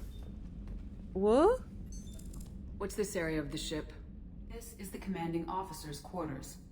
It's larger than the quarters of other warships I've served on. This is a Cerberus vessel, not an Alliance warship. Accommodations have been made for personal taste. That said, this space is directly under the exterior pressure hall. The fitting yard workers called it the loft. They knew that I love fish. Can I put a fish in here? Is there a fish in here? How did you know that? What is this?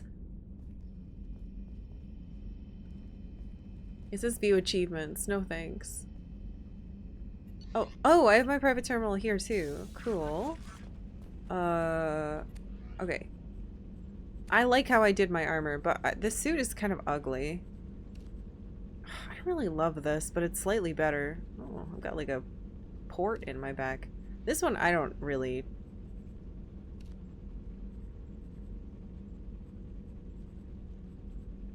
It's like one of those science suits. Oh, this says... This doesn't have Cerberus on it. Wait. Oh, this one's got it on the cuffs. We'll see how it is. I'll wear it for a while. Music?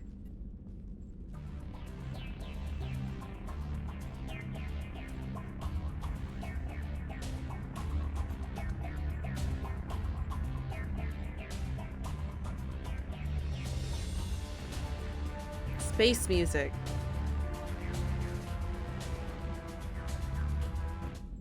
Be quiet.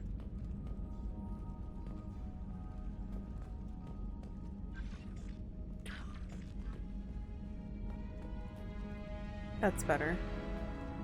I've got a little model. Is this the current one?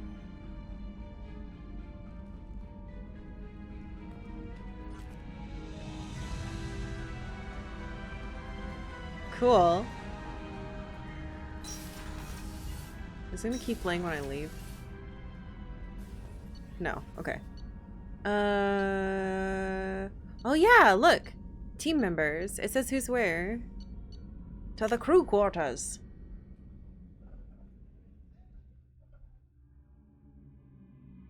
Lean out of cover to shoot when you hear a break in enemy fire. Roger.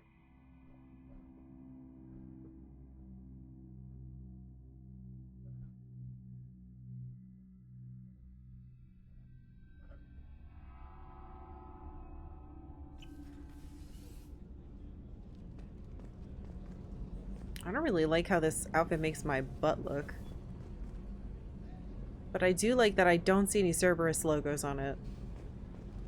I'm sorry, the men's restroom?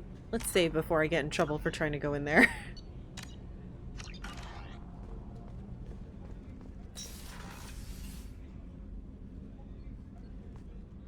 No alarms went off. Shepard, the women's restroom is on the starboard side of the ship. Don't tell me what to do. I'm the captain.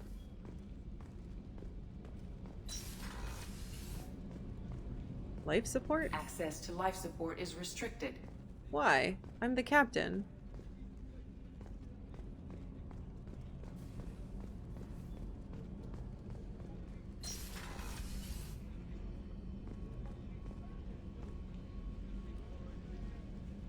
Why's there only one sink?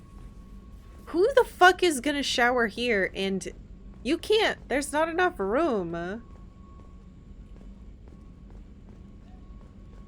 Our butts are gonna touch.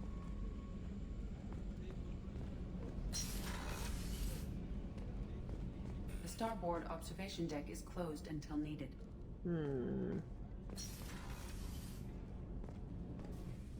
Hello? Oh, she's a cutie. How old? She'll be a year old next month. Oh, you'll miss her first birthday. Wow. My family lives in New Canton. Oh, that colony's on the edge of the frontier. Could be vulnerable to collector attack, couldn't it? Exactly. It's most important that she have a first birthday. That's why I'm here. I recognize that voice. Also, that's sad. It better not teach me about these crew members and then get them killed in front of me. I'll be pretty pissed off. Can I talk to you? No. I really don't like that warbly orb.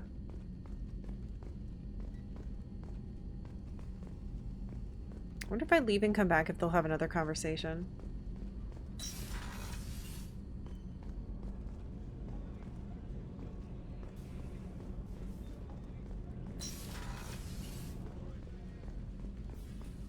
Damn, they didn't. Well, good luck with your baby. Oh, wait. Do you have a mustache? Or is that just a weird shadow? I think that's a mustache. Nice mustache, sir. Everyone knows you have to have a mustache in space. So jealous of you. Oh, hey, Lee. Yeah, I'm very excited. Medical lab's open. Okay, so a lot of this is the same, but it's all slightly different. It's definitely brighter. Much brighter. Wait a minute. It's you! Chakwas. Commander Shepard. I watched the Normandy crumble with you on board. Oh, I thought you were dead. It's good to see you alive. Not gonna ask why are you here. Nice to see a familiar face, Doctor. I feel the same. I wish more of the original crew could be here. The kind of trauma you endured would have changed most people. But not you, I see. Welcome back, Shepard. Do you have everything you need? I believe so. This medical bay seems very much like the sick bay on the original Normandy. Only thing missing are my private reserves. I even had a bottle of Ceres Ice Brandy that I was saving for a special occasion. I'll keep an eye out for a replacement bottle. Oh, you needn't. It's expensive, and we have much larger concerns ahead. Doctor, you've been with the Alliance for years. Why leave now? After the Normandy was lost, the surviving crew was reassigned. I was stationed at the Mars Naval Medical Center, a very respectable position, but it wasn't on a starship. Colonial military life isn't for you? I've spent most of my life on warships, never knowing what the next mission might bring. I'm used to the hum of engines, the creaking of bulkheads, that subtle vertigo when the momentum dampeners kick in. Life planetside is just too static, too boring. I love her. You're not the Cerberus type, Doctor. I don't work for Cerberus. I work for you. On a mission that may be crucial to the survival of the human race. I have faith that your dealings with Cerberus will be ethical. I trust you, Commander. Oh my god. Well, That's very touching.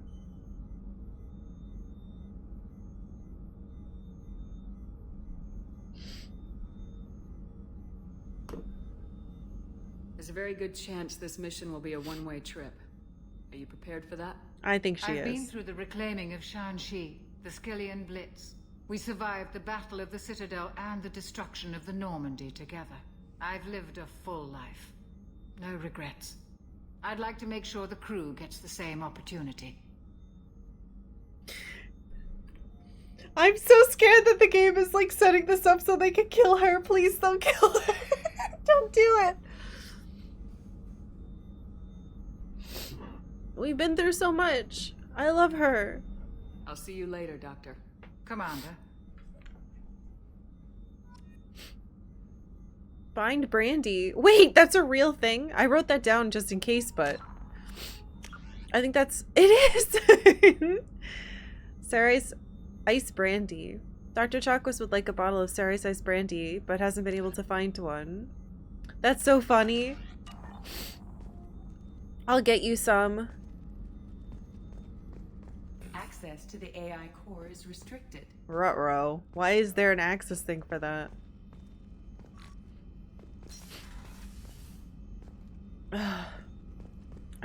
I love everything.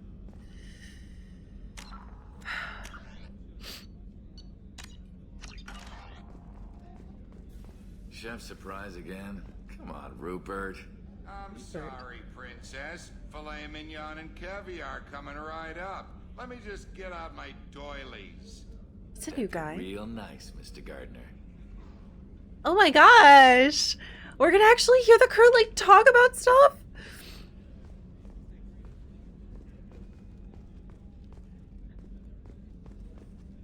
Hi. Commander Shepard, the hero of the Citadel. You did humanity proud that day. Mess Sergeant Rupert Gardner here. How can I be of service? What do you do here on the Normandy? What don't I do? Most think of me as the ship's cook, but I'm also the facilities technician and custodian. HVAC, plumbing, non-mission critical electrical. I make sure they're all clean and running. That's a lot of stuff. So the man cleaning the toilets is also preparing the meals? That's not what I meant. I wash my hands. Most of the time. Wait! This ain't no luxury liner. You have to pull your own weight in a Cerberus vessel, and I catch what falls through the cracks. Through the cracks. Oh no. Oh god. Well,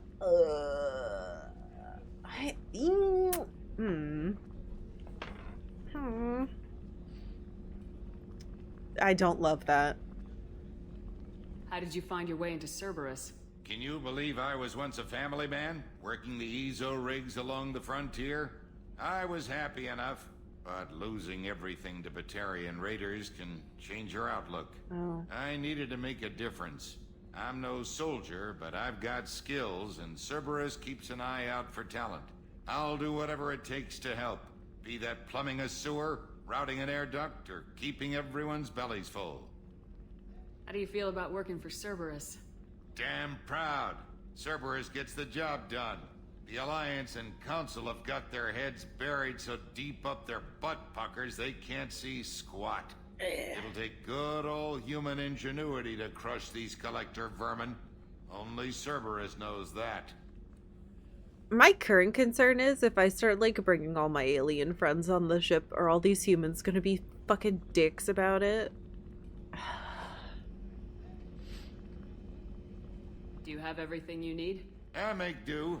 But have you ever tried to prepare a decent meal with military provisions? I'm good, but I'm no miracle worker.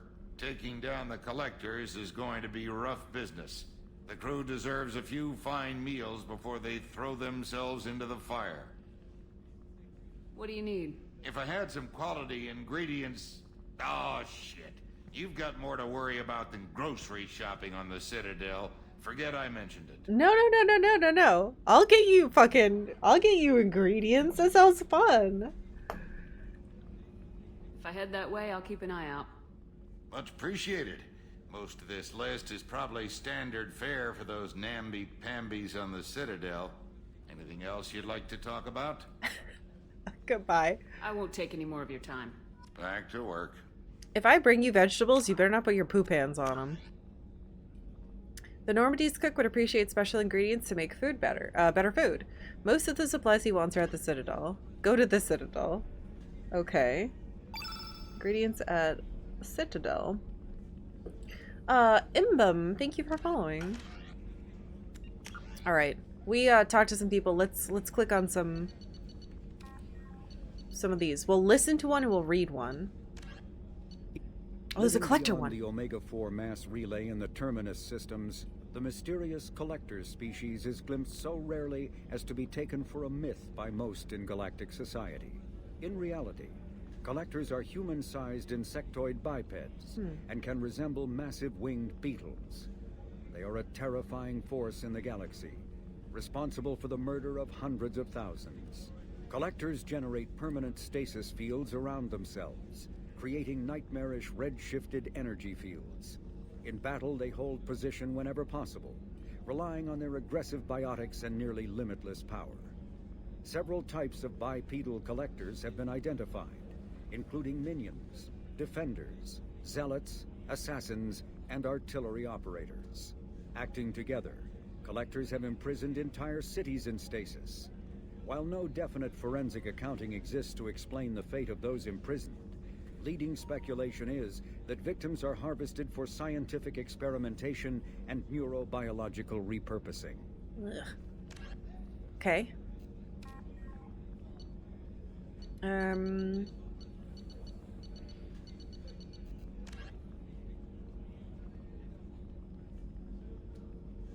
We looked at this. Yes. All right. Asari culture apparently is new. Somehow. Because of their long lifespan, Asari tend to have a long view not common in other races, like elves. She adds.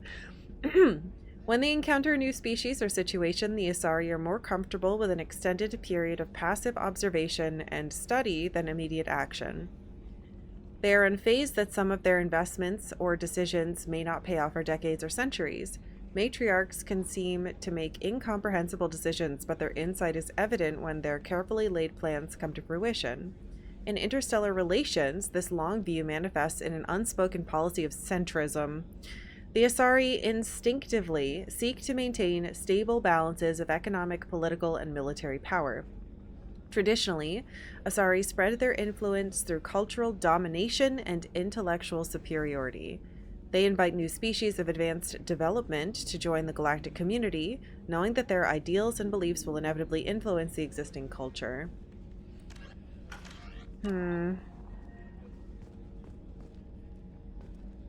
What's over here?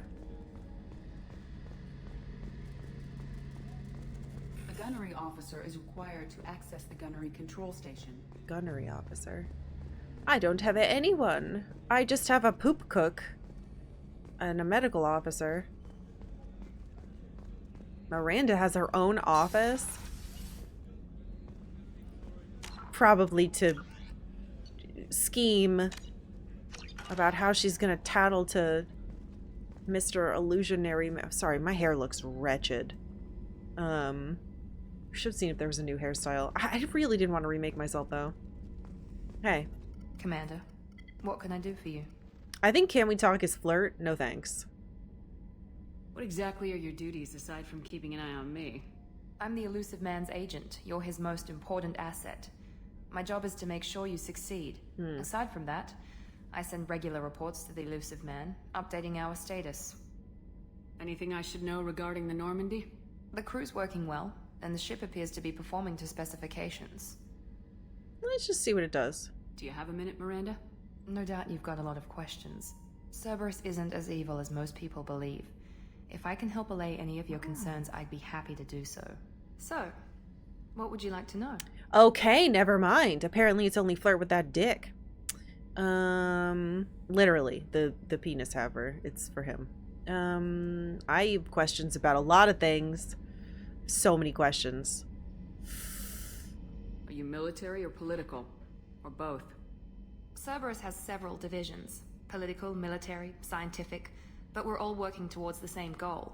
The teams you encountered before your accident were mostly part of our military division. But not all Cerberus operations use the same protocols. We try not to get bogged down in bureaucracy or formality. Okay. What a,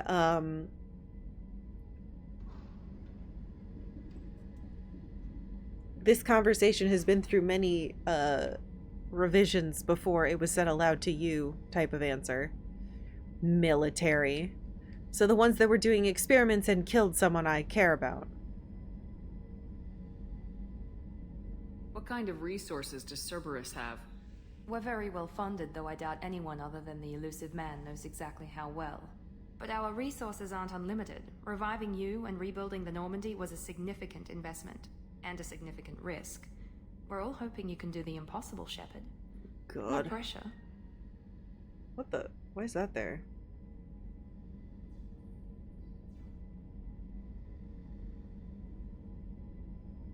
Tell me about yourself, Miranda. Oh, I guess that's fair. I've spent the last 2 years learning everything there is to know about you. Well, you should probably know that I've had extensive genetic modification. Not my decision, but I make the most of it. Not your decision. It's one of the reasons the elusive man handpicked me. I'm very good at just about anything I choose to do. What level of genetic modification are we talking about? That's very thorough. Physically, I'm superior in many ways. I heal quickly, and I'll likely live half again as long as the average human. My biotic abilities are also very advanced. For a human. Add to that some of the best training and education money can buy, and, well, it's pretty impressive, really. Hey, Kim. It sounds like you were designed to be perfect. Maybe, but I'm not. I'm still human, Shepard. I make mistakes like everyone else. And when I do, the consequences are severe. Everyone expects a lot from someone with my abilities. I don't want to call her cocky. Thanks for the information, Miranda. I'll talk to you later. Oh, God damn it. Of course, Commander. Whatever you need. I didn't finish asking things. You smell terrible. Commander, what can I do for you? God damn it. Do you have a minute, Miranda? There's a lot to do, Shepard. Maybe another time. Farts! I'll let you work. Of course, Commander. I suppose I could reload. Where does this go? Oh, I can't.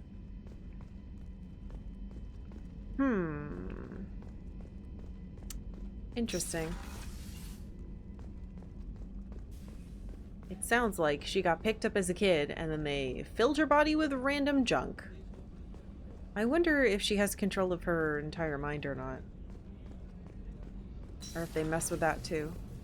It's one of those situations, you know?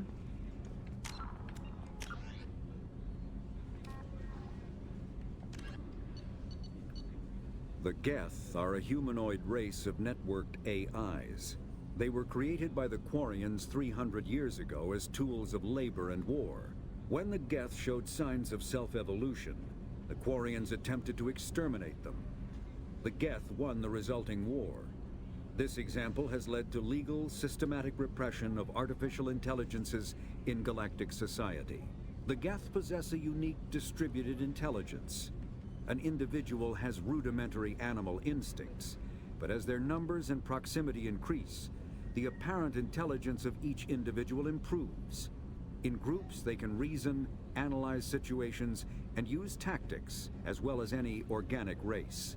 Geth space is located at the trailing end of the Perseus Arm, beyond the lawless Terminus systems.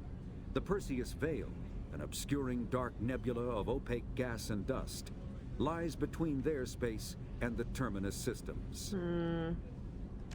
What the hell is Tali doing? Alright. Asari government.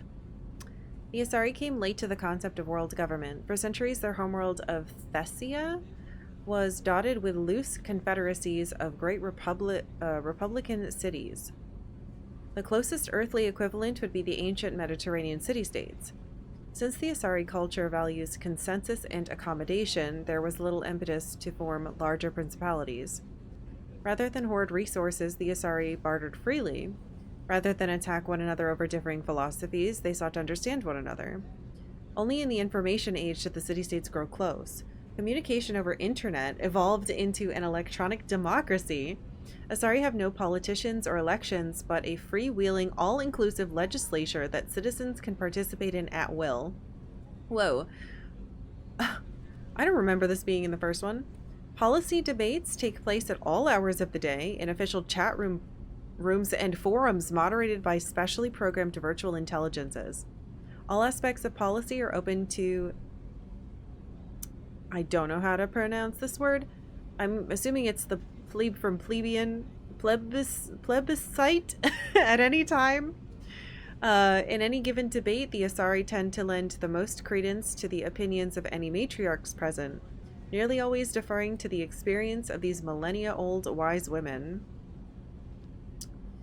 Achieving consensus through public debate may take too long in a crisis. In cases where prompt, decisive action is required, the Asari defer to the wisdom of local matriarchs. This is so interesting. I wonder... I feel like this only works because of the long lives they have. So they're, like, not quick to do anything drastic. Let's finish reading the Asari stuff. Military doctrine. The Asari military resembles a collection of tribal warrior bands with no national structure. Each community organizes its own unit as the locals see fit and elect a leader to command them. Units from populous cities are large and well equipped, while those from farm villages may be only a few women with small arms. There is no uniform. Everyone wears what they like. The Asari military is not an irregular militia. However, those who serve are full-time professionals. The average Asari huntress is in the maiden stage of her life and has devoted 20 to 30 years to studying the martial arts. Asari choose to be warriors at a young age, and their education from that point is dedicated to sharpening the mind and body for that sole purpose. When they retire, they possess an alarming proficiency for killing. Alarming! Huntresses fight individually or in pairs, depending on the tactics preferred in their town. One-on-one, a huntress is practically unbeatable, possessing profound tactical insight, a hunter's eye, and a dancer's grace and alacrity. Biotics are common enough that some capability is a requirement to be trained as a huntress. Lack of biotic talent excludes a young Asari from military service. I thought all Asari were biotic. I guess not. While fluid and mobile, Asari can't stand up in a firestorm the way Krogan, Turian, or human could. Since their units are small and typically lack heavy armor and support weapons, they're almost incapable of fighting a conventional war, particularly one of a defensive nature. So Asari units typically undertake special operations missions. Like an army of ninja, they're adept at ambush, infiltration, and assassination, demoralizing and defeating their enemies through intense, focused guerrilla strikes. As a popular Turian saying puts it, the Asari are not the finest warriors in the galaxy. Fortunately, there are not many of them. Oh, wait, they are the finest warriors in the galaxy. I see. I thought it was going to be like a but. They'll kill you. They are the finest warriors in the galaxy. Fortunately, there are not many of them. Okay. So they're, like, incredible. But obviously, if you try to run them over with a tank, they can't finesse out of that. Oops. Religion. The pantheistic mainstream Asari religion is Siari, which translate roughly as all is one. The faithful agree on certain core truths. The universe is a consciousness. Every life within it is an aspect of the greater whole, and death is a merging of one's spiritual energy back into the greater universal consciousness. Siaris don't specifically believe in reincarnation. They believe that spiritual energy returned to the universal consciousness upon death will eventually be used to fill new mortal vessels. It's the, I think in Final Fantasy VII, the life thing. Life stream?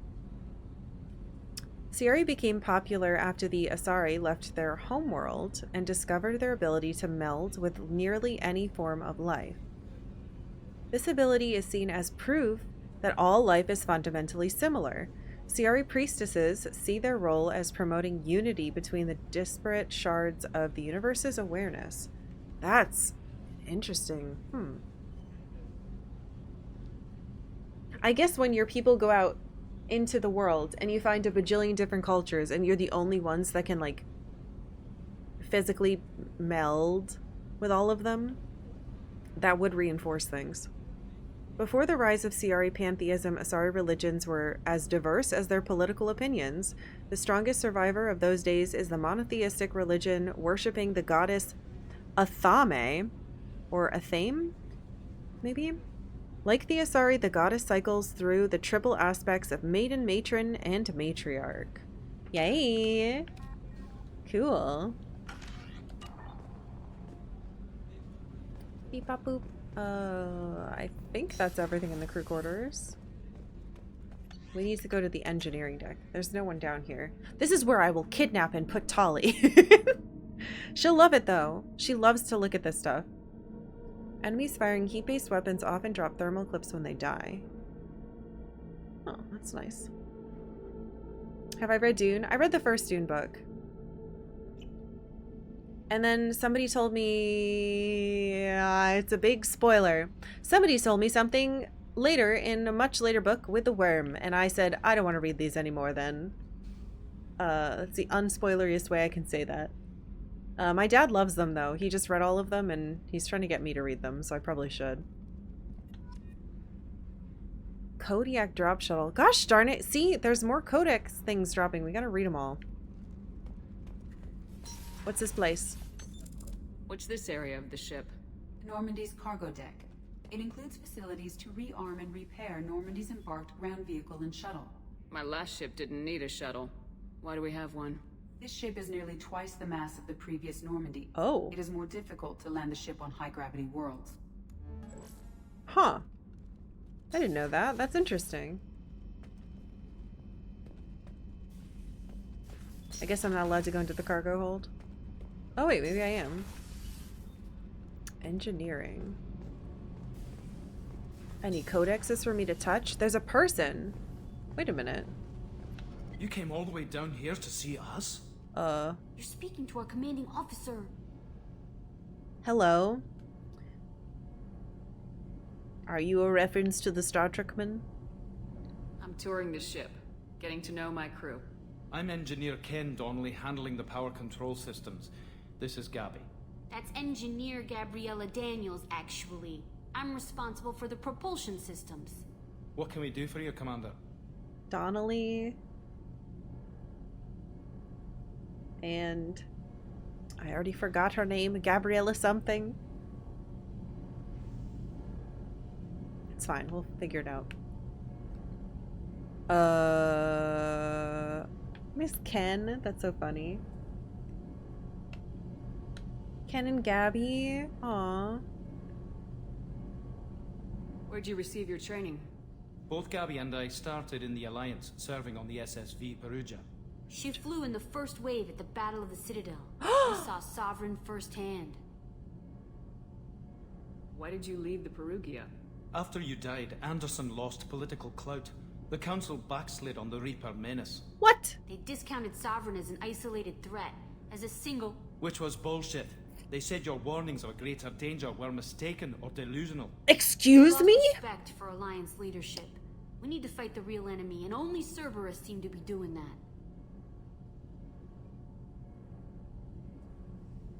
The Alliance being that fucking stupid makes me so mad. I guess I did have to, like, strong-arm them into literally everything, though. But that's so frustrating. They discredited me. It took so long to convince them. I saved them. How did you wind up with Cerberus, Ken? Once you were gone, the Alliance brass descended like vultures, tearing apart everything you'd said. I was very public with my defense for you. I didn't hold back. That's an understatement. If Kenneth wasn't such a talented engineer, they'd have court-martialed him for insubordination. But it got me noticed by the elusive man. He made an offer, and here I am. That's... very nice. So why did you join, Gabby? Kenneth and I have been partners in crime since we graduated from Tech Academy. When he got the Cerberus offer, I insisted that it include me. He'd fall apart without me. Thanks, Mum. Also, I love engines, and the Normandy is state-of-the-art. When I got the opportunity to work on her, I had to jump. What do you think about Cerberus? Actually, we don't know much about the organization other than the Normandy team. We know our mission and who's in charge. We're off to kick the Collectors right in their daddy bags. That's enough for me. Seem like good kids. Are you set up okay down here? We can't complain. I just wish it didn't take so long to calibrate the FBA arrays. Kenneth, you're complaining. Calibrate. What kind of problems are you having? When they upgraded the Normandy design, they got a bit sloppy with the FBA couplings. I won't bore you with the tech, but there is an array of attenuators in the primary power transfer system that channels the field bleed. Kenneth, you're boring the commander with tech. In short, if we had T6 FBA couplings installed, it'd save us a lot of maintenance time each day. Couplings. Why isn't something like that already installed? It's probably just a design oversight. Efficiency isn't affected. It's a maintenance issue. Also, the T6 model can be hard to find. Nash and Stellar Dynamics discontinued them. We could probably find used ones in the Omega markets, but we have no time for shore leave. Omega markets. I will find your stuff. Carry on. Will do, Commander. I like how when I was talking to them, my eyeballs were like, oh, I got Paragon.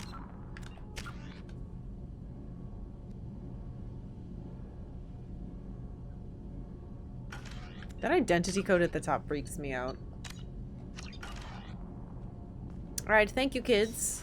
Don't kiss too much down here. You need to look after the ship and its bits. Amazed Shipper came down to see us. I told you she would. Aww. Eee. Hello. What's this area of the ship? This is main engineering, which contains the ship's main fusion plant and Mass Effect core. Mass Effect.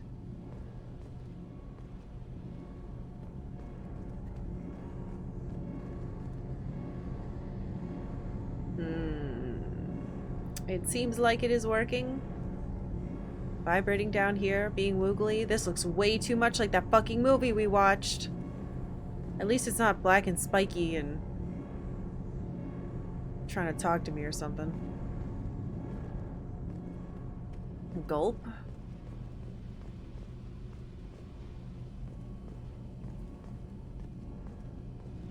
Yet. This ship is evil. I'm gonna be really upset.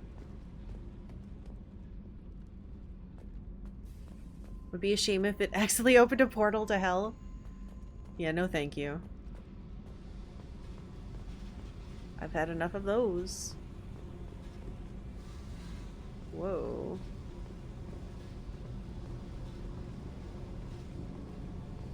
What the hell? Hello? Anybody hiding down here? It'd be cool if you got a crewmate if you like walked around and found a stowaway.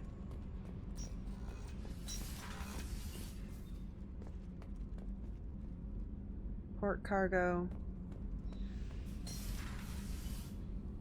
Starboard. Okay, so we completely looped. Let me just make sure. Nobody hiding, right?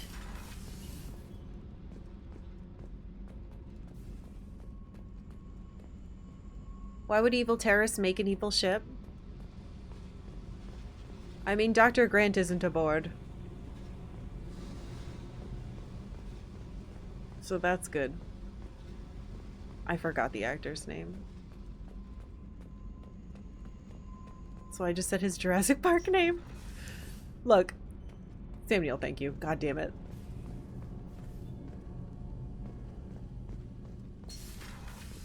I do love him, but I'm gonna look at him differently forever now that I've seen that movie.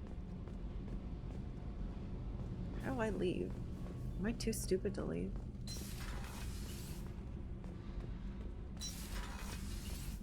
There we go.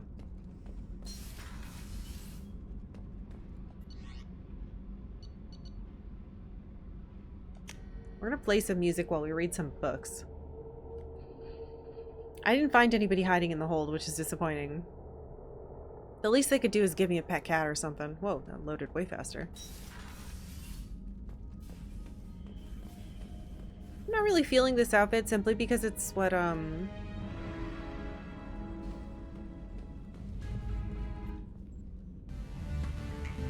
Those are the only 2 songs.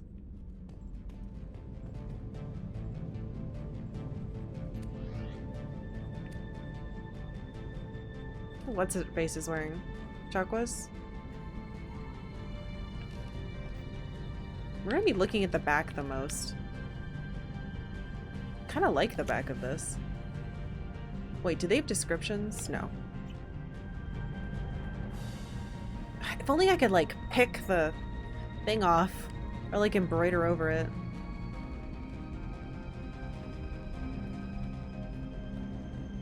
Hold on, I want it to be slightly quieter. There we go. Perfect.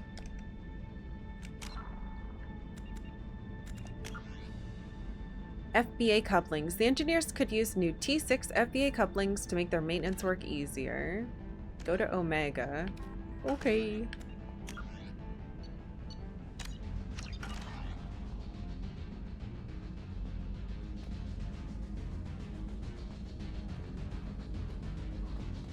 I like the idea of Shepard embroidering her outfit. I hope I get to do things with this. We'll just pretend that I put like a little Normandy logo or something there. Whoa, oops. Oh, map. They made a 3. It says fish tank.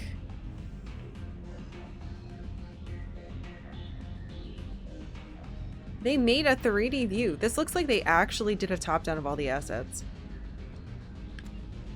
Oh, not safe. I have so much money. It sucks. Alright. Hanar! Goopy guys. Hanar are a Citadel species known for excessive politeness. They speak with scrupulous precision and take offense at improper language. Hanar that expect to deal with other species take special courses to help them unlearn their tendency to take offense at improper speech. All Hanar have 2 names. The face name is known to the world. The soul name is kept for use among close friends and relations.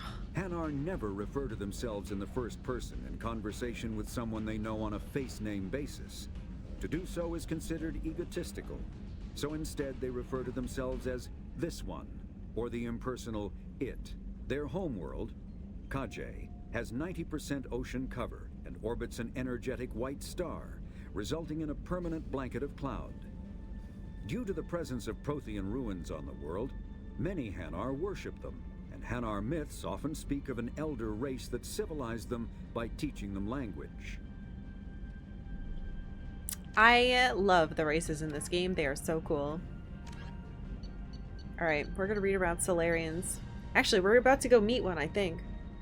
I think we should probably do what they said. Oh, I don't know. Should we get everyone and then go to the council?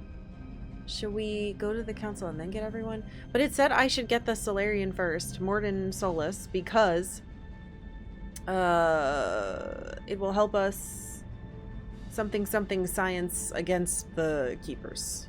Not keepers. Collectors. Keepers are the little things on the Citadel. Ugh. Beloved jellies, yes. Alright. Biology. Solarians are noted for their high-speed metabolism, which allows them to function on just 1 hour of sleep a day. Ah! Their minds and bodies work faster than most sapient races, making them seem restless or hyperactive. The drawbacks of this active metabolism is a short lifespan around 40 human years. I hate that. The Solarians are amphibian haplodiploid egg layers. Unfertilized eggs produce males and fertilized eggs produce females. Once a year, a Solarian female will lay a clutch of dozens of eggs.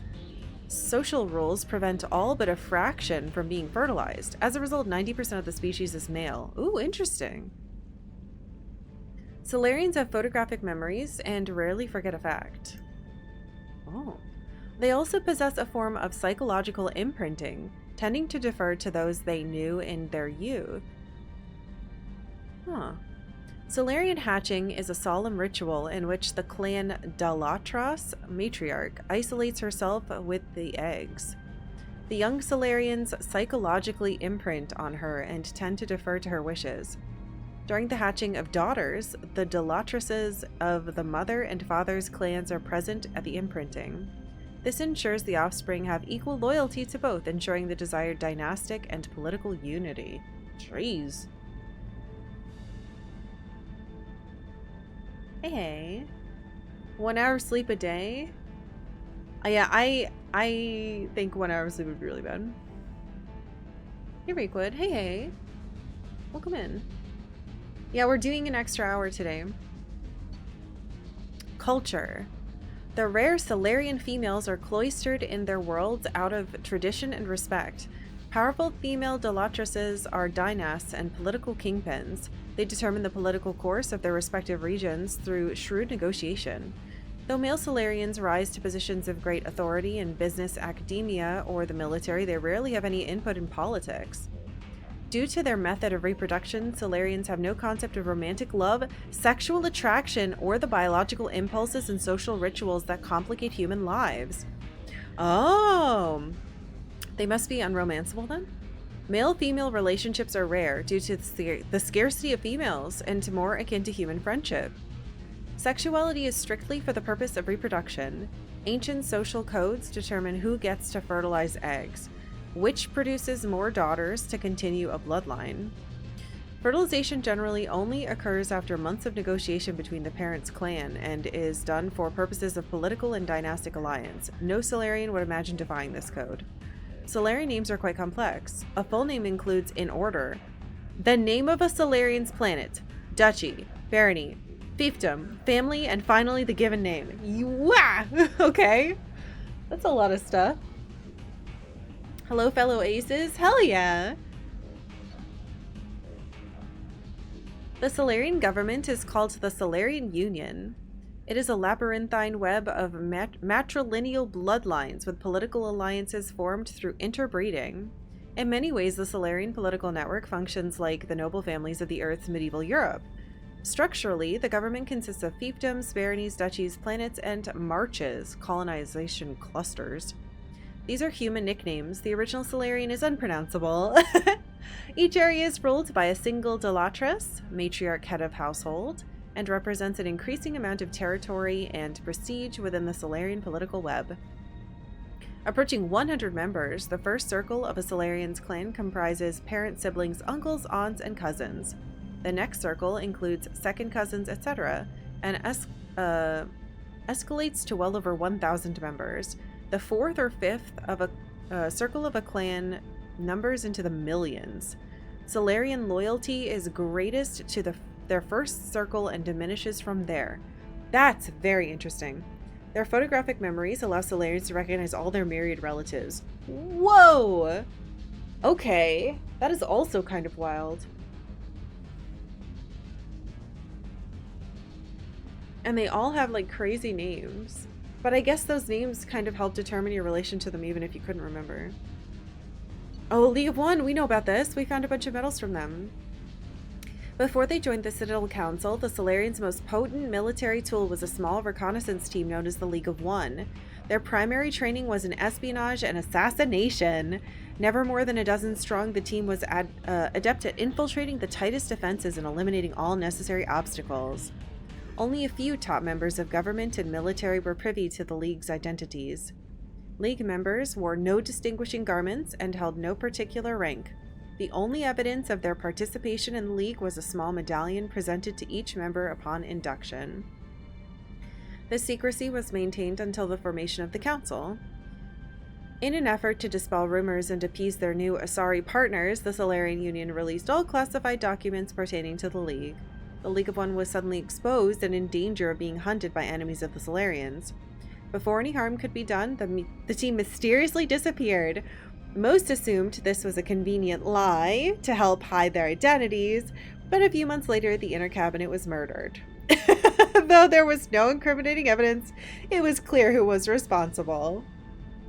Realizing the threat posed by this rogue outfit, the Special Tasks Group dispatched a team of hunters. When they didn't return, the STG dispatched 10 of its brightest operators with broad discretionary powers.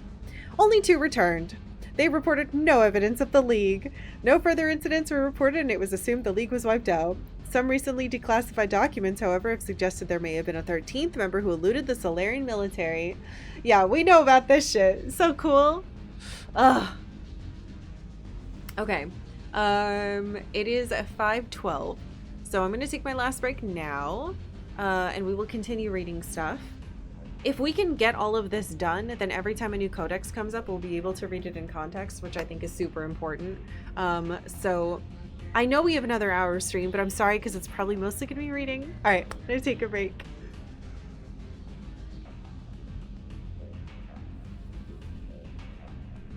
Hello. I hope you're ready for learning.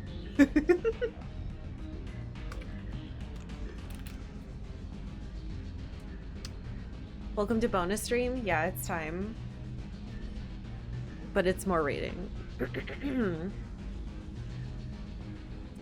Military doctrine.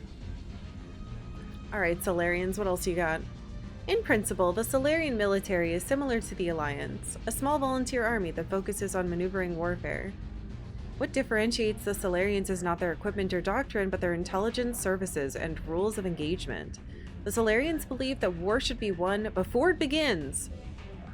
Conventional wisdom holds that the Solarians know everything about everyone. And this is not far from the truth. In war, the unquestioned superiority of their intelligence services allows them to use their small military to maximum effectiveness. Well before fighting breaks out, they possess complete knowledge of their enemy's positions, intentions, and timetable. In every war the Solarians have fought, they struck first and without warning. For the Solarians to know an enemy plans to attack... Wait, what? For the Solarians to know an enemy plans to attack and to let it happen is folly. To announce their own plans to attack is insanity. They find the human moral concepts of do not fire until fired upon and declare a war before prosecuting it incredibly naive. In defensive wars, they execute devastating preemptive strikes hours before the enemy's own attacks. On the offense, they have never telegraphed their intentions with a declaration of war before attacking. Biotics are virtually unknown in the Solarian military. Those with such abilities are considered too valuable to be used as cannon fodder and are assigned to intelligence services. Hold on. So I mean, that is the best way to win, but man, it's brutal. It kind of explains how these are the people who tried to destroy the Krogan. While capable of defending themselves against most threats, the Solarians know that they are small fish in a universe filled with sharks. As a point of survival, they have cultivated strong alliances with larger powers, particularly with the Turians. Though the relationship between the two species was rocky at first due to the Krogan uplift fiasco, the Solarians take pains to keep this relationship strong enough that anyone who might threaten them risk Turian intervention. Alright, Solarian Special Task Group. I'm not sure what this is. Solarian intelligence field agents are grouped into an organization called the Special Tasks Group. STG operators work in independent cells performing dangerous missions such as counterterrorism, infiltration, reconnaissance, assassinations, and sabotage. The STG is a proactive organization puncturing worrisome trends before they become movements. At any time, a dozen groups are operating covertly within the lawless Terminus systems, sowing dissent among the various factions. Civilian analysts also note how troublesome hinge point individuals in Terminus frequently meet unexpected deaths. STG operators are feared throughout the galaxy for their clear-eyed, remorseless practicality. They are willing to do whatever it takes to achieve their mission, even if it kills civilians or results in the team's own destruction. In many ways, they are akin to the Council Spectres. Recently, a number of STG cells have been redeployed from Solarian Union. It is assumed they are in Terminus and Attican Traverse. Investigating reports of Geth activity beyond the Perseus Veil. Interesting. Very interesting.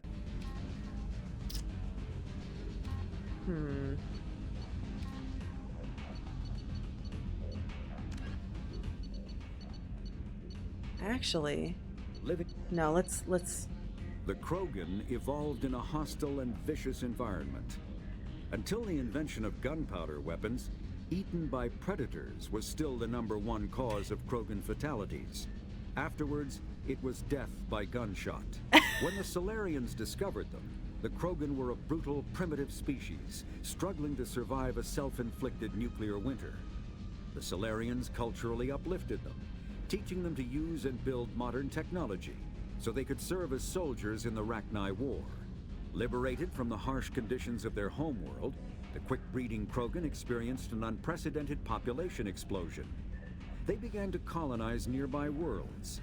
Even though these worlds were already inhabited, the Krogan rebellions lasted nearly a century, only ending when the Turians unleashed the Genophage, a Solarian-developed bioweapon that crushed all Krogan resistance. The Genophage makes only 1 in 1,000 pregnancies viable, and today, the Krogan are a slowly dying breed.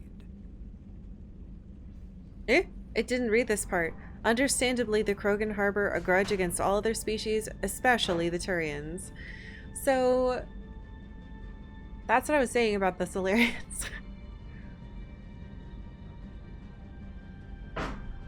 Depressing. Alright. Let's get back to these. It's not in order. I keep... No, it's pausing because it's trying to say they're red. Alright. Turian biology. Actually, we should listen to the Turian one and then do this one. That's not the order I was hoping to do these in, but it's not. Oh wait, no. It's because they are council races. Okay, so we have. It's because we're still in council races. Biology. The Turian homeworld Palaven has a metal-poor core, generating a weak magnetic field and allowing more solar radiation into the atmosphere. To deal with this, most forms of life on Palaven evolved some form of metallic exoskeleton to protect themselves.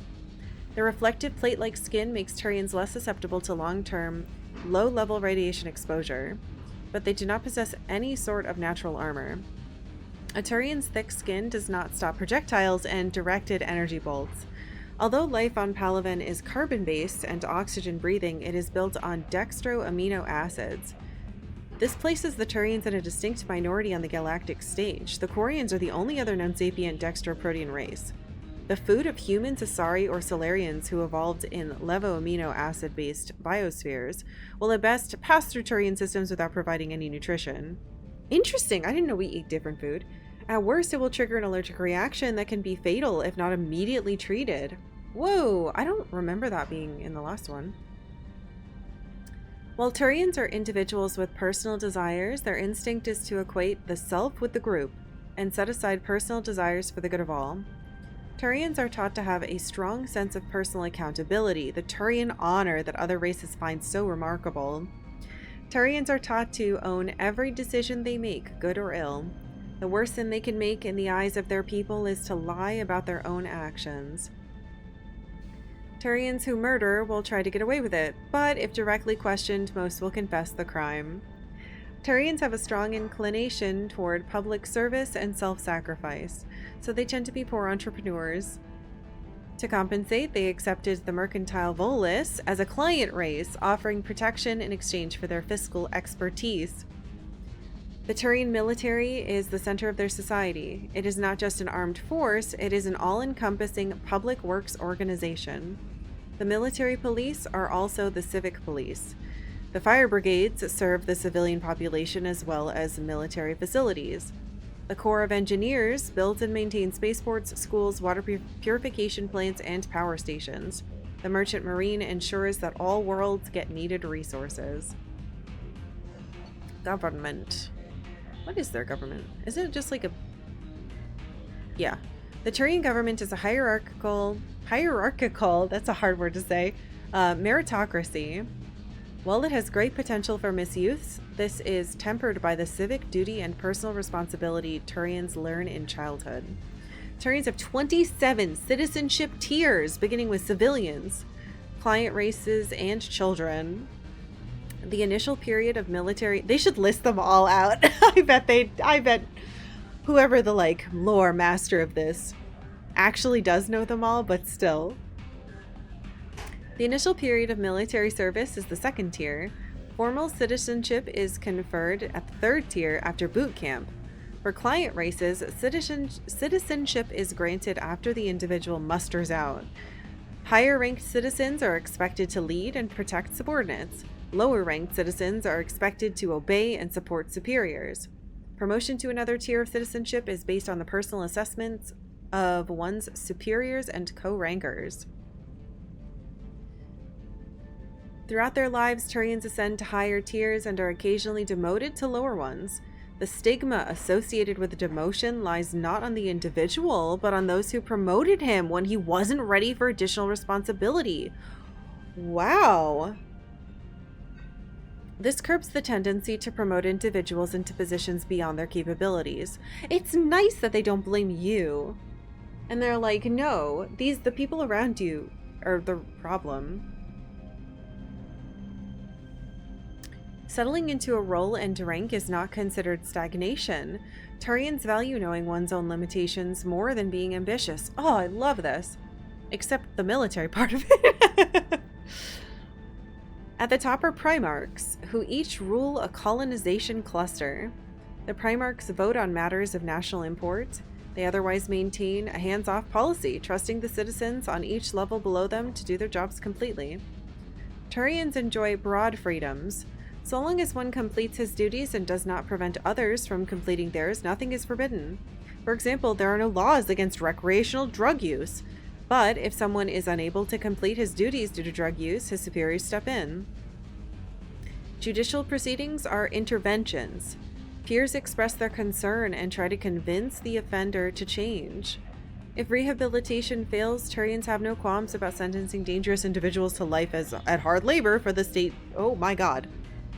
Wait, what? Why does it just say state period space CERN and try to convince the offender to change? What? It's a chunk of the paragraph is duplicated. That's so funny. Guys, I found a bug. Military doctrine. I want to know why there aren't any girls.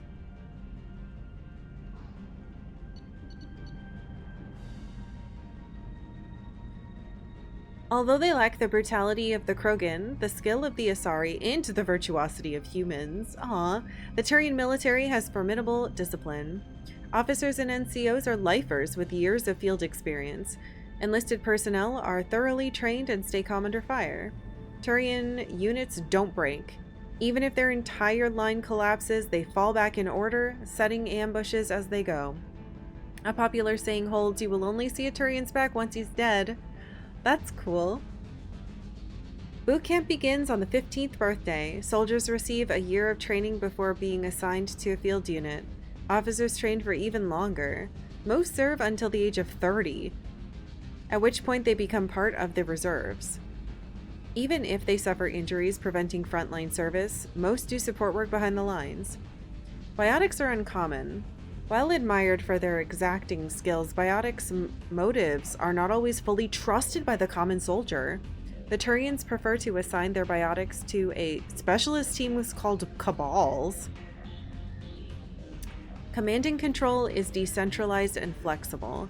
Individual squads can call for artillery and air support. They make extensive use of combat drones for light duties and practice combined arms. Infantry operates with armor, supported by overhead gunships. Strategically, they are methodical and patient and dislike risky operations. Tradition is important. Each legion has a full-time staff of historians who chronicle its battle honors in detail. The oldest have records dating back to the Turian Iron Age. If a legion is destroyed in battle, it is reconstituted rather than replaced. Wow! The Turians recruit auxiliary units from conquered or absorbed minor races.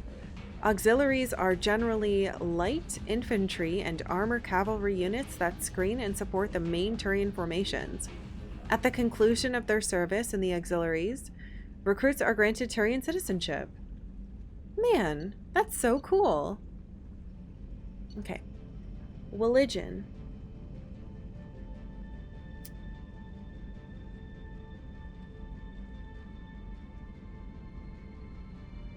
I'm digging the way the Turians organize their society. anytime it's some type of like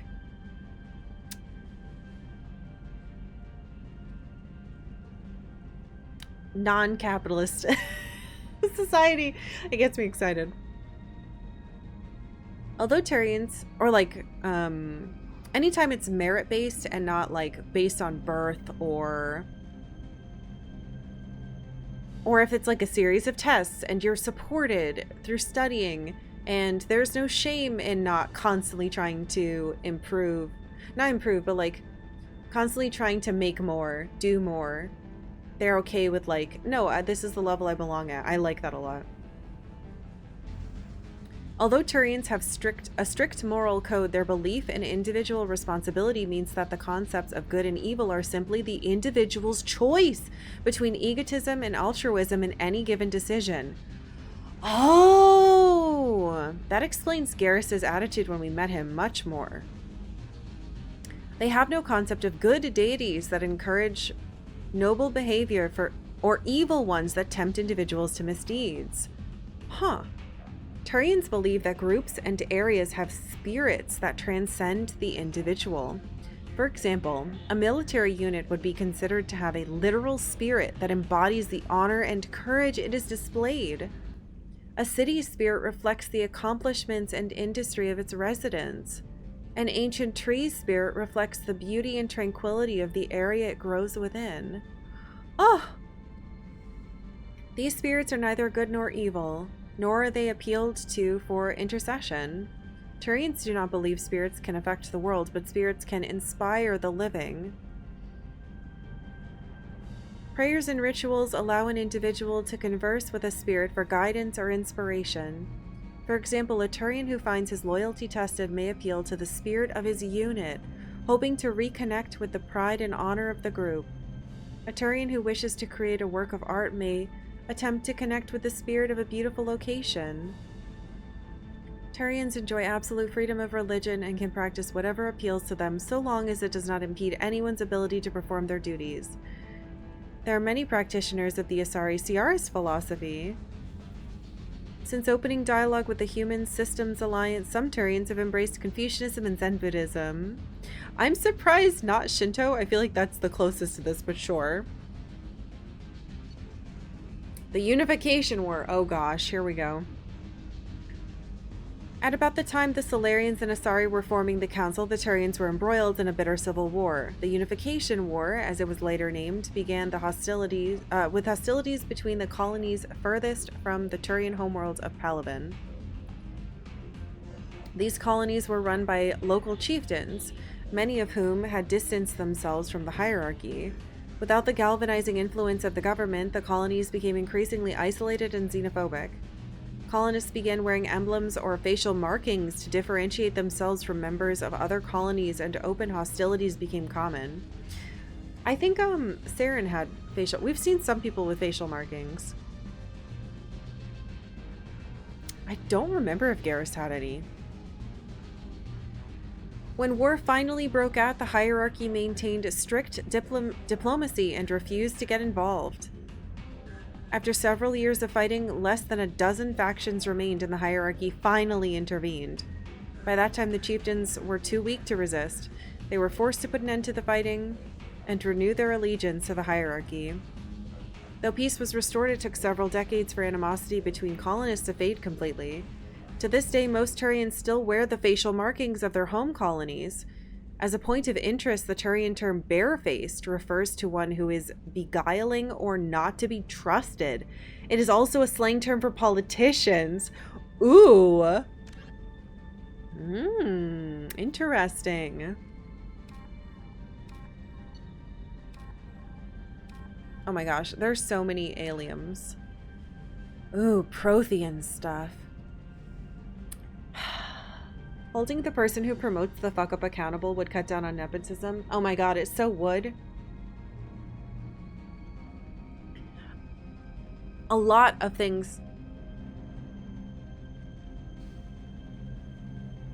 I like how futuristic everything feels as far as the way gender and religion and politics and I guess rank is handled in so many of the worlds.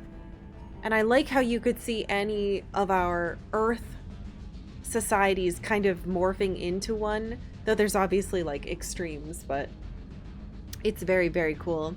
I truly think that the world building of Mass Effect is the best I've ever seen. And we're only a game and a smidgen in. It's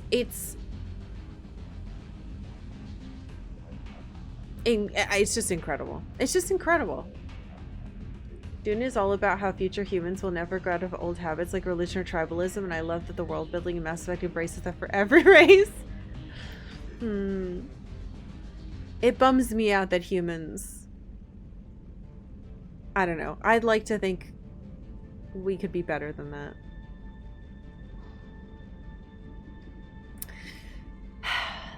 I will also say, I think it's interesting that in a game with so many incredible races, it isn't like a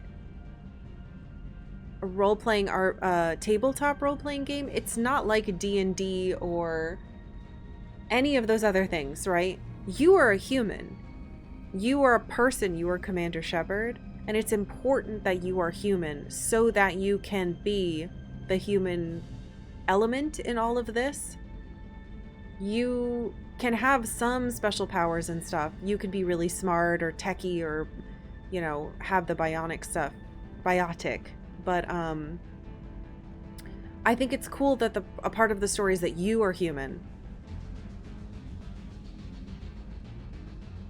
I don't know, it just makes it feel special. Anyway.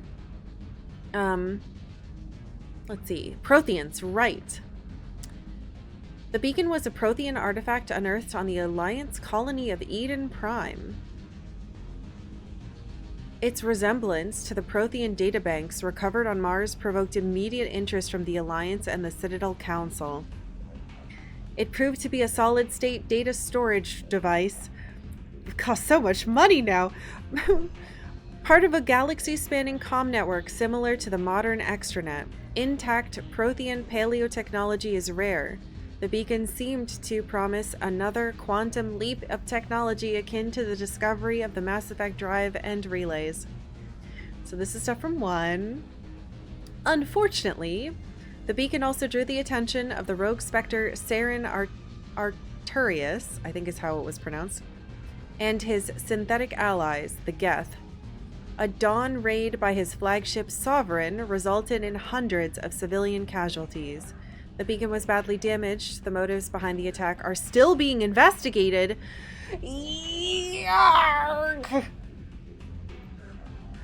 Oh, you buttholes. Fine. Whatever. Don't listen to anything I fucking say. I saved all of you, though.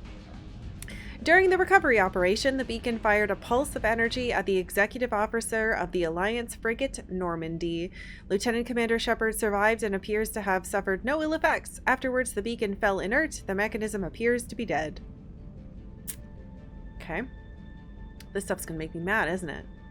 So this is like... the information in the Codex is... what the... maybe, I mean, this might just be information that Spectres are allowed to have, but it's still like edited edited information. Okay. The Prothean beacon downloaded its knowledge into Commander Shepard on Eden Prime, causing confusing dreams and visions. While the imagery is becoming clearer with time, the meaning of the beacon communication remains elusive. It has been suggested that Prothean data recording is highly dependent on a certain point of view, what Carl Jung described as the collective unconscious.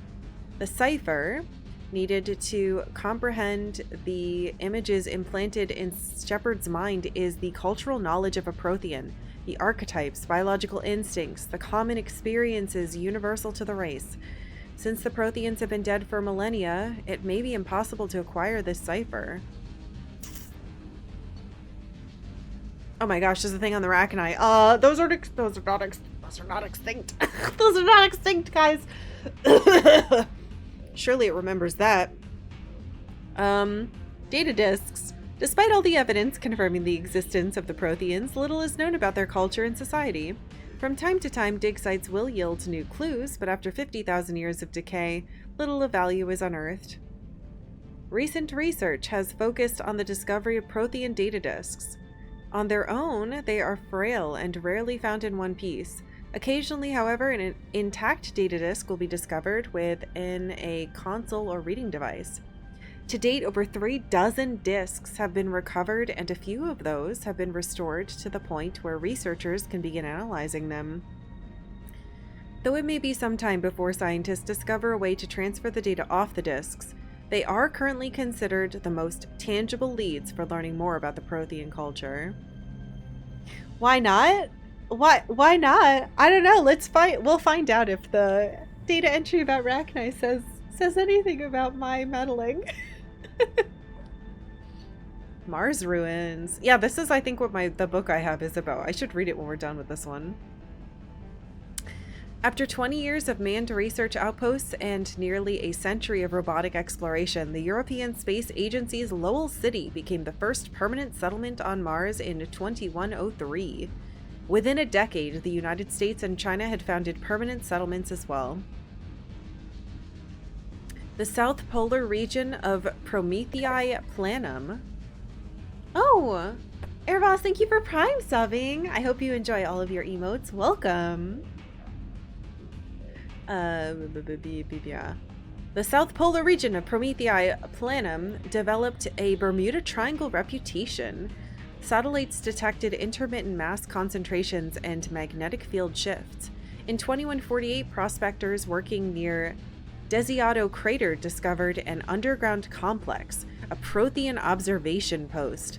The odd phenomena were generated by the operation and discharge of a mass effect core, struggling to function despite 50 millennia of neglect. You forgot to cancel your free Amazon Prime trial. Oh, well, hopefully you remember now. Earth was electrified by the news. Humanity was unequivocally not alone. While courts battled over who owned the ruins, the international scientific community coordinated a massive effort to access, translate, and interpret the databanks recovered from the facility. Fingers crossed the Artemis crew goes up there in like 20 years. New Artemis mission! I know we're gonna get up there. That's the goal.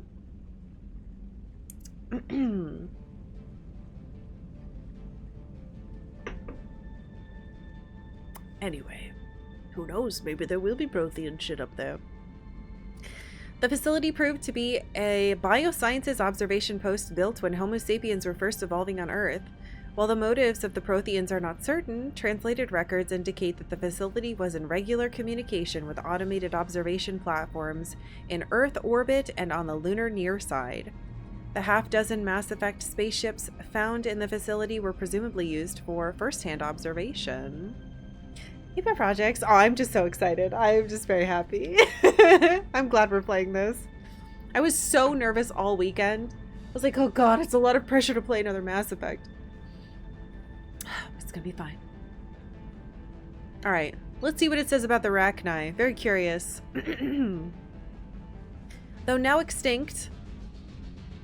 Okay, so they don't know.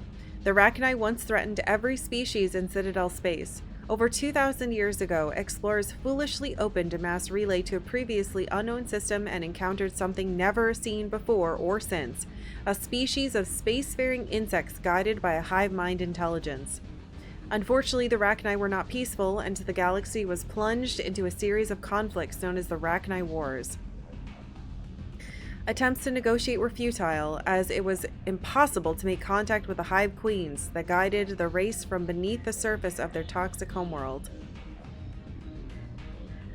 The emergence of the Krogan ended the Rachni Wars. Bred to survive the harshest environments, the Krogan were able to strike at the Queens in their lairs and reclaim conquered Council worlds. But when the Krogan fleets pressed them back into their homeworld, the Rachni refused to surrender and the Krogan eradicated them from the galaxy. Not true! Wrong! But it's fine, it's fine. We want the universe to think this. Because otherwise they'll go hunt down the the one that we helped. And her babies. Anyway, none of that matters. It's interesting, though, that nobody knows. Probably a good thing. What? Oh. Yeah. Alright, what were we... Oh my gosh, we probably have so much to read. Ooh, why does it start with interesting? It's starting with the Geth. Geth armatures. Armatures are quadrupled, all-terrain, heavy, what the fuck, weapons platforms akin to the armored fighting vehicles of other races. Oh, I think we fought it with the giant ones. Geth being synthetic intelligences, armatures are not crewed vehicles, but intelligent entities capable of independent decision-making and learning. Armatures are equipped with heavy kinetic barriers. Their main cannon mounted on... Yeah, I remember. We'd have to, like, drive up to them, and they'd, like, be booping at us. Their main cannon mounted on the articulated head turret appears to be a highly efficient conventional mass accelerator. It is capable of firing in anti-personnel and anti-tank modes. Some armatures carry drones into battle, presumably for reconnaissance purposes. Others host a swarm of insect-sized repair microbots. Keepers! Ooh. Though they're kind of like... Anyway, when the Asari discovered the Citadel, they also discovered the Keepers, a docile, multi-limbed insect race that seemingly exists only to maintain and repair the great Prothean station. No. Early attempts to communicate with or study the Keepers were failures, and it is now illegal to interfere with or impede Keeper activity, even though I touched all of them. Because they are completely non-threatening, Keepers have become virtually invisible to everyone else. Similarly, they seem indifferent to other species, except for their tendency to help new arrivals integrate themselves into the Citadel. No matter how many Keepers die due to old age, violence, or accident, they maintain a constant number. No one has discovered the source of new Keepers, but some hypothesize they are genetic constructs, biological androids created somewhere deep within the inaccessible core of the Citadel itself.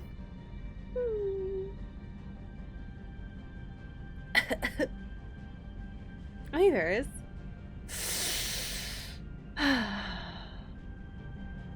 I assume it'll be called something different than Artemis? Oh, when they go to Mars? No, yeah, maybe. I mean, the stuff we were just reading about was the stuff I think they found specifically on the moon, though.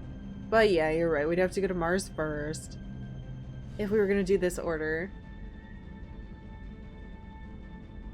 Yeah, I would like it to be NASA only, though I know there's bits from... Him. Alright, Krogans. I think we should have time to read all this stuff about Krogans, maybe. I really love Rex, so... The Krogan evolved in a lethal ecology over millions of years. The Grimm struggled to survive larger predators, virulent disease, and resource scarcity on their homeworld, Tachanka, turned to the lizards into quintessential survivors. Oh, it calls them lizards! Alright, I guess I can't call him a frog. Perhaps the most telling indicator of Tachanka's lethality is the Krogan eyes. Although they are a predator species by any standard definition, their eyes evolved to be wide-set. As an Earth prey species like deer and cattle, Krogan eyes have a 240-degree arc of vision, better suited for spotting enemies sneaking up on them than for pursuit. Physically, the Krogan are nigh indestructible, with a tough hide impervious to any melee weapon short of a molecular blade. While they feel pain, it does not affect their ability to concentrate. Oh, that's cool. They have multiple functioning examples of all major organs, and can often survive the loss of one or two of any type. Rather than a nervous system, they have an electrically conductive second circulatory system. A Krogan can never be paralyzed. I guess I was holding that one with stasis. I was like, I'm pretty sure in that weird bugged cutscene we got. Whatever. They may lose some of its fluid, but it can be replaced by the body in time. A hump on the Krogan's back stores water and fats that help the Krogan survive lean times. Large humps are a point of pride. Being well fed implies the Krogan is a superior predator. Yes, we want fat lizards. The most widely known biological feature of the Krogan is their incredible birth rate and rapid maturity. Once freed from the hostile cauldron of Tachanka, the Krogan population swelled into a numberless horde. Only the Genophage kept them from outbreeding the combined council races. Now the rare Krogan females capable of bringing a child to term are treated like strategic resources. Warlords will trade them at diplomacy or more frequently fight wars over them. Culture. The harsh Krogan homeworld conditioned the Krogan psychology for toughness, just as it did the body. Krogan have always had a tendency to be selfish, unsympathetic, and blunt. They respect strength and self-reliance and are neither surprised nor offended by treachery. The weak and selfless do not live long. In their culture, looking out for number one is simply a matter of course.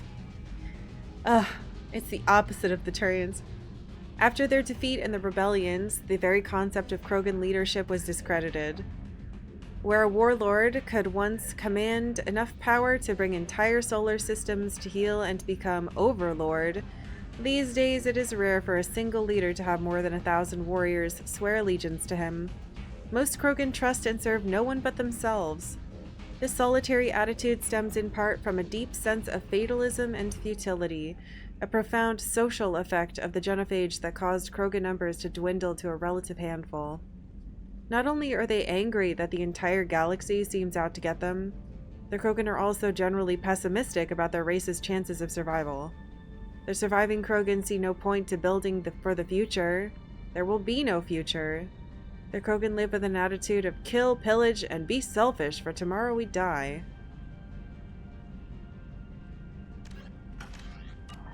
Ooh. I want to change the music. Touch.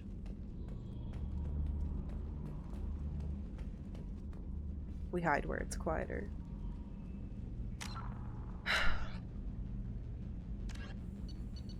Krogan Genophage. I don't want to read this.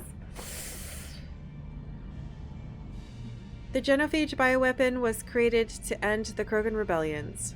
From the start, the Krogan had overwhelmed the Council.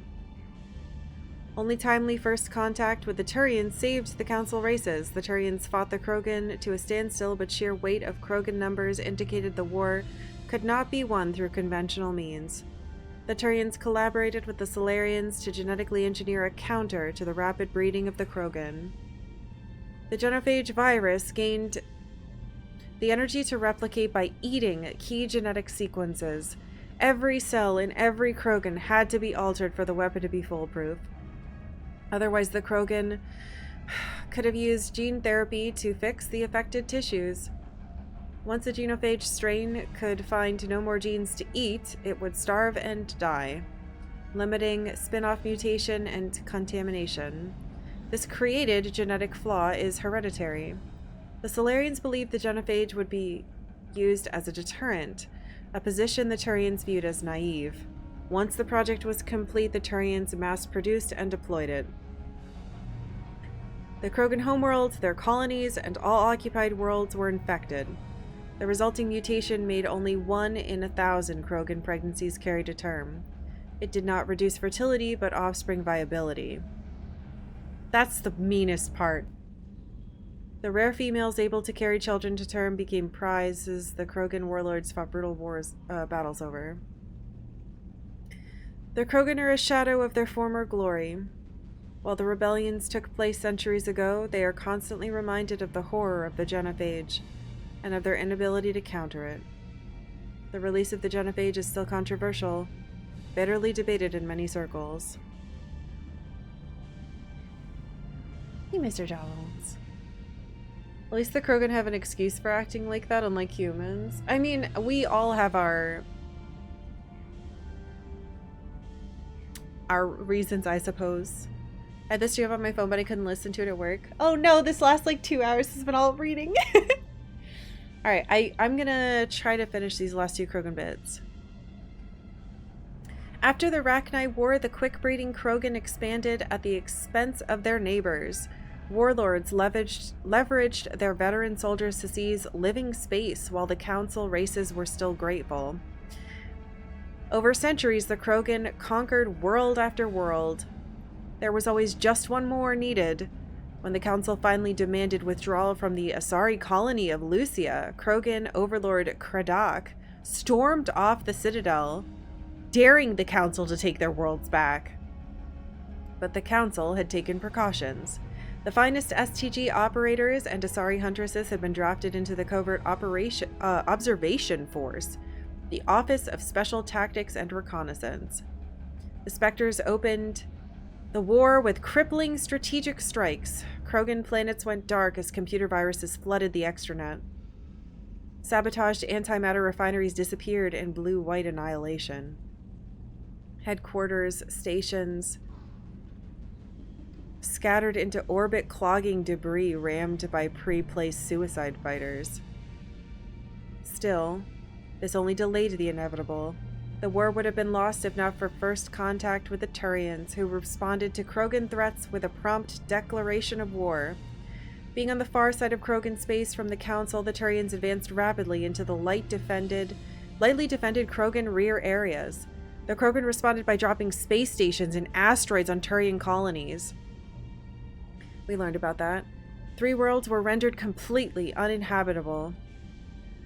This was precisely the wrong approach to take with the Turians. Each is first and foremost a public servant willing to risk his life to protect his comrades. Rather than increasing public war weariness, Krogan tactics stiffened Turian resolve. The arrival of Turian task forces saved many worlds from the warlords' marauding fleets, but it took development of the genophage bioweapon to end the war. There were decades of unrest afterwards. Rogue warlords and holdout groups of insurgents refused to surrender or disappeared into the frontier system to become pirates. Traditional Krogan tactics were built on attritional mass unit warfare. Equipped with cheap, rugged gear, troop formations were powerful but inflexible. Command and control was very centralized. Soldiers in the field who saw a target contacted their commanders behind the lines to arrange fire support. Since the genophage, the Krogan can no longer afford the casualties of the old horde attacks. The battle masters are a match for any 10 soldiers of another species. To a battle master, killing is a science. They focus on developing a clean, brute force economy of motion that exploits their brutal strength to incapacitate enemies with a swift single blow of overwhelming power, which you know when you watch Rex charge into an enemy. This change of focus from mass unit warfare to maximal efficiency has increased employment demand in the fields of security and muscle for hire. Due to the unsavory reputation of Krogan, most of the jobs are on the far side of the law. Battlemasters are not spit and polish, but they do believe in being well armed and equipped, preferably with a gun for each limb. They are callous and brutal, but methodical and disciplined. They use any means at their disposal to achieve their goals, no matter how reprehensible. Hostage-taking and genocide are acceptable means to ensure a quiet occupation with few Krogan casualties. The Krogan serving with Saren's forces appear to be returning to the old style of mass attritional combat. They also work in close cooperation with supporting Geth units, who fill the role occupied by combat drones in other armies. Are they still hanging around? Biotics are rare among the Krogan. Those that exist are viewed with suspicion and fear. The Krogan see this aura of fear as a useful quality for an officer and often promote them. Combat drones and other high-tech equipment are likewise in short supply. Ugh. Okay. It is exactly 6 o'clock. Good job, everyone.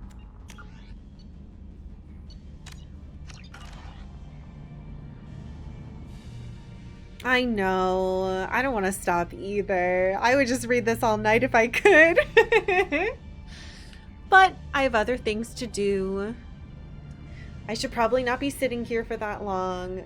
Yarg. And we can get prepared for tomorrow's stream. So, thank you all for being here. I hope you enjoyed day 1 of Mass Effect 2. I will be back tomorrow at noon Pacific time if you'd like to join us. I think we're going to read all the codex entries before we go to where we're supposed to go. I am very tempted to go to the Citadel first, but they were very encouraging that I should go get Morden instead. So we'll see how that is. Reading Rainbow Mass Effect Edition. You'll be back for another 7-hour stream in about an hour now. I'll rest my voice. It'll be good. And then the game will let me catch fish, right? I'll tell you, I'll be very honest. I had no idea there was fishing in this. So if there is, I'll be very excited. Looking forward to the 20-part audiobook. If anyone works for a publisher and they'd like me to read a book, I would love to be an audiobook reader, but I think I'd probably be quite wretched at it. I don't know. I think it'd be really fun. I do listen to a lot of audiobooks, so maybe I wouldn't be terrible at it. A book. I pronounce too many words stupidly for fun. No one will hire me. All right. I have to make sure I have another notebook because we're probably going to fill this one. All right. Thank you guys for being here. I hope you have a wonderful night, and I hope to see you all tomorrow.